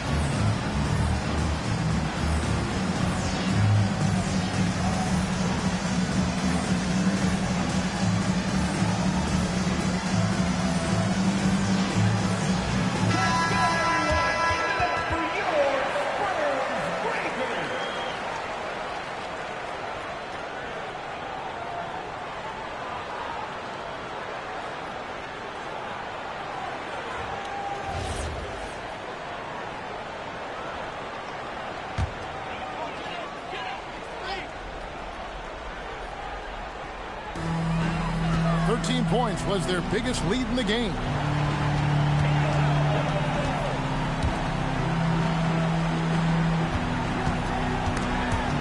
It's stolen by Duren. Oh, and here comes Kobe all alone. Well, we got to credit that steal by Duren to start the break. He can be disruptive. Now DiVincenzo. Olajuwon inside. Defended by Duren. Count it! How about the killer cool of Olajuwon? Loves to put the team on his back when the game gets tight. Hard away against DiVincenzo. From 15 feet away. Doesn't get that one. Spurs leading by 4.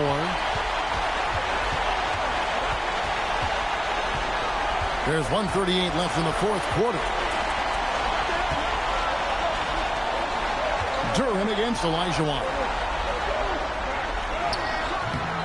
Duren pulls it down. Detroit's gone 1 of 2 from three-point range here in the fourth. Duren with the screen on DiVincenzo. Outside Hardaway. Shot clock at 6. It's stolen by Olajuwon.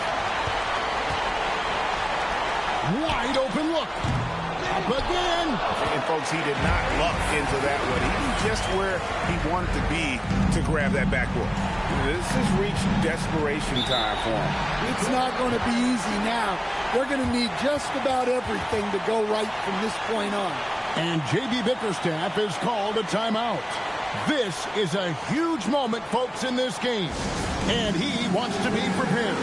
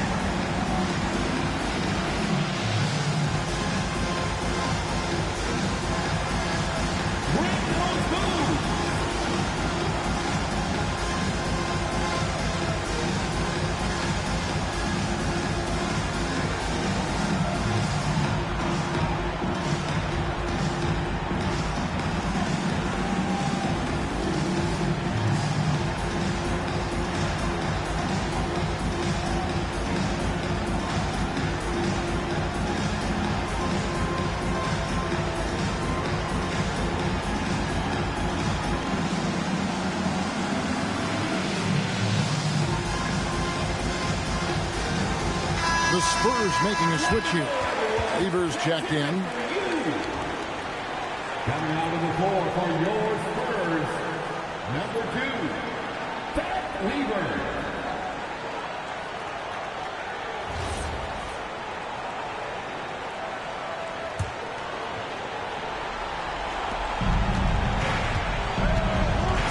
Kobe with it.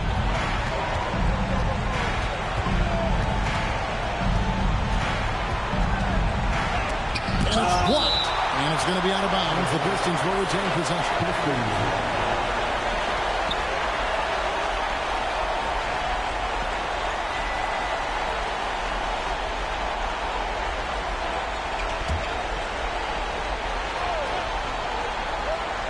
Just 5 to shoot. Oh, the slam dunk. Showing great vision in delivering the pass out in front. So they foul intentionally. First personal foul. Second team foul. And now we've got the intentional foul. First personal foul. Third team foul. Pat Lever. Shooting 2.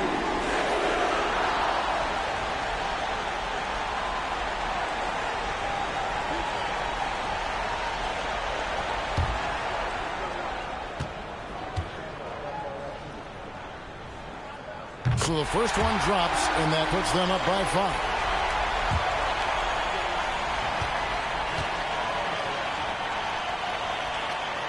And so both free throws are good, and it's a 6-point ball game. Good job converting at the line and helping to build this lead. Now Duren. He flies in for the alley-oop. How about the big fella, Jalen Duren, coming through with a massive hoop. And so it's Mitch Johnson calling timeout. The magnitude at this juncture in the game clearly warranting a timeout.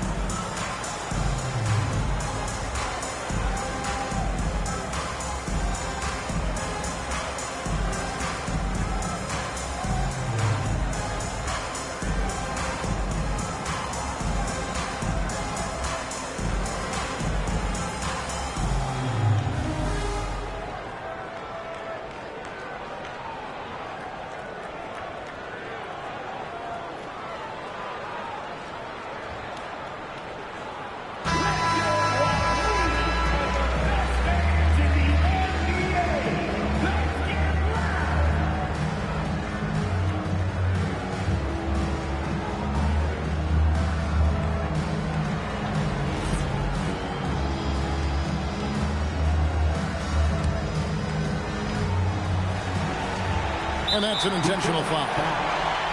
Kobe Bryant, second personal foul. 14 foul. Anthony Melton, shooting two.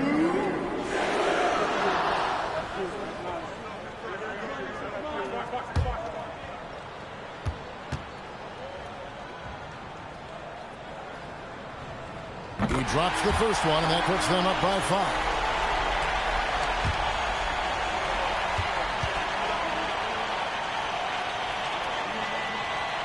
And he hits both free throws here. So now it's a 6-point ball game. And timeout called by J.B. Bickerstaff. He's very aware of the timing here and the significance of getting things squared away with his team.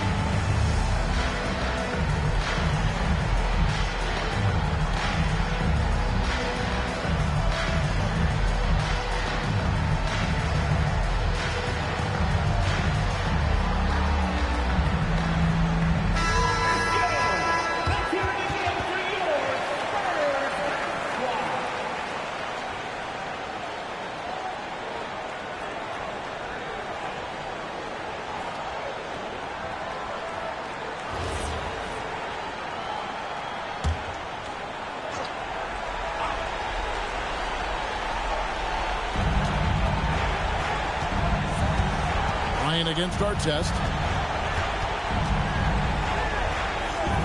Bryant inside. That one is off. And so they choose to intentionally foul. Kobe Bryant, third personal foul. 15 foul. Anthony Melton, shooting two.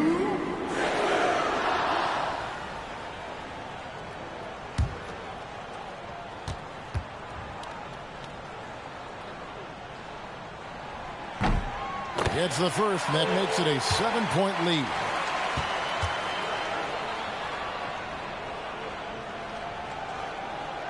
So he gets them both, and it's an 8-point game.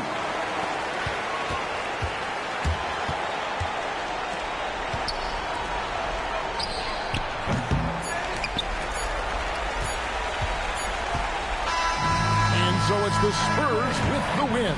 Even early on in this one, it seemed like they were happy to be playing at home tonight. And it makes a big difference. Once they started to really play in rhythm, you never felt like they had any doubts as to whether or not they were going to win.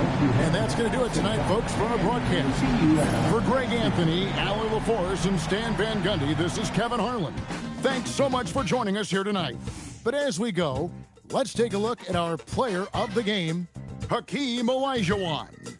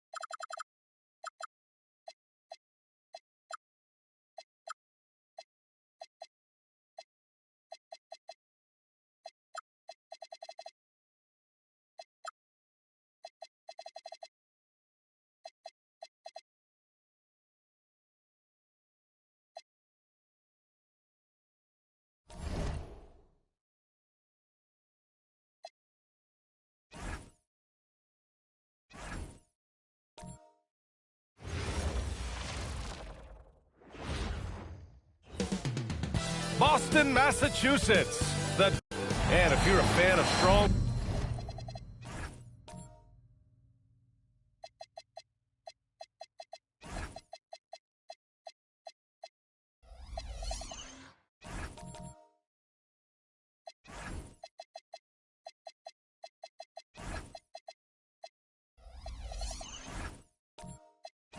Post play, you're in for a treat tonight. Boy, Bia, you remember when the conversation was you don't need centers anymore? Guess what? We're back at it. Two of the best at the 5 spot in this one. A look at the 76ers starting group. Johnson is out there with Cunningham. And it's Barry in at the small forward position. Oh, it's stolen by Towns. Gilgeous-Alexander on the wing. He's watched by Cunningham. Johnson against Bridges. The 3. Rebound by Philadelphia. Cunningham with the ball. Pass to Chamberlain. Back to Cunningham. There's a screen for 3. Tries again. The rebound by Bridges. And here's Bridges. He'll bring it up for Boston. And just over a minute played here to start the game. Jordan with a screen on Cunningham. Inside. And slam dunk by Jordan. Boy, the strength of DeAndre Jordan on full display. Able to muscle right through that contact for a potential N1. And last season, Grant, the sale of the Celtics franchise for $6.1 billion. It seemed like a lot at the time. Well, yeah, that was until the Lakers sale hit 11 digits last summer, BA. But in both cases, basketball decision-making doesn't change right away. In the case of the Celtics, the governorship doesn't transfer until 2028.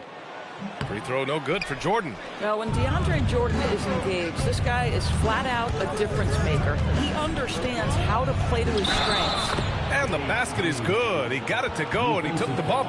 So a free throw coming up, an opportunity at a three-point play. When you think about the skill of Cade Cunningham, Grant, at his height, what a combination. You know, B.A., whether it's scoring inside or seeing over the defense or just beasting on smaller guards, his 6'6" frame is certainly an advantage.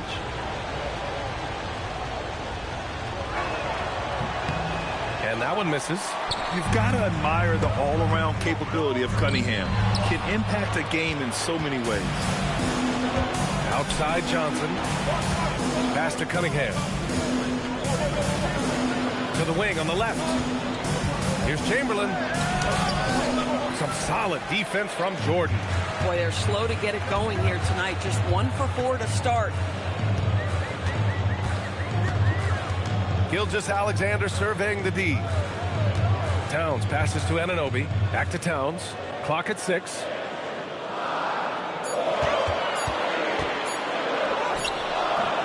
Rebound by Philadelphia. They want to keep rolling here, following the win against Brooklyn. They were really able to exploit that defense. I mean, getting almost any shot they wanted. It was that easy.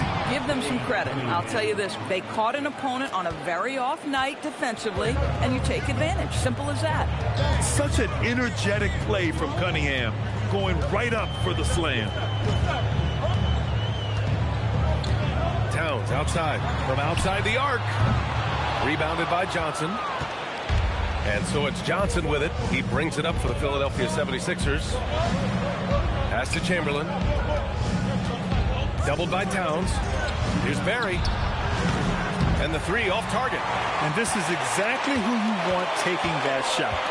He just missed it. Anunoby passes to Towns. Back to Anunoby. Takes a 3. Offensive board. Boy, that's brutal. 1 for 5 to start. You have got to find your footing offensively. Outside Johnson. There's Cunningham with a 3. Knocks down the long J. Cunningham's got 7. Celtics trail by 5. Boy, they'd love if anyone could get a bucket. Yeah, their offense has been grinding to a halt. And so Joe Mazzulla calls a timeout. Coach taking this moment to speak to his guys, maybe alter some of the game plan.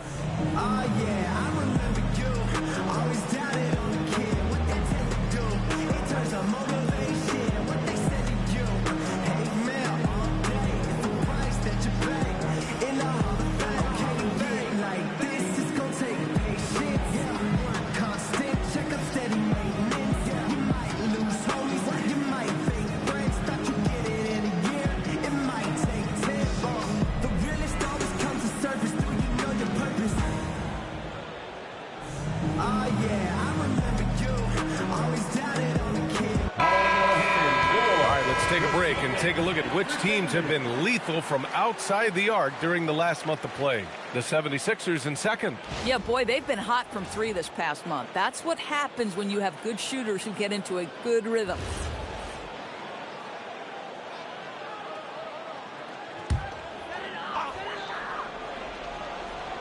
And we're just over 3.5 minutes into this first quarter.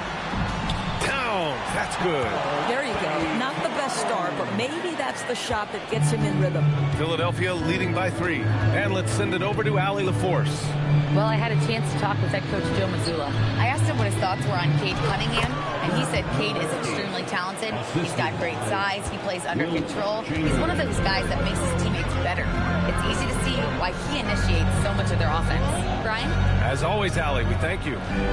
So it's Boston now. Philadelphia getting their last shot to go. 5 on the clock. Here's Bridges. And it's Philadelphia with the rebound. Boy, defense has to feel fortunate there. That's one he normally knocks down. To the middle. Ooh, it's stolen by Jordan. SGA against Cunningham. Pass to Bridges. Fires the 3. Chamberlain pulls it in. Philadelphia's gone 1 for 3 from beyond the arc. Here's Nowitzki. He's guarded by Bridges. And he's going for the lob. Hammers the lob through. Nowitzki just so unselfish. When he sees a teammate wide open, doesn't take long to zip that pass right in the pocket. Johnson against Bridges. Gilgeous-Alexander no good. Now Philadelphia with it. Stringing it together. They've got an 11-2 run going. Cunningham looking around.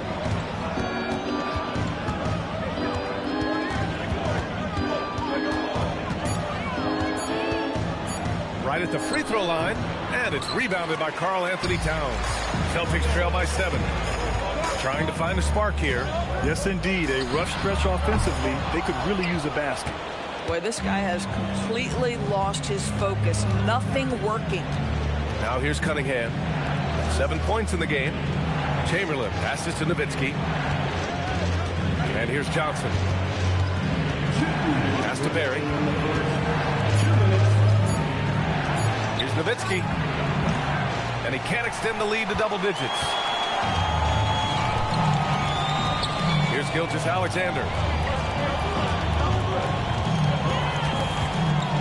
A minute 42 left in the first quarter. Lays it up and banks it in. Let's remember that at 6'6", Shai Gilgeous-Alexander can more than handle himself near the cup. So Nick Nurse has decided to call timeout here. A moment to rest and confer on the game plan.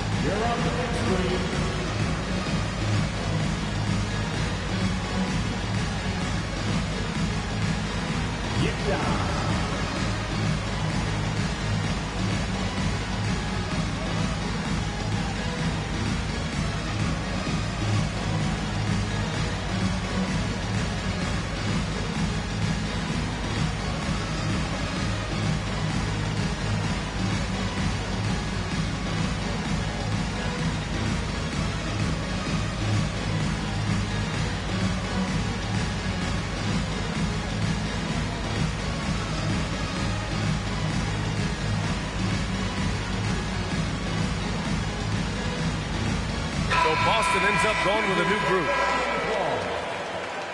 Substitution on the court.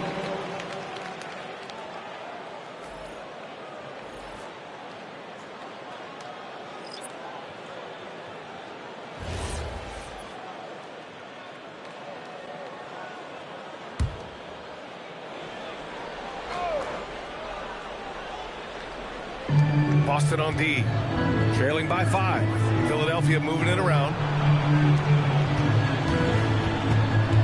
Thompson against Miller. Thompson, no good. I love how they've attacked the boards here in the first quarter.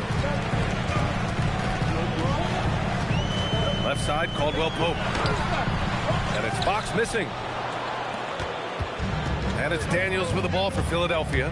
When you watch De'Aaron Fox, is there anything that sticks out to you, Grant? Well, B.A., this league has the best athletes in the world, and Fox looks like maybe the quickest guy out there on most nights. His change of direction is especially elite. Now here's Miller. Fox outside. Out to the right wing. 6 to shoot. Here's Vucevic. Oh, rejected by Ayton. Ayton was tracking that one all the way, meeting the ball right at the rim. I mean, that's great defense. 6-second difference between the shot clock and game clock. Here's DeBusschere. Oh, and he got fouled on his way up. He'll head to the line to shoot 2. I don't mind that. I mean, they met him at the rim and temporarily prevented the points. Philadelphia shooting their second and third free throws tonight. 2 shots.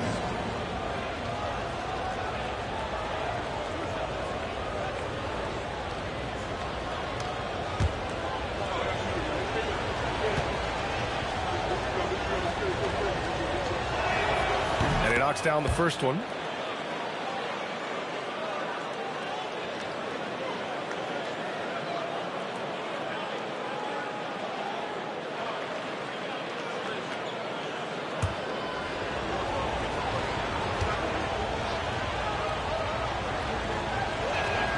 So he gets them both. 15 seconds left to play in the first quarter. Fox against Daniels. And it's Fox missing. And that concludes the first quarter of play. The Sixers on top, leading by 7. And back in a moment as we'll get underway with quarter number 2.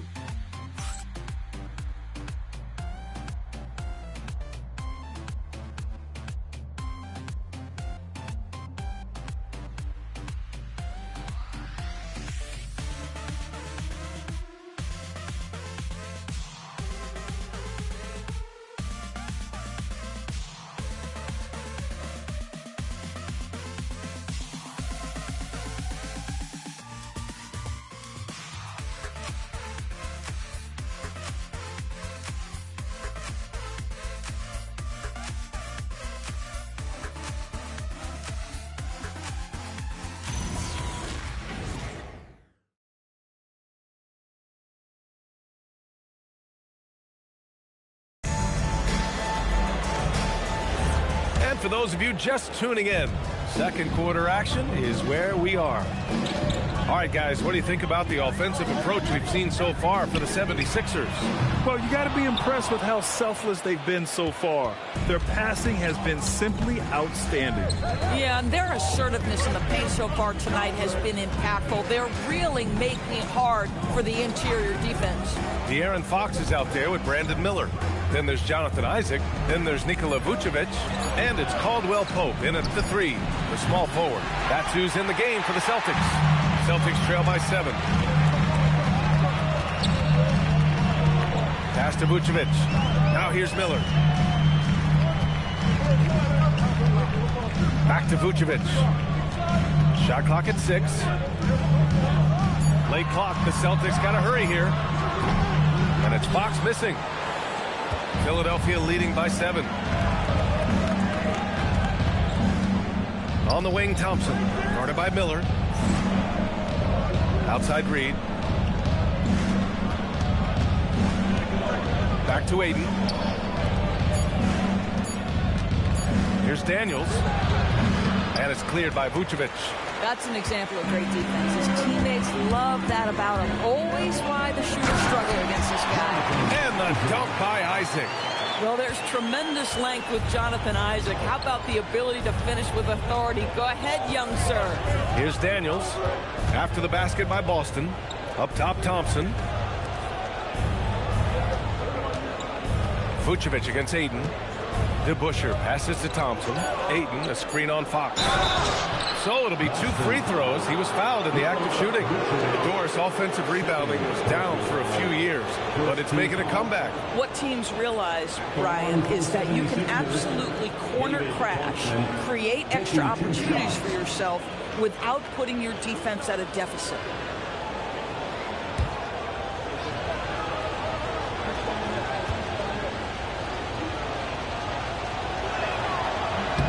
That free throw is good from Thompson.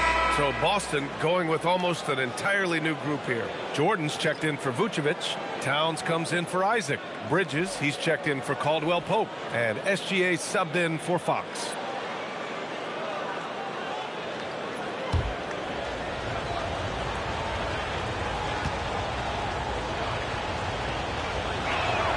Both free throws good from Thompson.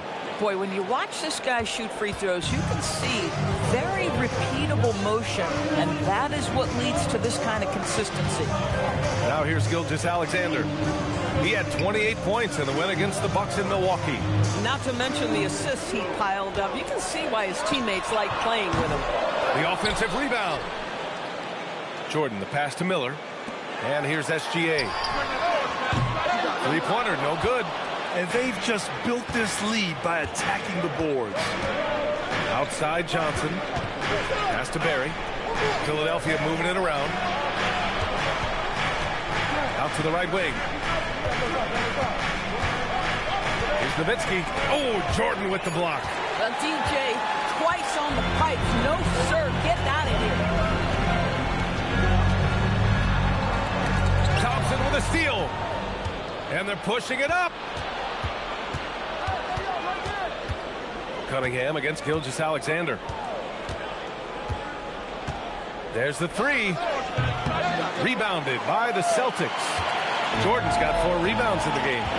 They need something good to happen here. Yeah, they've gone way too long without a score. All right, let's get a report from Allie. Hey, Brian. Many have predicted an all-star future for Brandon Miller. He said, I don't really read anything like that. I just focus on what I can do today. It's all about the work. That's the only way to get better. I just came in with the mindset of making my team better and being a winning player. Brian, back to you. Okay, Allie, thanks a lot. Well, DeAndre Jordan making his presence felt at the offensive end. Nice. And this is his second trip to the line tonight. And so Joe Mazzulla decides to call a timeout. And we might see some changes. Coach potentially looking to adjust. Hey, Boston, let's get loud for Celtics Entertainment.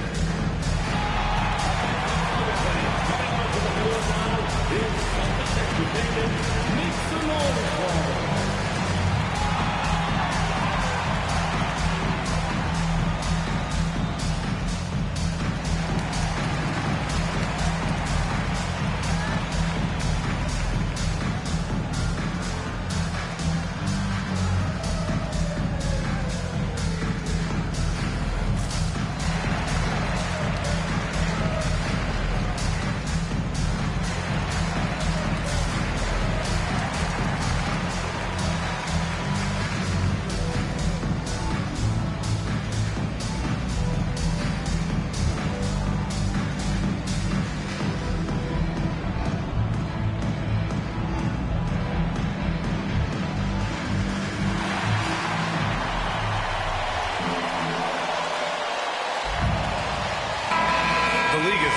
Buzzing about this year's three-point contest.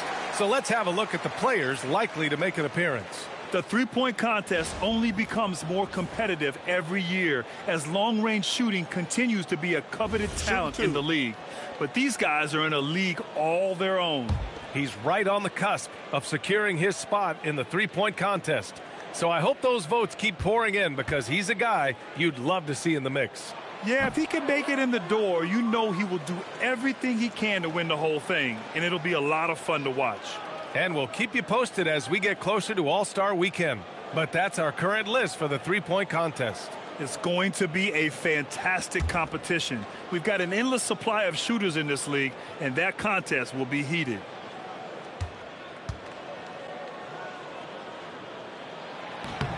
So neither attempt will fall that time for him. Philadelphia leading by 7. To the inside, Johnson. Oh, and Johnson slams it in.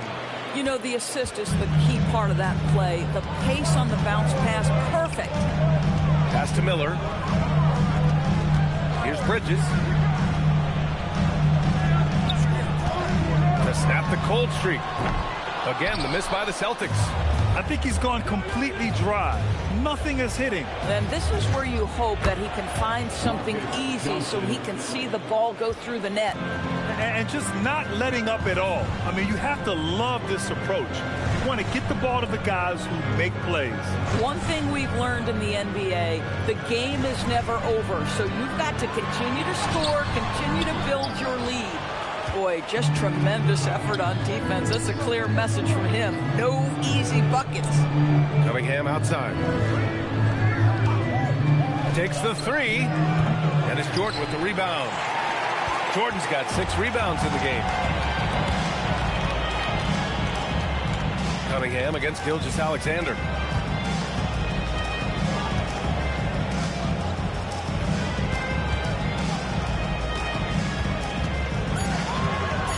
Pass to Towns. Boston again missing. The Sixers lead by 11. Well, Grant, the 2025 season was sort of a return to form for Karl Anthony Towns. Yeah, B.A. He just seemed more comfortable out there, right? Getting back to what his numbers used to look like and just playing with reckless abandon. So it's Boston now. The Sixers getting their last shot to go. Pass to Jordan. That's a foul he wanted to avoid, and he definitely doesn't want to pick up his third before the half. Boston making a switch here. Anunoby's checked in, and the 76ers making a change here.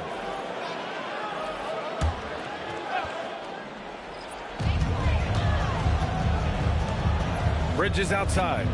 Nice ball movement by Boston. Just 5 to shoot.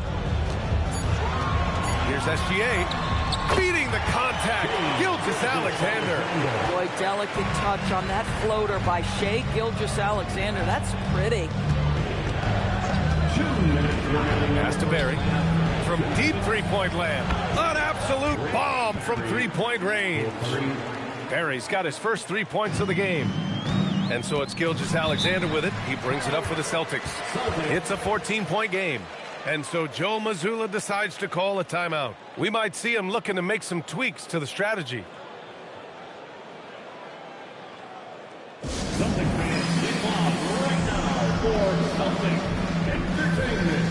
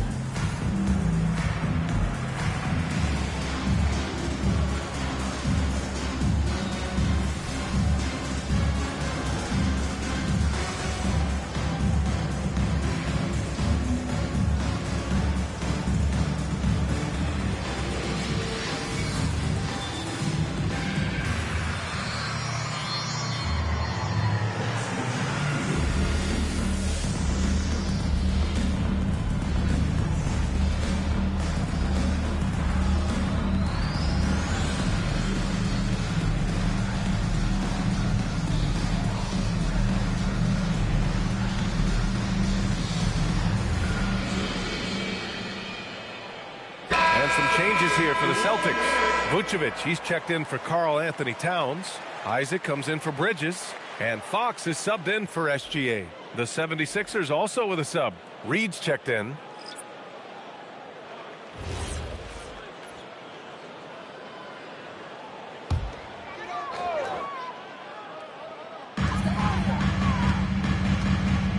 Now here's Vucevic. No points yet. Fox outside. Picked by Vucevic. And it's Fox missing. And they're +5 on the boards after that rebound. DeBusschere passes to Reed. Oh, clanks that one. He's 0 for 1 to start. Celtics trail by 14. To the paint. Sixers foul. Rick Barry. Caldwell Pope's checked in for Miller. Third team foul. Now into the lineup for Boston. Number 7, Kentavious Caldwell-Pope.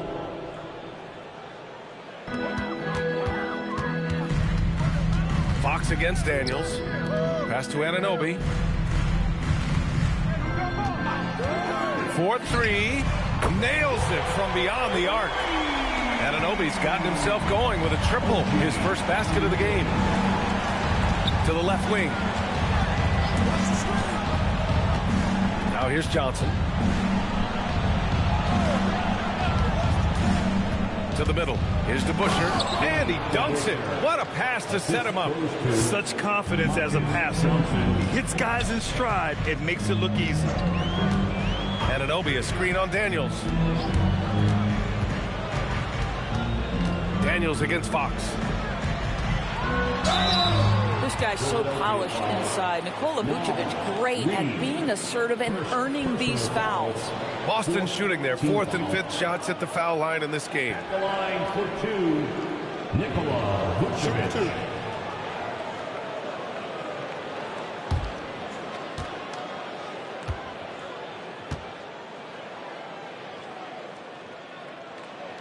And he makes a first. What you love about Nikola Vucevic is every night you know he's going to play hard and he's going to do whatever it takes to win. You love playing with teammates like that, guys. Gilgeous-Alexander's checked in for Boston. Aiden, he's checked in for Philadelphia. Good on both. And they seem to have taken a more heads-on approach this quarter, and it's getting them to the free throw line. Shot clock and game clock, 1 second differential. Outside Johnson. 6 on the shot clock. Unloads from 13. That shot off. And so it's the Philadelphia 76ers closing out the quarter ahead by 11 points. They've had incredible success defensively, taking away good looks and pressuring shooters. Let's send it courtside and check in with Allie LaForce. Allie, what do you have? Thanks a lot. Well, Coach Nurse, seems like your defensive execution has been pretty sound. What are you seeing from your team? Really solid, right? Not very many mistakes. We're helping where we're supposed to help. We're sending guys the right direction. Pretty solid. Thanks, Coach. Thanks very much, Allie. And, folks, we'll be right back to start the second half of this game. And please direct your attention to center court. And get ready for the fan court jump drum, please. They're thinking about the shot.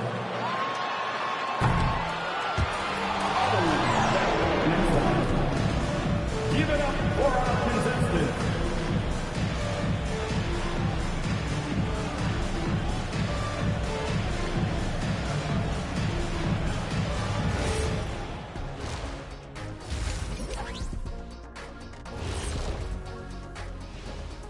And hello, everybody. What an amazing first half performance it's been for the Philadelphia 76ers.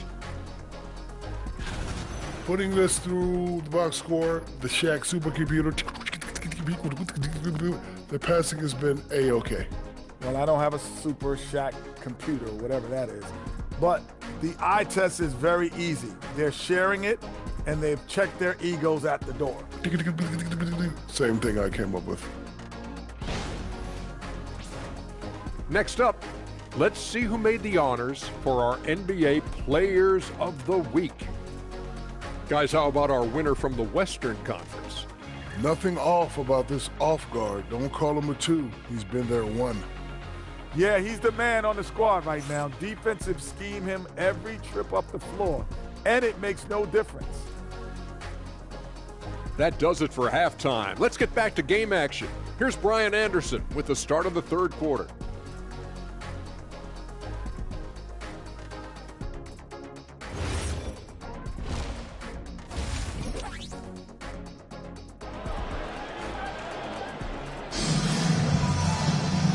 And there wasn't too much drama in the first half, but maybe things will tighten up here in the second. Celtics trail by 11. Second half underway. Here's who Nick Nurse has got on the floor. They've got Cunningham, also Johnson out there, and it's Nowitzki in at the 4. Nice rebound. Trying to match the other team's intensity right now. Now here's Cunningham.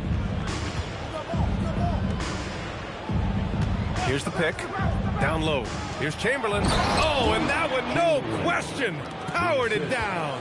And what a read there from Cunningham, showing he has vision and timing with his passes. Inside. Towns in his comfort zone. Probably a play they drew up in the locker room at half. Well, there is nothing better than catching a rhythm as early as possible, and boy, that's a terrific start right there. Pass to Nowitzki. Over Towns. And it's Nowitzki missing. A fadeaway, not a terrible idea, but he needs to make the game easier on himself. He's overcomplicating things. Now Towns. No good there. That would have cut it to single digits. The Sixers lead by 11.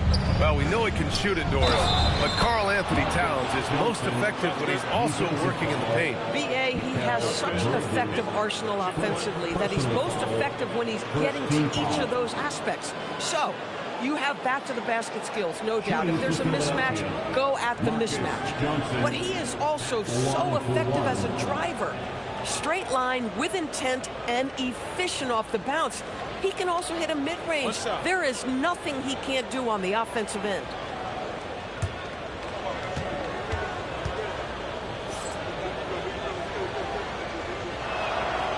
And Johnson, no good on that one. Celtics trail by 13. To the inside. Oh, the powerful slam by Towns. We call that moving with intent and purpose. The big-time finish by Karl Anthony. Cunningham outside. Outside Johnson. Philadelphia moving it around. Pass to Chamberlain. And here's Cunningham. The 3-ball, no problem for Cade. That's been typical of their performance today. They're sharing the ball and creating good shots. And so Joe Mazzulla calls the timeout. He's going to talk it over with his guys. Headed to the floor right now, it's Celtics Entertainment.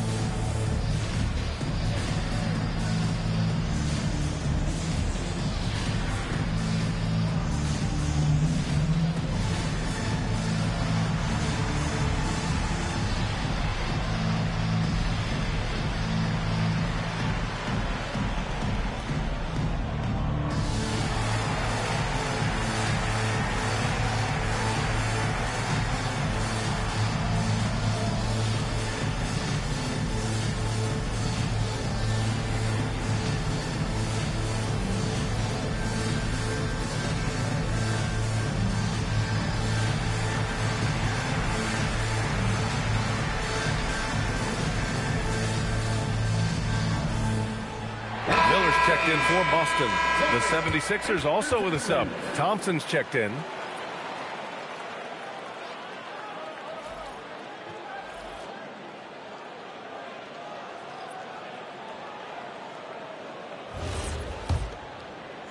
Two minutes gone in this third quarter now. Bridges outside. Back to SGA. Miller outside. Jacks up a three. Rebound by Philadelphia. Thompson passes to Cunningham. Here's Chamberlain. Guarded by Miller. Chamberlain gets the bucket. Chamberlain's got 8 points. His shooting has been fantastic, and this team has leaned on him. Pass to Towns. Beyond the arc. It's hauled in by the Sixers. Chamberlain's got rebound number 7 tonight. Not his best night, and not the team's best night. Sometimes it just goes that way. And Cunningham throws it down. The ferocious finish. Love watching Cunningham use his size and athleticism on the drive. Bridges finds Jordan. Outside Gilgeous-Alexander. And no good. The dry spell continues. Pass to Chamberlain. Back to Thompson.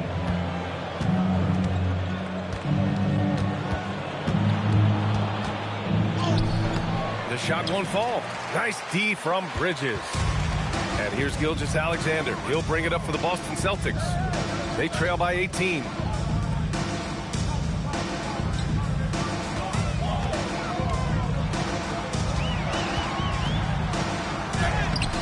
Cunningham with some nice D. The 76ers have gotten 5 of 7 attempts in the third quarter. Here's Barry. Ooh, rejected by Jordan. The shot's good. The D hasn't been quick enough to react to the ball inside. That's helped cause this run. Gilgeous-Alexander passes to Miller.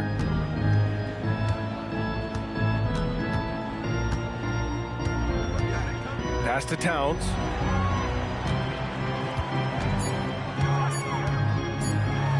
And it's blocked. And Dirk has always been a bit underrated defensively. Superb length to contest and block shots. Yep, that one goes.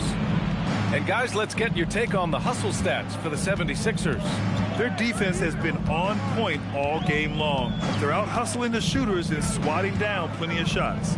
And you also have to love the way they've gotten out and run in transition. A ton of good chances tonight simply from being willing to run the floor. You have to credit their effort. I mean, they've done an amazing job on the glass. Thompson passes to Chamberlain. And Doris, you think about the top scorers in this league.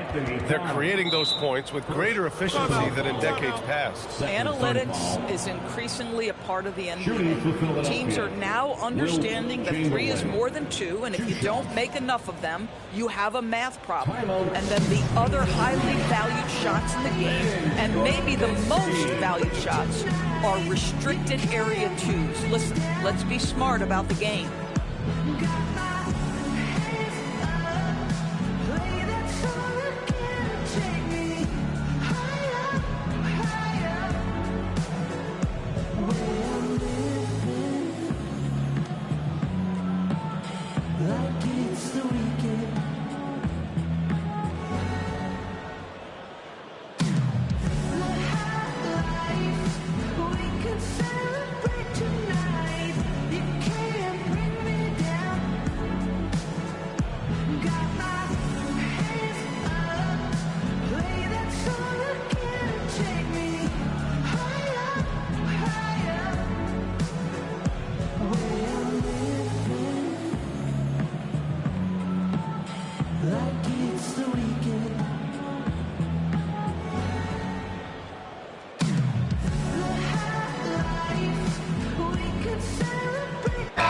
With some changes, Nikola Vucevic is checked in for Jordan.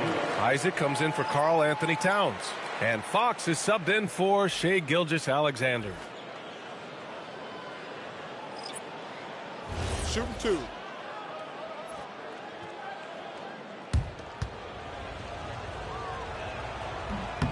And the first one at the line is good.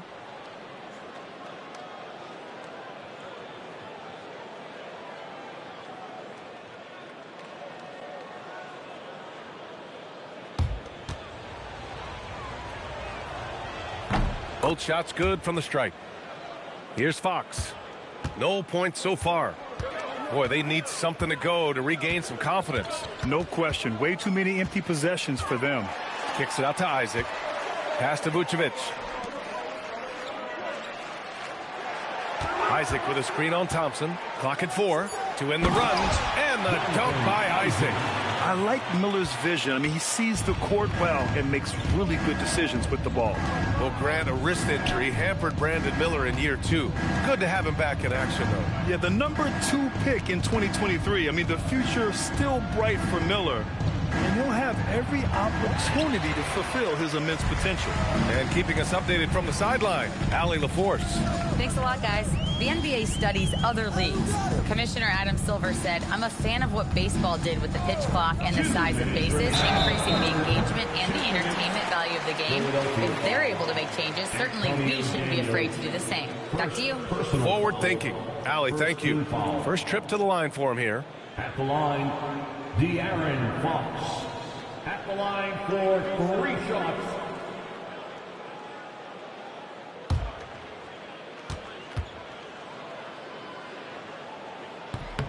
Free throw's good for Fox. And looking at Fox, a microwave scorer and Tasmanian devil running up and down the floor. A fun player to watch. The Celtics making a switch here. Anunoby's checked in. Reed's checked in for Philadelphia. Johnson comes in for Thompson. The Sixers lead by 20. Outside Johnson. 1:49 left in the third quarter. Great D that time from Miller. Boy, I'd like to see him finish that play with more authority. Anunoby passes to Miller. And he converts the layup. Miller's got his first points of the game. Yeah, I like whenever Miller uses his size to his advantage, especially down near the rim. Johnson against Miller. Elbow shot on the way. Hits the front of the rim and out. Celtics trail by 18. Anunoby for 3. He's off on that one. Daniels outside. There's 57 seconds left in the third. Johnson inside, guarded by Miller. Johnson with a bucket. Johnson's gotten 4 this quarter. Yeah, showing a little versatility with their offensive attack. In the first half, it was about the 3 ball. In the second half, they've emphasized interior scoring. Now here's Anunoby. Fox outside. The 3 is up. And Ayton pulls it down. Ayton's got 4 rebounds now. From 11 feet away, Johnson with a bucket. Johnson's got 10. Boy, what a quarter he's had. Go ahead, young sir. Keep the pressure on. Here's Fox.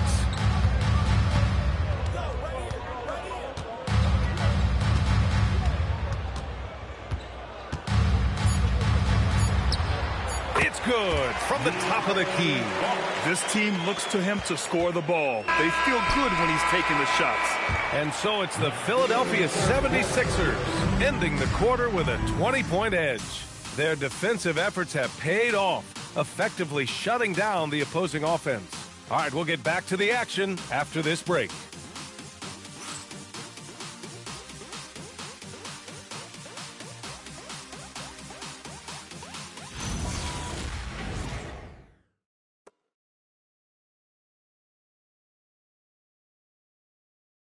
And it's time to bring up the State Farm assist to the game.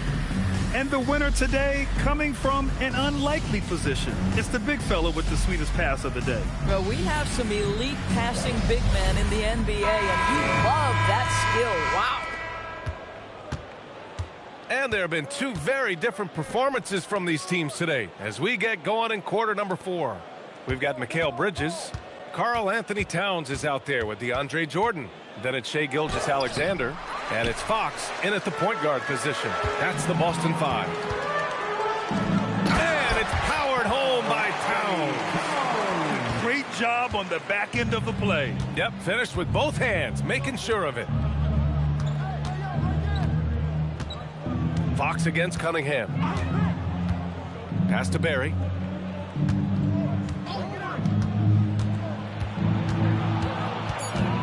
Outside Reed. 3-pointer. The rebound by Bridges. Given his range, you'd expect him to capitalize on that opening. And it's Fox missing. The Sixers lead by 18. Cunningham outside. Just over a minute played here in the fourth. And they doubled up Cunningham. 5 to shoot. The Sixers with another miss. And Fox has got the ball here for Boston. Here in the fourth quarter, their defense has been very strong. No baskets allowed. Geez, you can almost feel his desperation. He wants so badly to see the ball go through the net. Oh, Fox with a steal. SGA passes to Towns. SGA against Cunningham. Here's Gilgeous-Alexander. Boston, no good that time either. Most nights this shot would have been his, but the defender gave him just enough trouble. Back to Cunningham. Here's DeBusschere. Pass to Cunningham. Three-pointer. And it's Jordan with the rebound. Jordan's got a rebound number 12 here already in the game. And here's SGA outside. And it's Shea hitting the three. Well, that's an opportunistic three-point shot from Shea Gilgeous-Alexander. He liked the look of it. And so it's Nick Nurse calling timeout here. He wants to make sure they're purposeful with the game plan.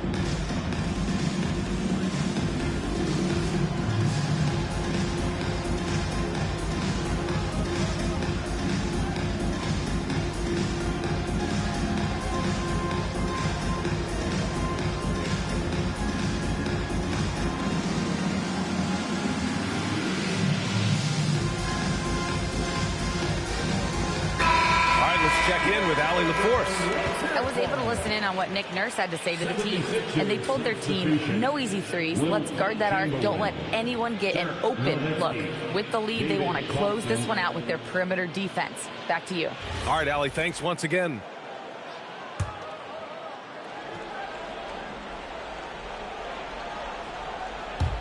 Over 2.5 minutes in the books here in the fourth. Nowitzki, that one's good. And the 76ers lead by 17. Always the size advantage. The great timing as well from Dirk Nowitzki. Nice ball movement by Boston. Here's Towns. Rebound by Philadelphia. Chamberlain's got 11 rebounds in the game. Cunningham passes to Chamberlain. Cunningham outside. Fader on the way. SGA pulls it in. And denied. He sends it right off the glass. Towns outside. Back to Fox. Here's Gilgeous-Alexander. And so ball out of bounds. Thompson touched it last. The Celtics making a switch here. And Anunoby's checked in. For Boston, number 45, OG Anunoby.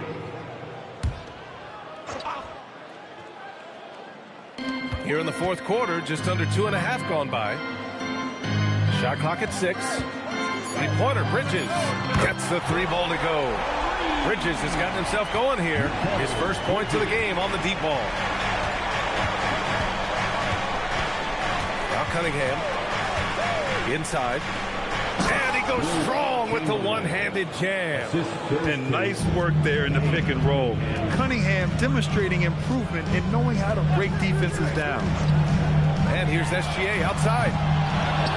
Kicks it out to Anunoby. Bridges passes to Jordan. Here's SGA from the arc. Sends it home from three-point land. That's a quick strike from Shea Gilgeous-Alexander. In catch-and-shoot situations, those scoring instincts are right on point. Listen, this guy's a barometer for this team's success offensively. They go as he goes. Now here's Bridges. Pass to Jordan. Now here's SGA. And Gilgeous-Alexander missing. Boy, not his best quarter. He's trying to break through.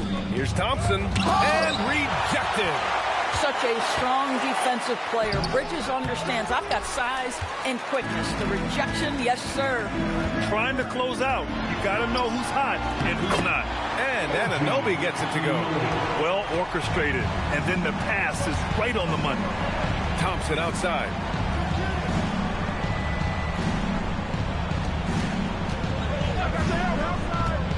Outside Cunningham. Jacks up a three. Can't get it. He didn't make them pay for that weak defense, but they just can't rely on him to miss those kind of shots. And here's SGA. Well, Doris, when it comes to the mid-range game, is anyone better than SGA? Boy, when you think of the all-time efficient greats, Kevin Durant comes to mind. But SGA is carving out that kind of career. You can post him from the mid-range. His handle gets him to the spots on the floor he wants. He wears that area of the floor out. And Joe Mazzulla calls timeout here. No doubt he's going to utilize the opportunity to make sure they're all on the same page here.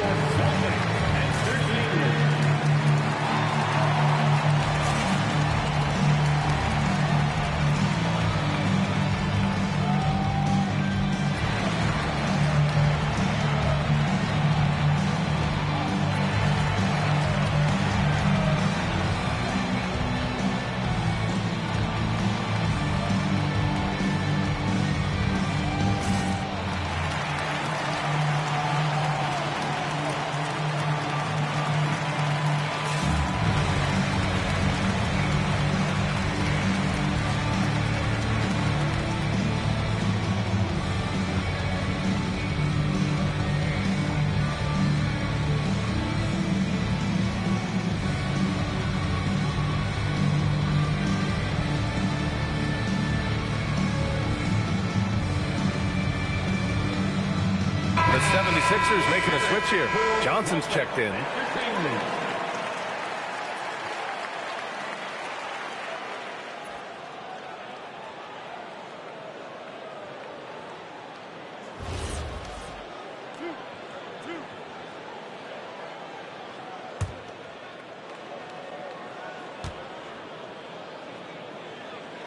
That's good from SGA.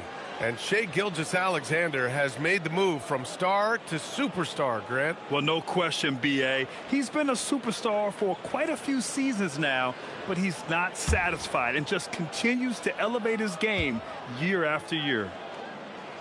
Both free throws good from Gilgeous-Alexander.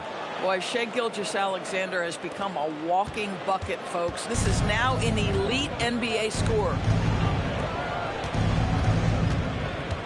Cunningham with the ball. Good for two. Oh, how about the dime? You love that unselfishness. Outside Bridges. Takes a three. That's all. Well, that's the opportunity they're looking for, just not the result, obviously. Cunningham. Cunningham going to work inside. Yeah, what a massive showing from Cade Cunningham. It's been really a treat to watch. Anunoby, a screen on Cunningham. SGA fires. 17-footer is in. With his skill from the mid-range area, that's money. Philadelphia leading by 13. Johnson a screen on SGA. Here's Nowitzki, covered by Towns. Just showing some tremendous authority controlling the boards. Love it. Wow, what a performance. And he's not just winning with physical ability, he's winning with anticipation. And here's Cunningham. He'll bring it up for the Philadelphia 76ers. The biggest lead of the game was 24 points. And the idea was good, but the execution severely lacking. Just a missed connection, and it happens. I'm sure they will go back to it if given the opportunity. Ooh, it doesn't go. Philadelphia's got nothing to fall from outside the arc here in the fourth. 0 for 4. And a comfortable win for them here. Game is out of reach. good performance for the 76ers. And, of course, they really dominated in the paint tonight. They obviously came in looking to impose their will, attack the heart and soul of that defense, and it led to a lot of good looks. And they pick up their 4th win of the year. Every victory so sweet in the association. Oh, tough rebound for the big fella, but that is his job, folks. Now here's Cunningham. 11 seconds left to play in the 4th. He shoots. Nails it. Pretty fade.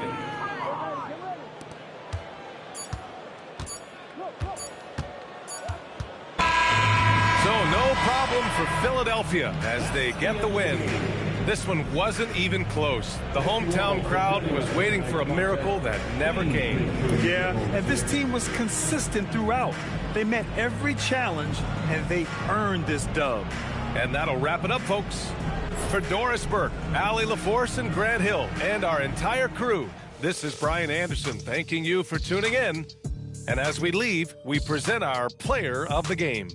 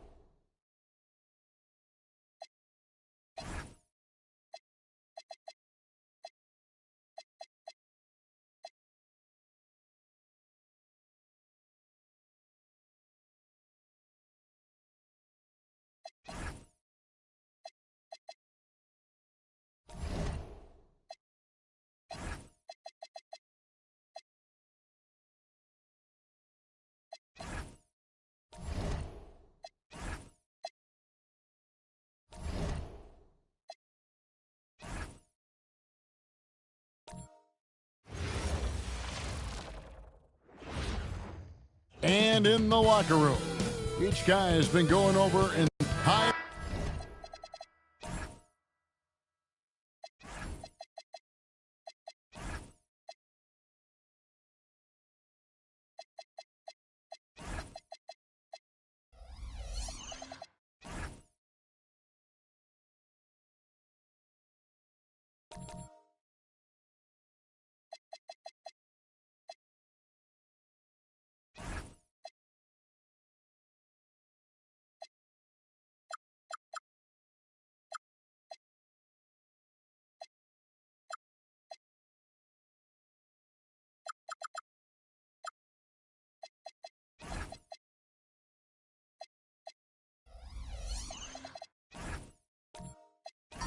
Welcome, everyone, here on 2K Sports. Can't wait to get some NBA action going.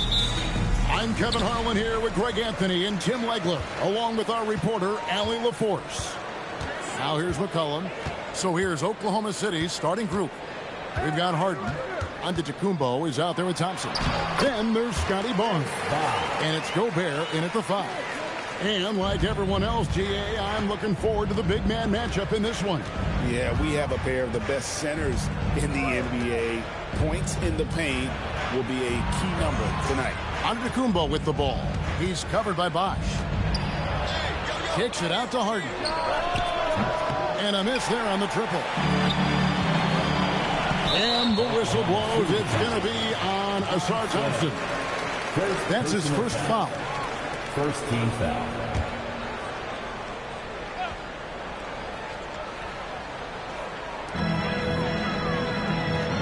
Down low and stolen by Barnes. At the elbow, it's Antetokounmpo.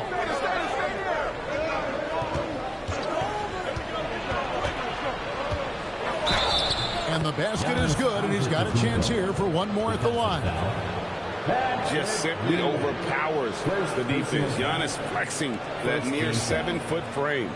And if you look at what he's done over the last few years, Greg, is Giannis still getting better? The numbers say yes. Field goal percentage, points per game.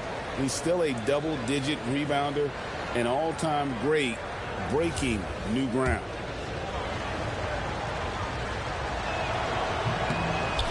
So, Tim, the District of Columbia and the Wizards reaching a deal to keep them in D.C.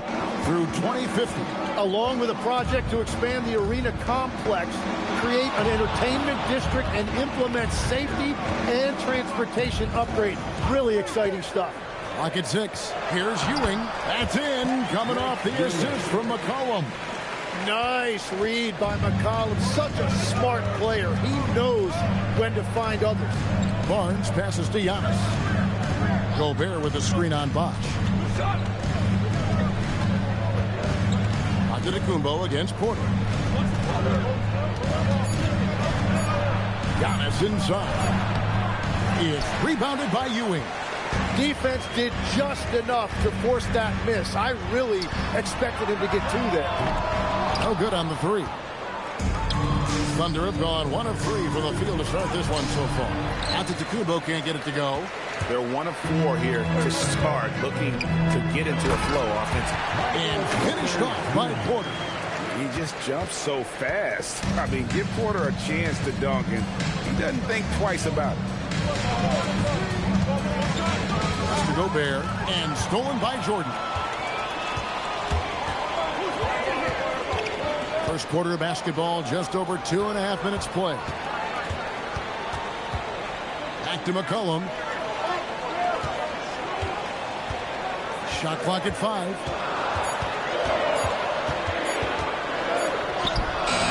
That shot misses.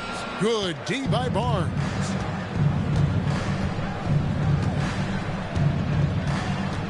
Pass to Thompson. Some nice passing by Oklahoma City here.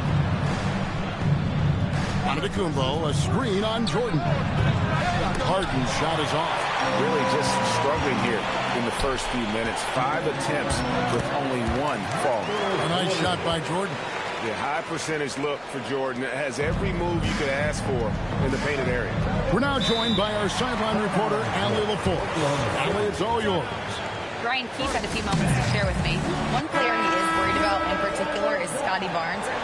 impressive the way he affects every phase of the game. You need points. There he is. You need a stop or a big rebound. He's got you. Anything asked of him, he can do it at a high level. Kevin? Okay, Ellie, thank you. Here's Barnes. Following the basket by Michael Jordan. Another miss, and they've really hit a rough patch here. Cullen passes to Jordan. Over Harden. Jordan with the bucket. They've wasted no time settling into their offense. Jordan against Harden. Has to go Bear. And he floats in for the easy two. Credit the assist on that one. Give him that. Gobert, unstoppable if he can catch it that close. Jordan backs for two. Another one falls for Washington. Well, that's a tough matchup because he's skilled and relentless. Some tough offensive sets. They want to turn it around. Yeah, right now you just need a bucket to get some momentum. Harden kicks to Antetokounmpo. Pass to Thompson. Barnes sets a screen for Thompson. And here is Barnes. Misses the three. McCollum outside.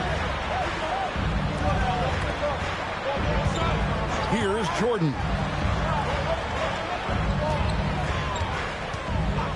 Top of the key. And misses it off the right side of the rim. That's exactly how you have to defend him. He's a guy that the D needs to be aware of at all times. And that one's good by Giannis. And this is where you feed Giannis. The closer he is, the more dangerous he becomes. And Brian Keefe wants a timeout. He's going to have a discussion on the sideline. And the Wizards are going with a whole new group out there now. And why don't we take a chance now to see which teams have been the NBA's highest scoring squads this month. The Thunder in 4th, the Wizards 5th. I mean, guys, these are two of the hottest teams in the league right now when it comes to scoring the basketball. So the wing on the left. Turkoglu outside. Sinks the three-pointer. A big guy with great range. The defense can't let Turkoglu find his spots at the arc. Here's Pettit, defended by Turkoglu. That one good for two. Well, to stop him, you have to get better rim protection than that. Washington leading now by 6. Here's Kuzi. Pass to Hamilton. Ilgauskas dishes to Hamilton. Turkoglu outside. And again, Washington with the triple. Yeah, that's 2 bombs in a row from long range. Now Klingon. Now Black. There's 1:26 left to play in the first quarter. It's Beal on the wing, covered by Hamilton. Beal's shot is good. Now, really confident in that middle area of the floor. Beal hunting those mid-range looks. To the paint. And he jams it after taking the nice feed on the run. Not the kind of aggressive defense they need to cut into the lead. Yeah, you have to protect the rim, Greg, a little better. Yeah, I mean, when you're fighting back, you cannot give up plays like that. Here's Pettit. Over Turkoglu. And it's Pettit missing. Yeah, normally, that's an easy 2 for him. I'm surprised he missed that one. Here's Kuzi. Black defending. Turkoglu right side. Inside. Klingon with the steal. And he takes that one up and powers it through. Well, if you don't take care of the ball, fellas, that's what can happen. Absolutely, Greg. That makes the turnover even more painful. All it takes is a half second of carelessness, and someone will be rocking the rim going the other way. And so it's Washington heading to the bench with a 7-point lead as we wrap up the quarter. They're shooting the ball so well in this one. A great performance from the field. And we've got more M2K Sports coming your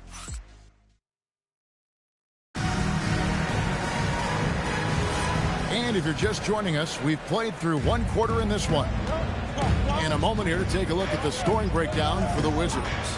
How about the ball movement so far? I mean, the unselfishness, everyone here just playing for one another, and that can be infectious. And how about the work they've done inside, just owning the paint so far? They've got Ewing. Michael Porter's out there with Bosch. Then it's Jordan, and it's McCollum in at the 1. That's the group starting the second quarter for the Wizards. Antetokounmpo looking it over. To Harden. Thompson, a screen on Jordan. Now here's Thompson. Over Porter. The shot by Thompson, no good. That's great shot selection, just poor execution. If you're going to take those mid-range shots, you've got to knock them down. Porter passes to Ewing. Good, and a nice assist from Porter. And it's a 9-point Washington lead. That's their third straight make off an assist. And Tim, for all their talent, the Thunder committed to playing the right way. Well, they are unselfish. They trust one another. And when a team is this committed at the defensive end of the floor, there's really no need to try to do too much offensively or play hero ball. Porter finds Bosch. Now McCollum pops it up for Jordan. It's all about Antetokounmpo. Here's Barnes, and the dunk by Barnes. Well, that's Barnes just showing you raw athleticism. Outside Porter. A 3 from McCollum. And the rebound goes to the Thunder. First chance of the season for them to go up against this Wizards team. Oh, Giannis up high and down hard. And one of the most athletic players in the league. Giannis makes those alley-oop jams look easy. Right now, let's take a moment here to catch up with Allie LaForce on the sideline. Thanks, Kevin. Giannis Antetokounmpo is embracing his emotional leadership role. He said, before I was really serious and quiet, now I'm more vocal, smiling, having fun. It carries over. I love to lead by example, but I know that my voice carries a lot of weight. Guys? It sure does. Hey, Allie, thank you very much for the report. Harden against Jordan. Pass to Thompson. Barnes sets a screen for Thompson, and it goes down 2 points. Washington leading now by 5. Now McCollum.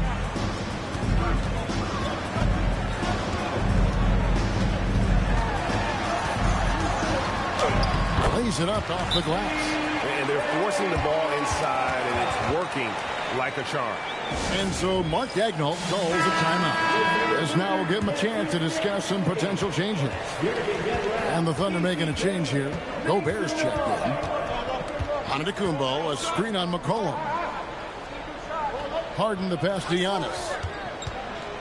Hook shot on the way. Hits the front of the rim and out. And they continue to control the glass. Back to Porter. That falls. Nice feed that time from McCollum. Porter's got the lead up to 9 now for Washington. Black the pass to Harden. Gobert with a screen on Jordan. Here's Harden going inside. Plays it up and banks it in. Harden's got 4 points in the quarter. And a staple of Harden's attack. Sometimes it seems he's better finishing through contact on the drive. Ewing sets a screen from McCollum. And Patrick Ewing with the slam. Pushing the action, getting others involved. He does it time and time again. That is just beautiful ball movement. Unselfish basketball. And there's a call on Bosch. That's his first foul. So for the Wizards, Ilgauskas comes in for Ewing. And Ito Turkoglu is subbed in for Chris Bosch. And here now the Thunder. They trail by 9 points. Here's Black. He's guarded by McCollum. And finished off by Gobert. Not stopping that. Gobert from there is right around 100%. Now, here's Jordan. 6 points for him. Just 5 on the clock. Here's Ilgauskas. going to go that time. Gobert with the defensive effort. Thunder trailing by 7. Now Beal. And it's Jordan with the rebound. Pass to McCollum. GA here about 3-level score. But is it just 3 levels? Oh! That's as good as it gets. Oh, my goodness. The creativity, the athleticism of Michael Jordan. And so Mark Daigneault calls a timeout. He made the decision to huddle up with his guys and talk about strategy.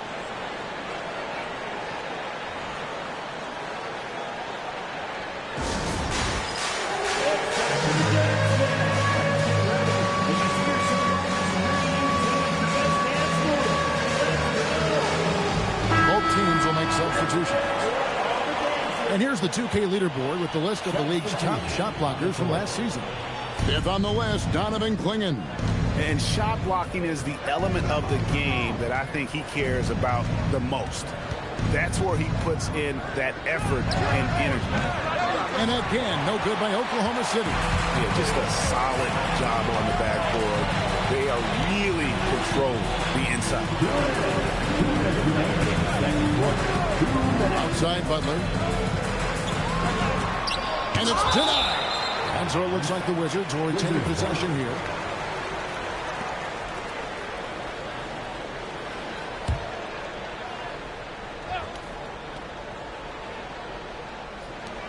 .153 left to play here in the half. Shot clock at 3. And he takes it in for the layup off a very nice feed.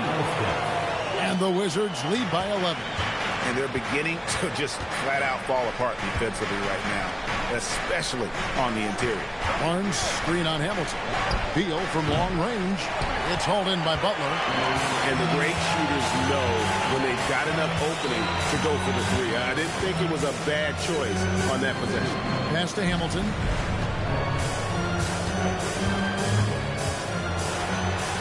The shot goes in. First shot, first basket. Another good play. This is how they built the lead, calling on the right guys at the right time. Well, they are making something very difficult look simple right now. Here's Pettit, and he goes up strong with one hand and flushes it down. And didn't do anything fancy there, but didn't need to. Nope, his only concern right now is getting the points on the board. I don't mean style points. No good from Hamilton. And Barnes has got the ball here for Oklahoma City.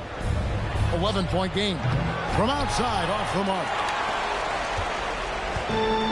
Washington's gone 0-2 from deep here in the second. Now, here's Butler. He's tightly guarded. Pettit grabs the board. Well, he usually brings rain from there, but not this time. Pass to Beal.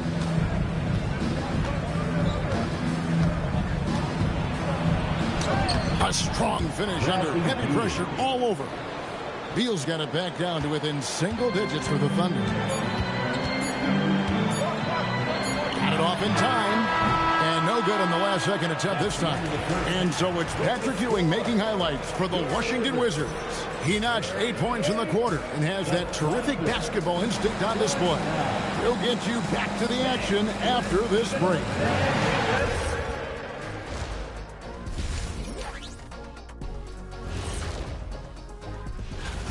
The key stat here is rebounding. They're way ahead in that category. They've been the far more physical team, Shaq. Elbow sandwich. Okay, time to shift focus. Looking at some games coming up later on tonight.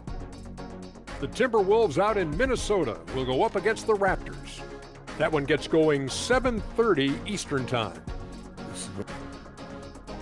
Thanks for joining us.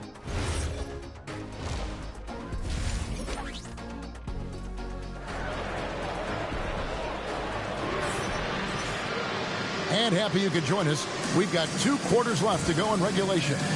You look at Patrick Ewing in this game so far, he has been everywhere. In those first 2 quarters, he was pretty much an automatic bucket getter if he got it down low on the block. And you are going to see this defense now switch things up against him, but he has the skill set to counter that. Here's who Mark Daigneault is going to put out there to start the second half. Antetokounmpo is out there with Asar Thompson. Then it's Harden, and it's Rudy Gobert, and it's Barnes, and at the one spot. A good job by him on the glass here tonight. +8 in that department. And this Wizards team, Greg, giving its young players every opportunity to develop.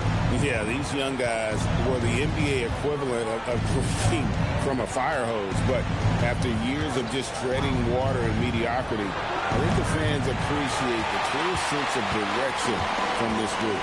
He is just really almost playing for the other team. The shooting has just been poor. And one reason why Ewing is not only an all-star talent, but a Hall of Fame talent. Awesome at getting to his spots and then capitalizing. Thompson. Nice feed from Porter. They have yet to hit a shot. A real slow start here in the second half. Jordan finds Bosch. Now McCollum.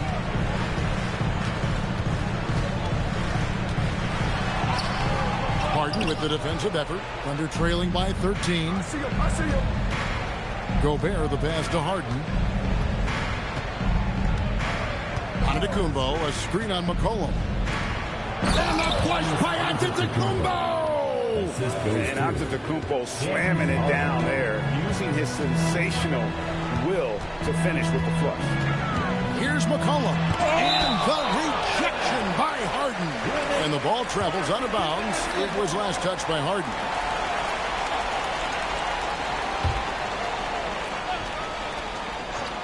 Two minutes into the second half of play now. Thunder have gotten just one of their first 4 shots to fall since coming out of the locker room at the break. Giannis high post. He's against Jordan. It's good, and the Washington lead is cut down now to just 9 in the bucket from Antetokounmpo. Outside, Jordan. McCollum with the screen for Jordan. Back to McCollum. 6 on the shot clock. Bosch heads the pick for Jordan. The Wizards with another miss. Thunder trailing by 9. Giannis outside.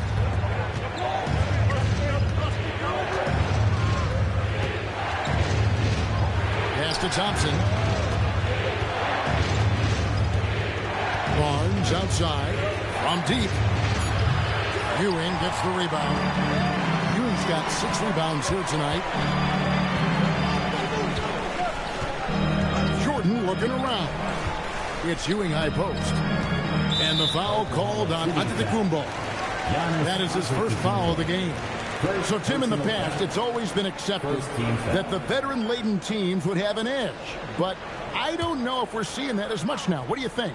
Well, I think you used to see a lot more continuity with rosters across a number of years. But nowadays, much shorter contracts means you have teams that evolve and change more regularly than ever before.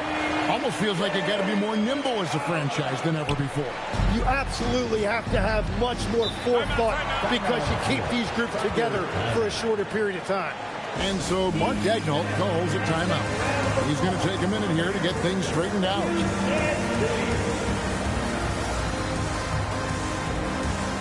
Beals checked in for Scotty Barnes.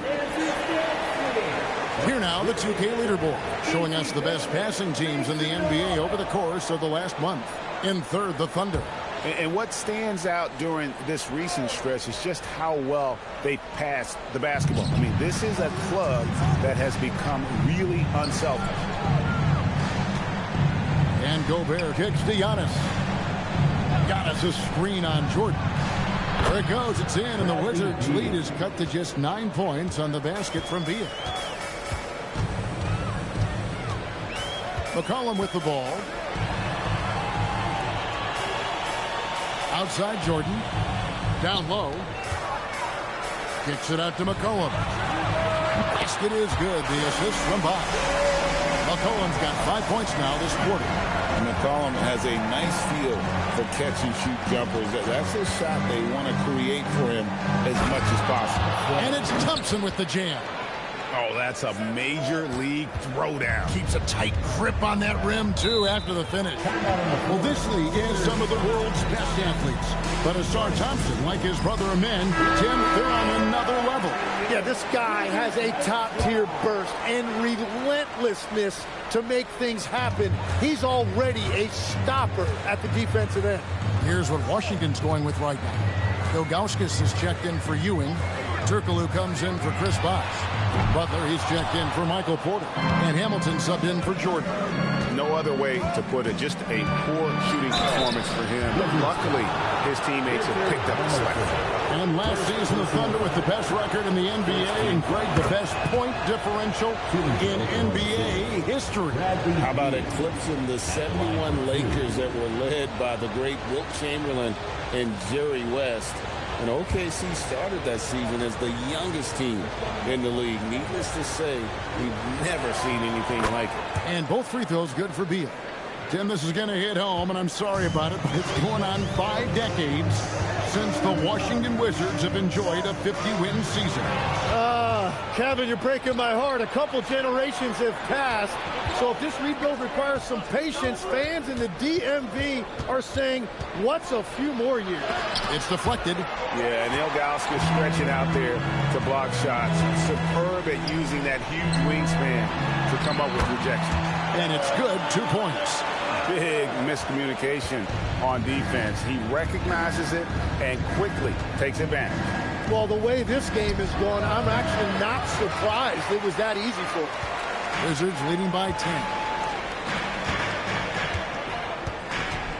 And here's Hamilton. It's a pick by Ilgauskas to the middle. And the jam by Ilgauskas.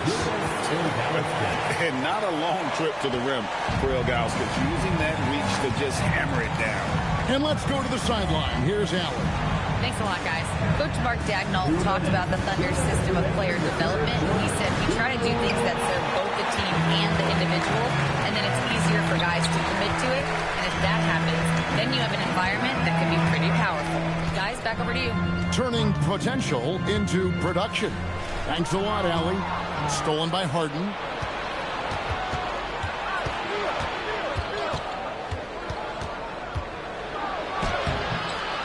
.132 left in the third quarter. Hamilton with some nice D. Yeah, they've shown effort and aggression in the paint, really right from the tip. Their rebounding edge right now, massive. Here's McCollum. Pettit grabs the board. Pettit's got his 4th rebound in this one. Not really his best quarter as far as scoring. Let's see if he can eventually get back on track. Swinging. It's good. The assist that time from Harden. Harden's got 3 assists in the game. Turkoglu passes to Butler. Now Hamilton. Back to Butler. Got a hand on it. There's 39 seconds left to play in the third. Good on the shot. And the shot selection has been great, but the volume isn't where it needs to be. A 3 from McCollum. Gets it to go from beyond the arc. McCollum's got 8 here in the quarter. 3-point shooting since the half has been about as good as you could ask for. Harden against McCollum. Harden outside. Harden draws the double. Fires for 3. No good on that one. And so it's the Washington Wizards. Their lead at 11 points to end the quarter. A good size advantage, and they'll look to increase it. And we'll be back with you shortly.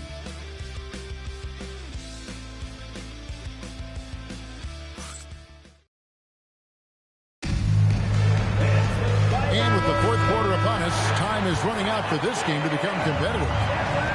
Ewing is out there with Bosh. Then it's Michael Porter. Then there's Richard Hamilton, and it's Jordan in at the shooting guard position. That's the group on the floor right now for Washington. It's rebounded by Oklahoma City. Here's Barnes. Thompson sets the pick for Antetokounmpo. Physical basketball from Giannis Antetokounmpo. And his athleticism comes through in all kinds of ways. You've got to be nimble to make moves like Giannis. Here's Jordan. Ewing. Great positioning on the putback. Oh, great timing. He is one tough customer on that offensive glass. You know, it's like he has a sixth sense of where that rebound is going. Pass to Antetokounmpo. Now Thompson. Some nice passing by Oklahoma City here. Shot is good, and the Wizards' lead is cut to just 9 points on the basket from Rudy Gobert. This is Rudy in his zone, where his shot is within easy reach. Well, he is really filling it up, but also keeping others involved. Stolen by Ewing. Here's Jordan. And Jordan slams it in.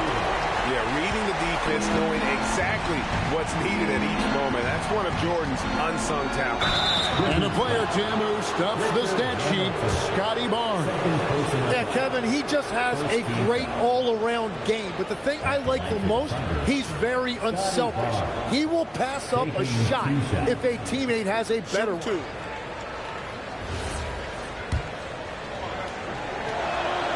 That's good from Barnes. In his relatively young career, Scotty Barnes, GA, has played a number of positions. Well, he's so versatile. He can be successful at a lot of different spots on the floor. A glue guy you can plug in just about anywhere. Barnes hits them both. Tim, one thing about the NBA, there is never a shortage of exciting young players to watch and cover. Who are you excited about in watching them grow and take it from this point forward? Well, I love two big lead guards. Shai Gilgeous-Alexander and Cade Cunningham certainly come to mind. Both of those guys are established stars in this league, and yet there is still so much more they can add to their games. The sky is the limit. And they seem to have the right attitude. Am I right in your assessment? They are guys that everybody wants to play with. They're mature as leaders as well. Clock at 4. Thompson misses. And physically, there's no doubt they've been the stronger team. A +10 rebound advantage tells you all you need to know. To the inside, and the dunk by Bosch. And being that Bosch is 6'11", dunking comes easy. And once he's this close to the basket, he's ready to attack. Gobert with a screen on Bosch. Thompson in the corner. And a great assist by Antetokounmpo as that one goes in. Giannis has got 3 assists tonight. Jordan kicks to Bosch. Over Barnes. No good from Bosch. And Barnes has got the ball here for the Oklahoma City Thunder, trailing by 10. Here's Giannis. Shooting foul as the whistle blows. He'll shoot 2 free throws. That one on Porter. Maybe the most highly skilled big man in our league. Giannis is also one of the most frequently fouled bigs in our game. Shooter 2.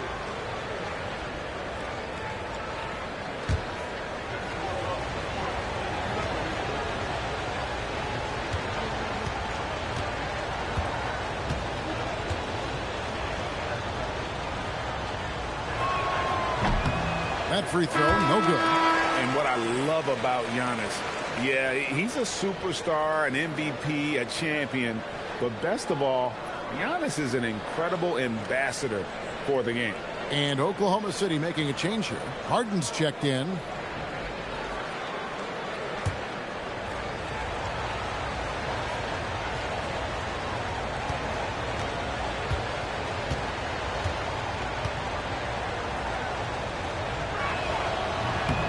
And the second free throw, good. I think what makes Giannis special is how uncomplicated he is. The man is just an incredible, pure athlete who simply loves the game of basketball. That's all there is to it. From about 16, Jordan with the bucket. And the Wizards lead by 11. And obviously his momentum from the last game has carried over here tonight. When someone is rolling like this, just keep feeding him. That's just great coaching. Giannis dishes to Gobert. Gobert with a screen on Hamilton. Nobody near Barnes. Knocks down the 3 ball. Barnes has got 5 points now in the quarter. Outside Bosch. Hamilton kicks to Porter. Hamilton, the pass to Jordan. Over onto Kumbo. Jordan can't get it to go. Thunder trailing by 8. Outside, onto Kumbo. Trying to find Thompson. He gets it to him. An emphatic alley-oop jam. I think the rim could be 12 feet off the ground, and Thompson could still go get the lob. Outside Porter, the 9-foot shot. And the rejection by Giannis. Stolen by Ewing. And 3 from Jordan. Jordan with another miss. Yeah, keeps on shooting, keeps on missing. Maybe time to go in a different direction. Onto the Kumbo. Oh, good on the layup. Washington leading now by 6. Now here is Hamilton. It's Jordan on the wing, covered by Barnes. It's been a rough quarter for him, not efficient at all. Now onto the Kumbo. Thompson up top. 6 to shoot. Barnes. It's off. Well, I'm not sure if he was surprised to be that wide open, but something got him out of focus. Porter showing off the post move right there. And he's just adept at scoring in so many ways. It's clear Porter very comfortable operating inside. And Mark Daigneault calls timeout here. He's clearly intent on wanting to lock in and make sure everyone's on the same page.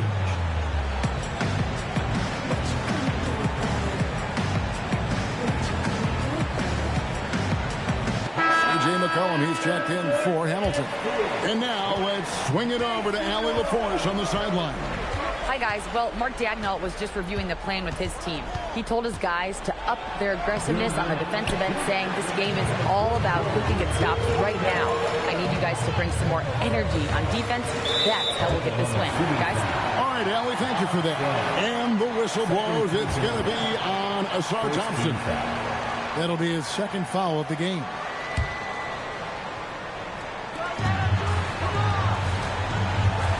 Jordan inside. After the Kumbos there. Under trailing by 8. There's a minute 40 left in the fourth quarter of this one. And there's the call on Bosch. That's foul number 2 for him.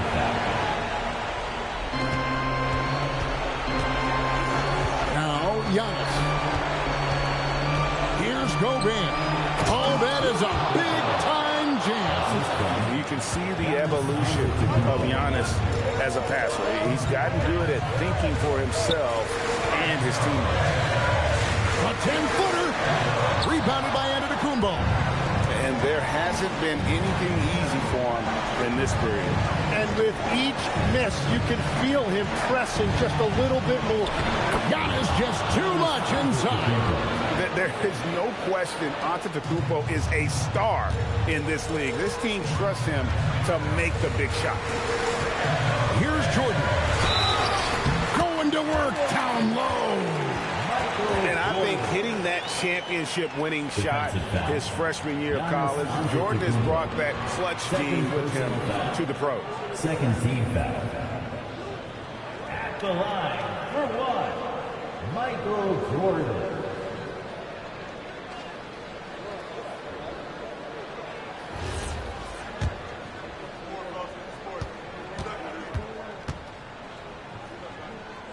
Free throw good, Jordan.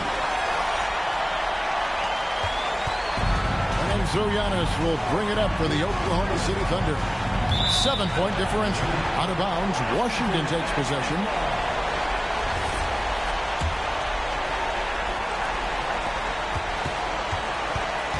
They're in good position here to ride it out. Certainly, if they just play smart, this game's over. Ewing, a screen on Hart. And it's McCollum off the drive. Gobert with the block. Get that out of here. Gobert doing his job to protect the rim. And this is what great players do. Harden understanding how to deliver in a big moment. And they go to the intentional foul. First personal foul. Third team foul. He drops the first one, and that increases their lead to 6. So he goes 2 for 2 at the line, and it's a 7-point game. Perfectly done at the strike there. That brings their lead up to an even more comfortable level.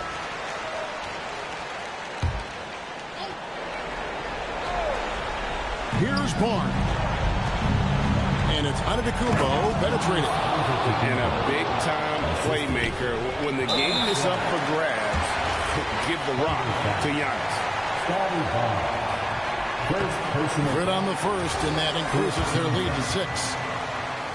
At the line. Second one is good. Putting both at the line, and it's a 7-point game. And so it's Oklahoma City with it. The three is off.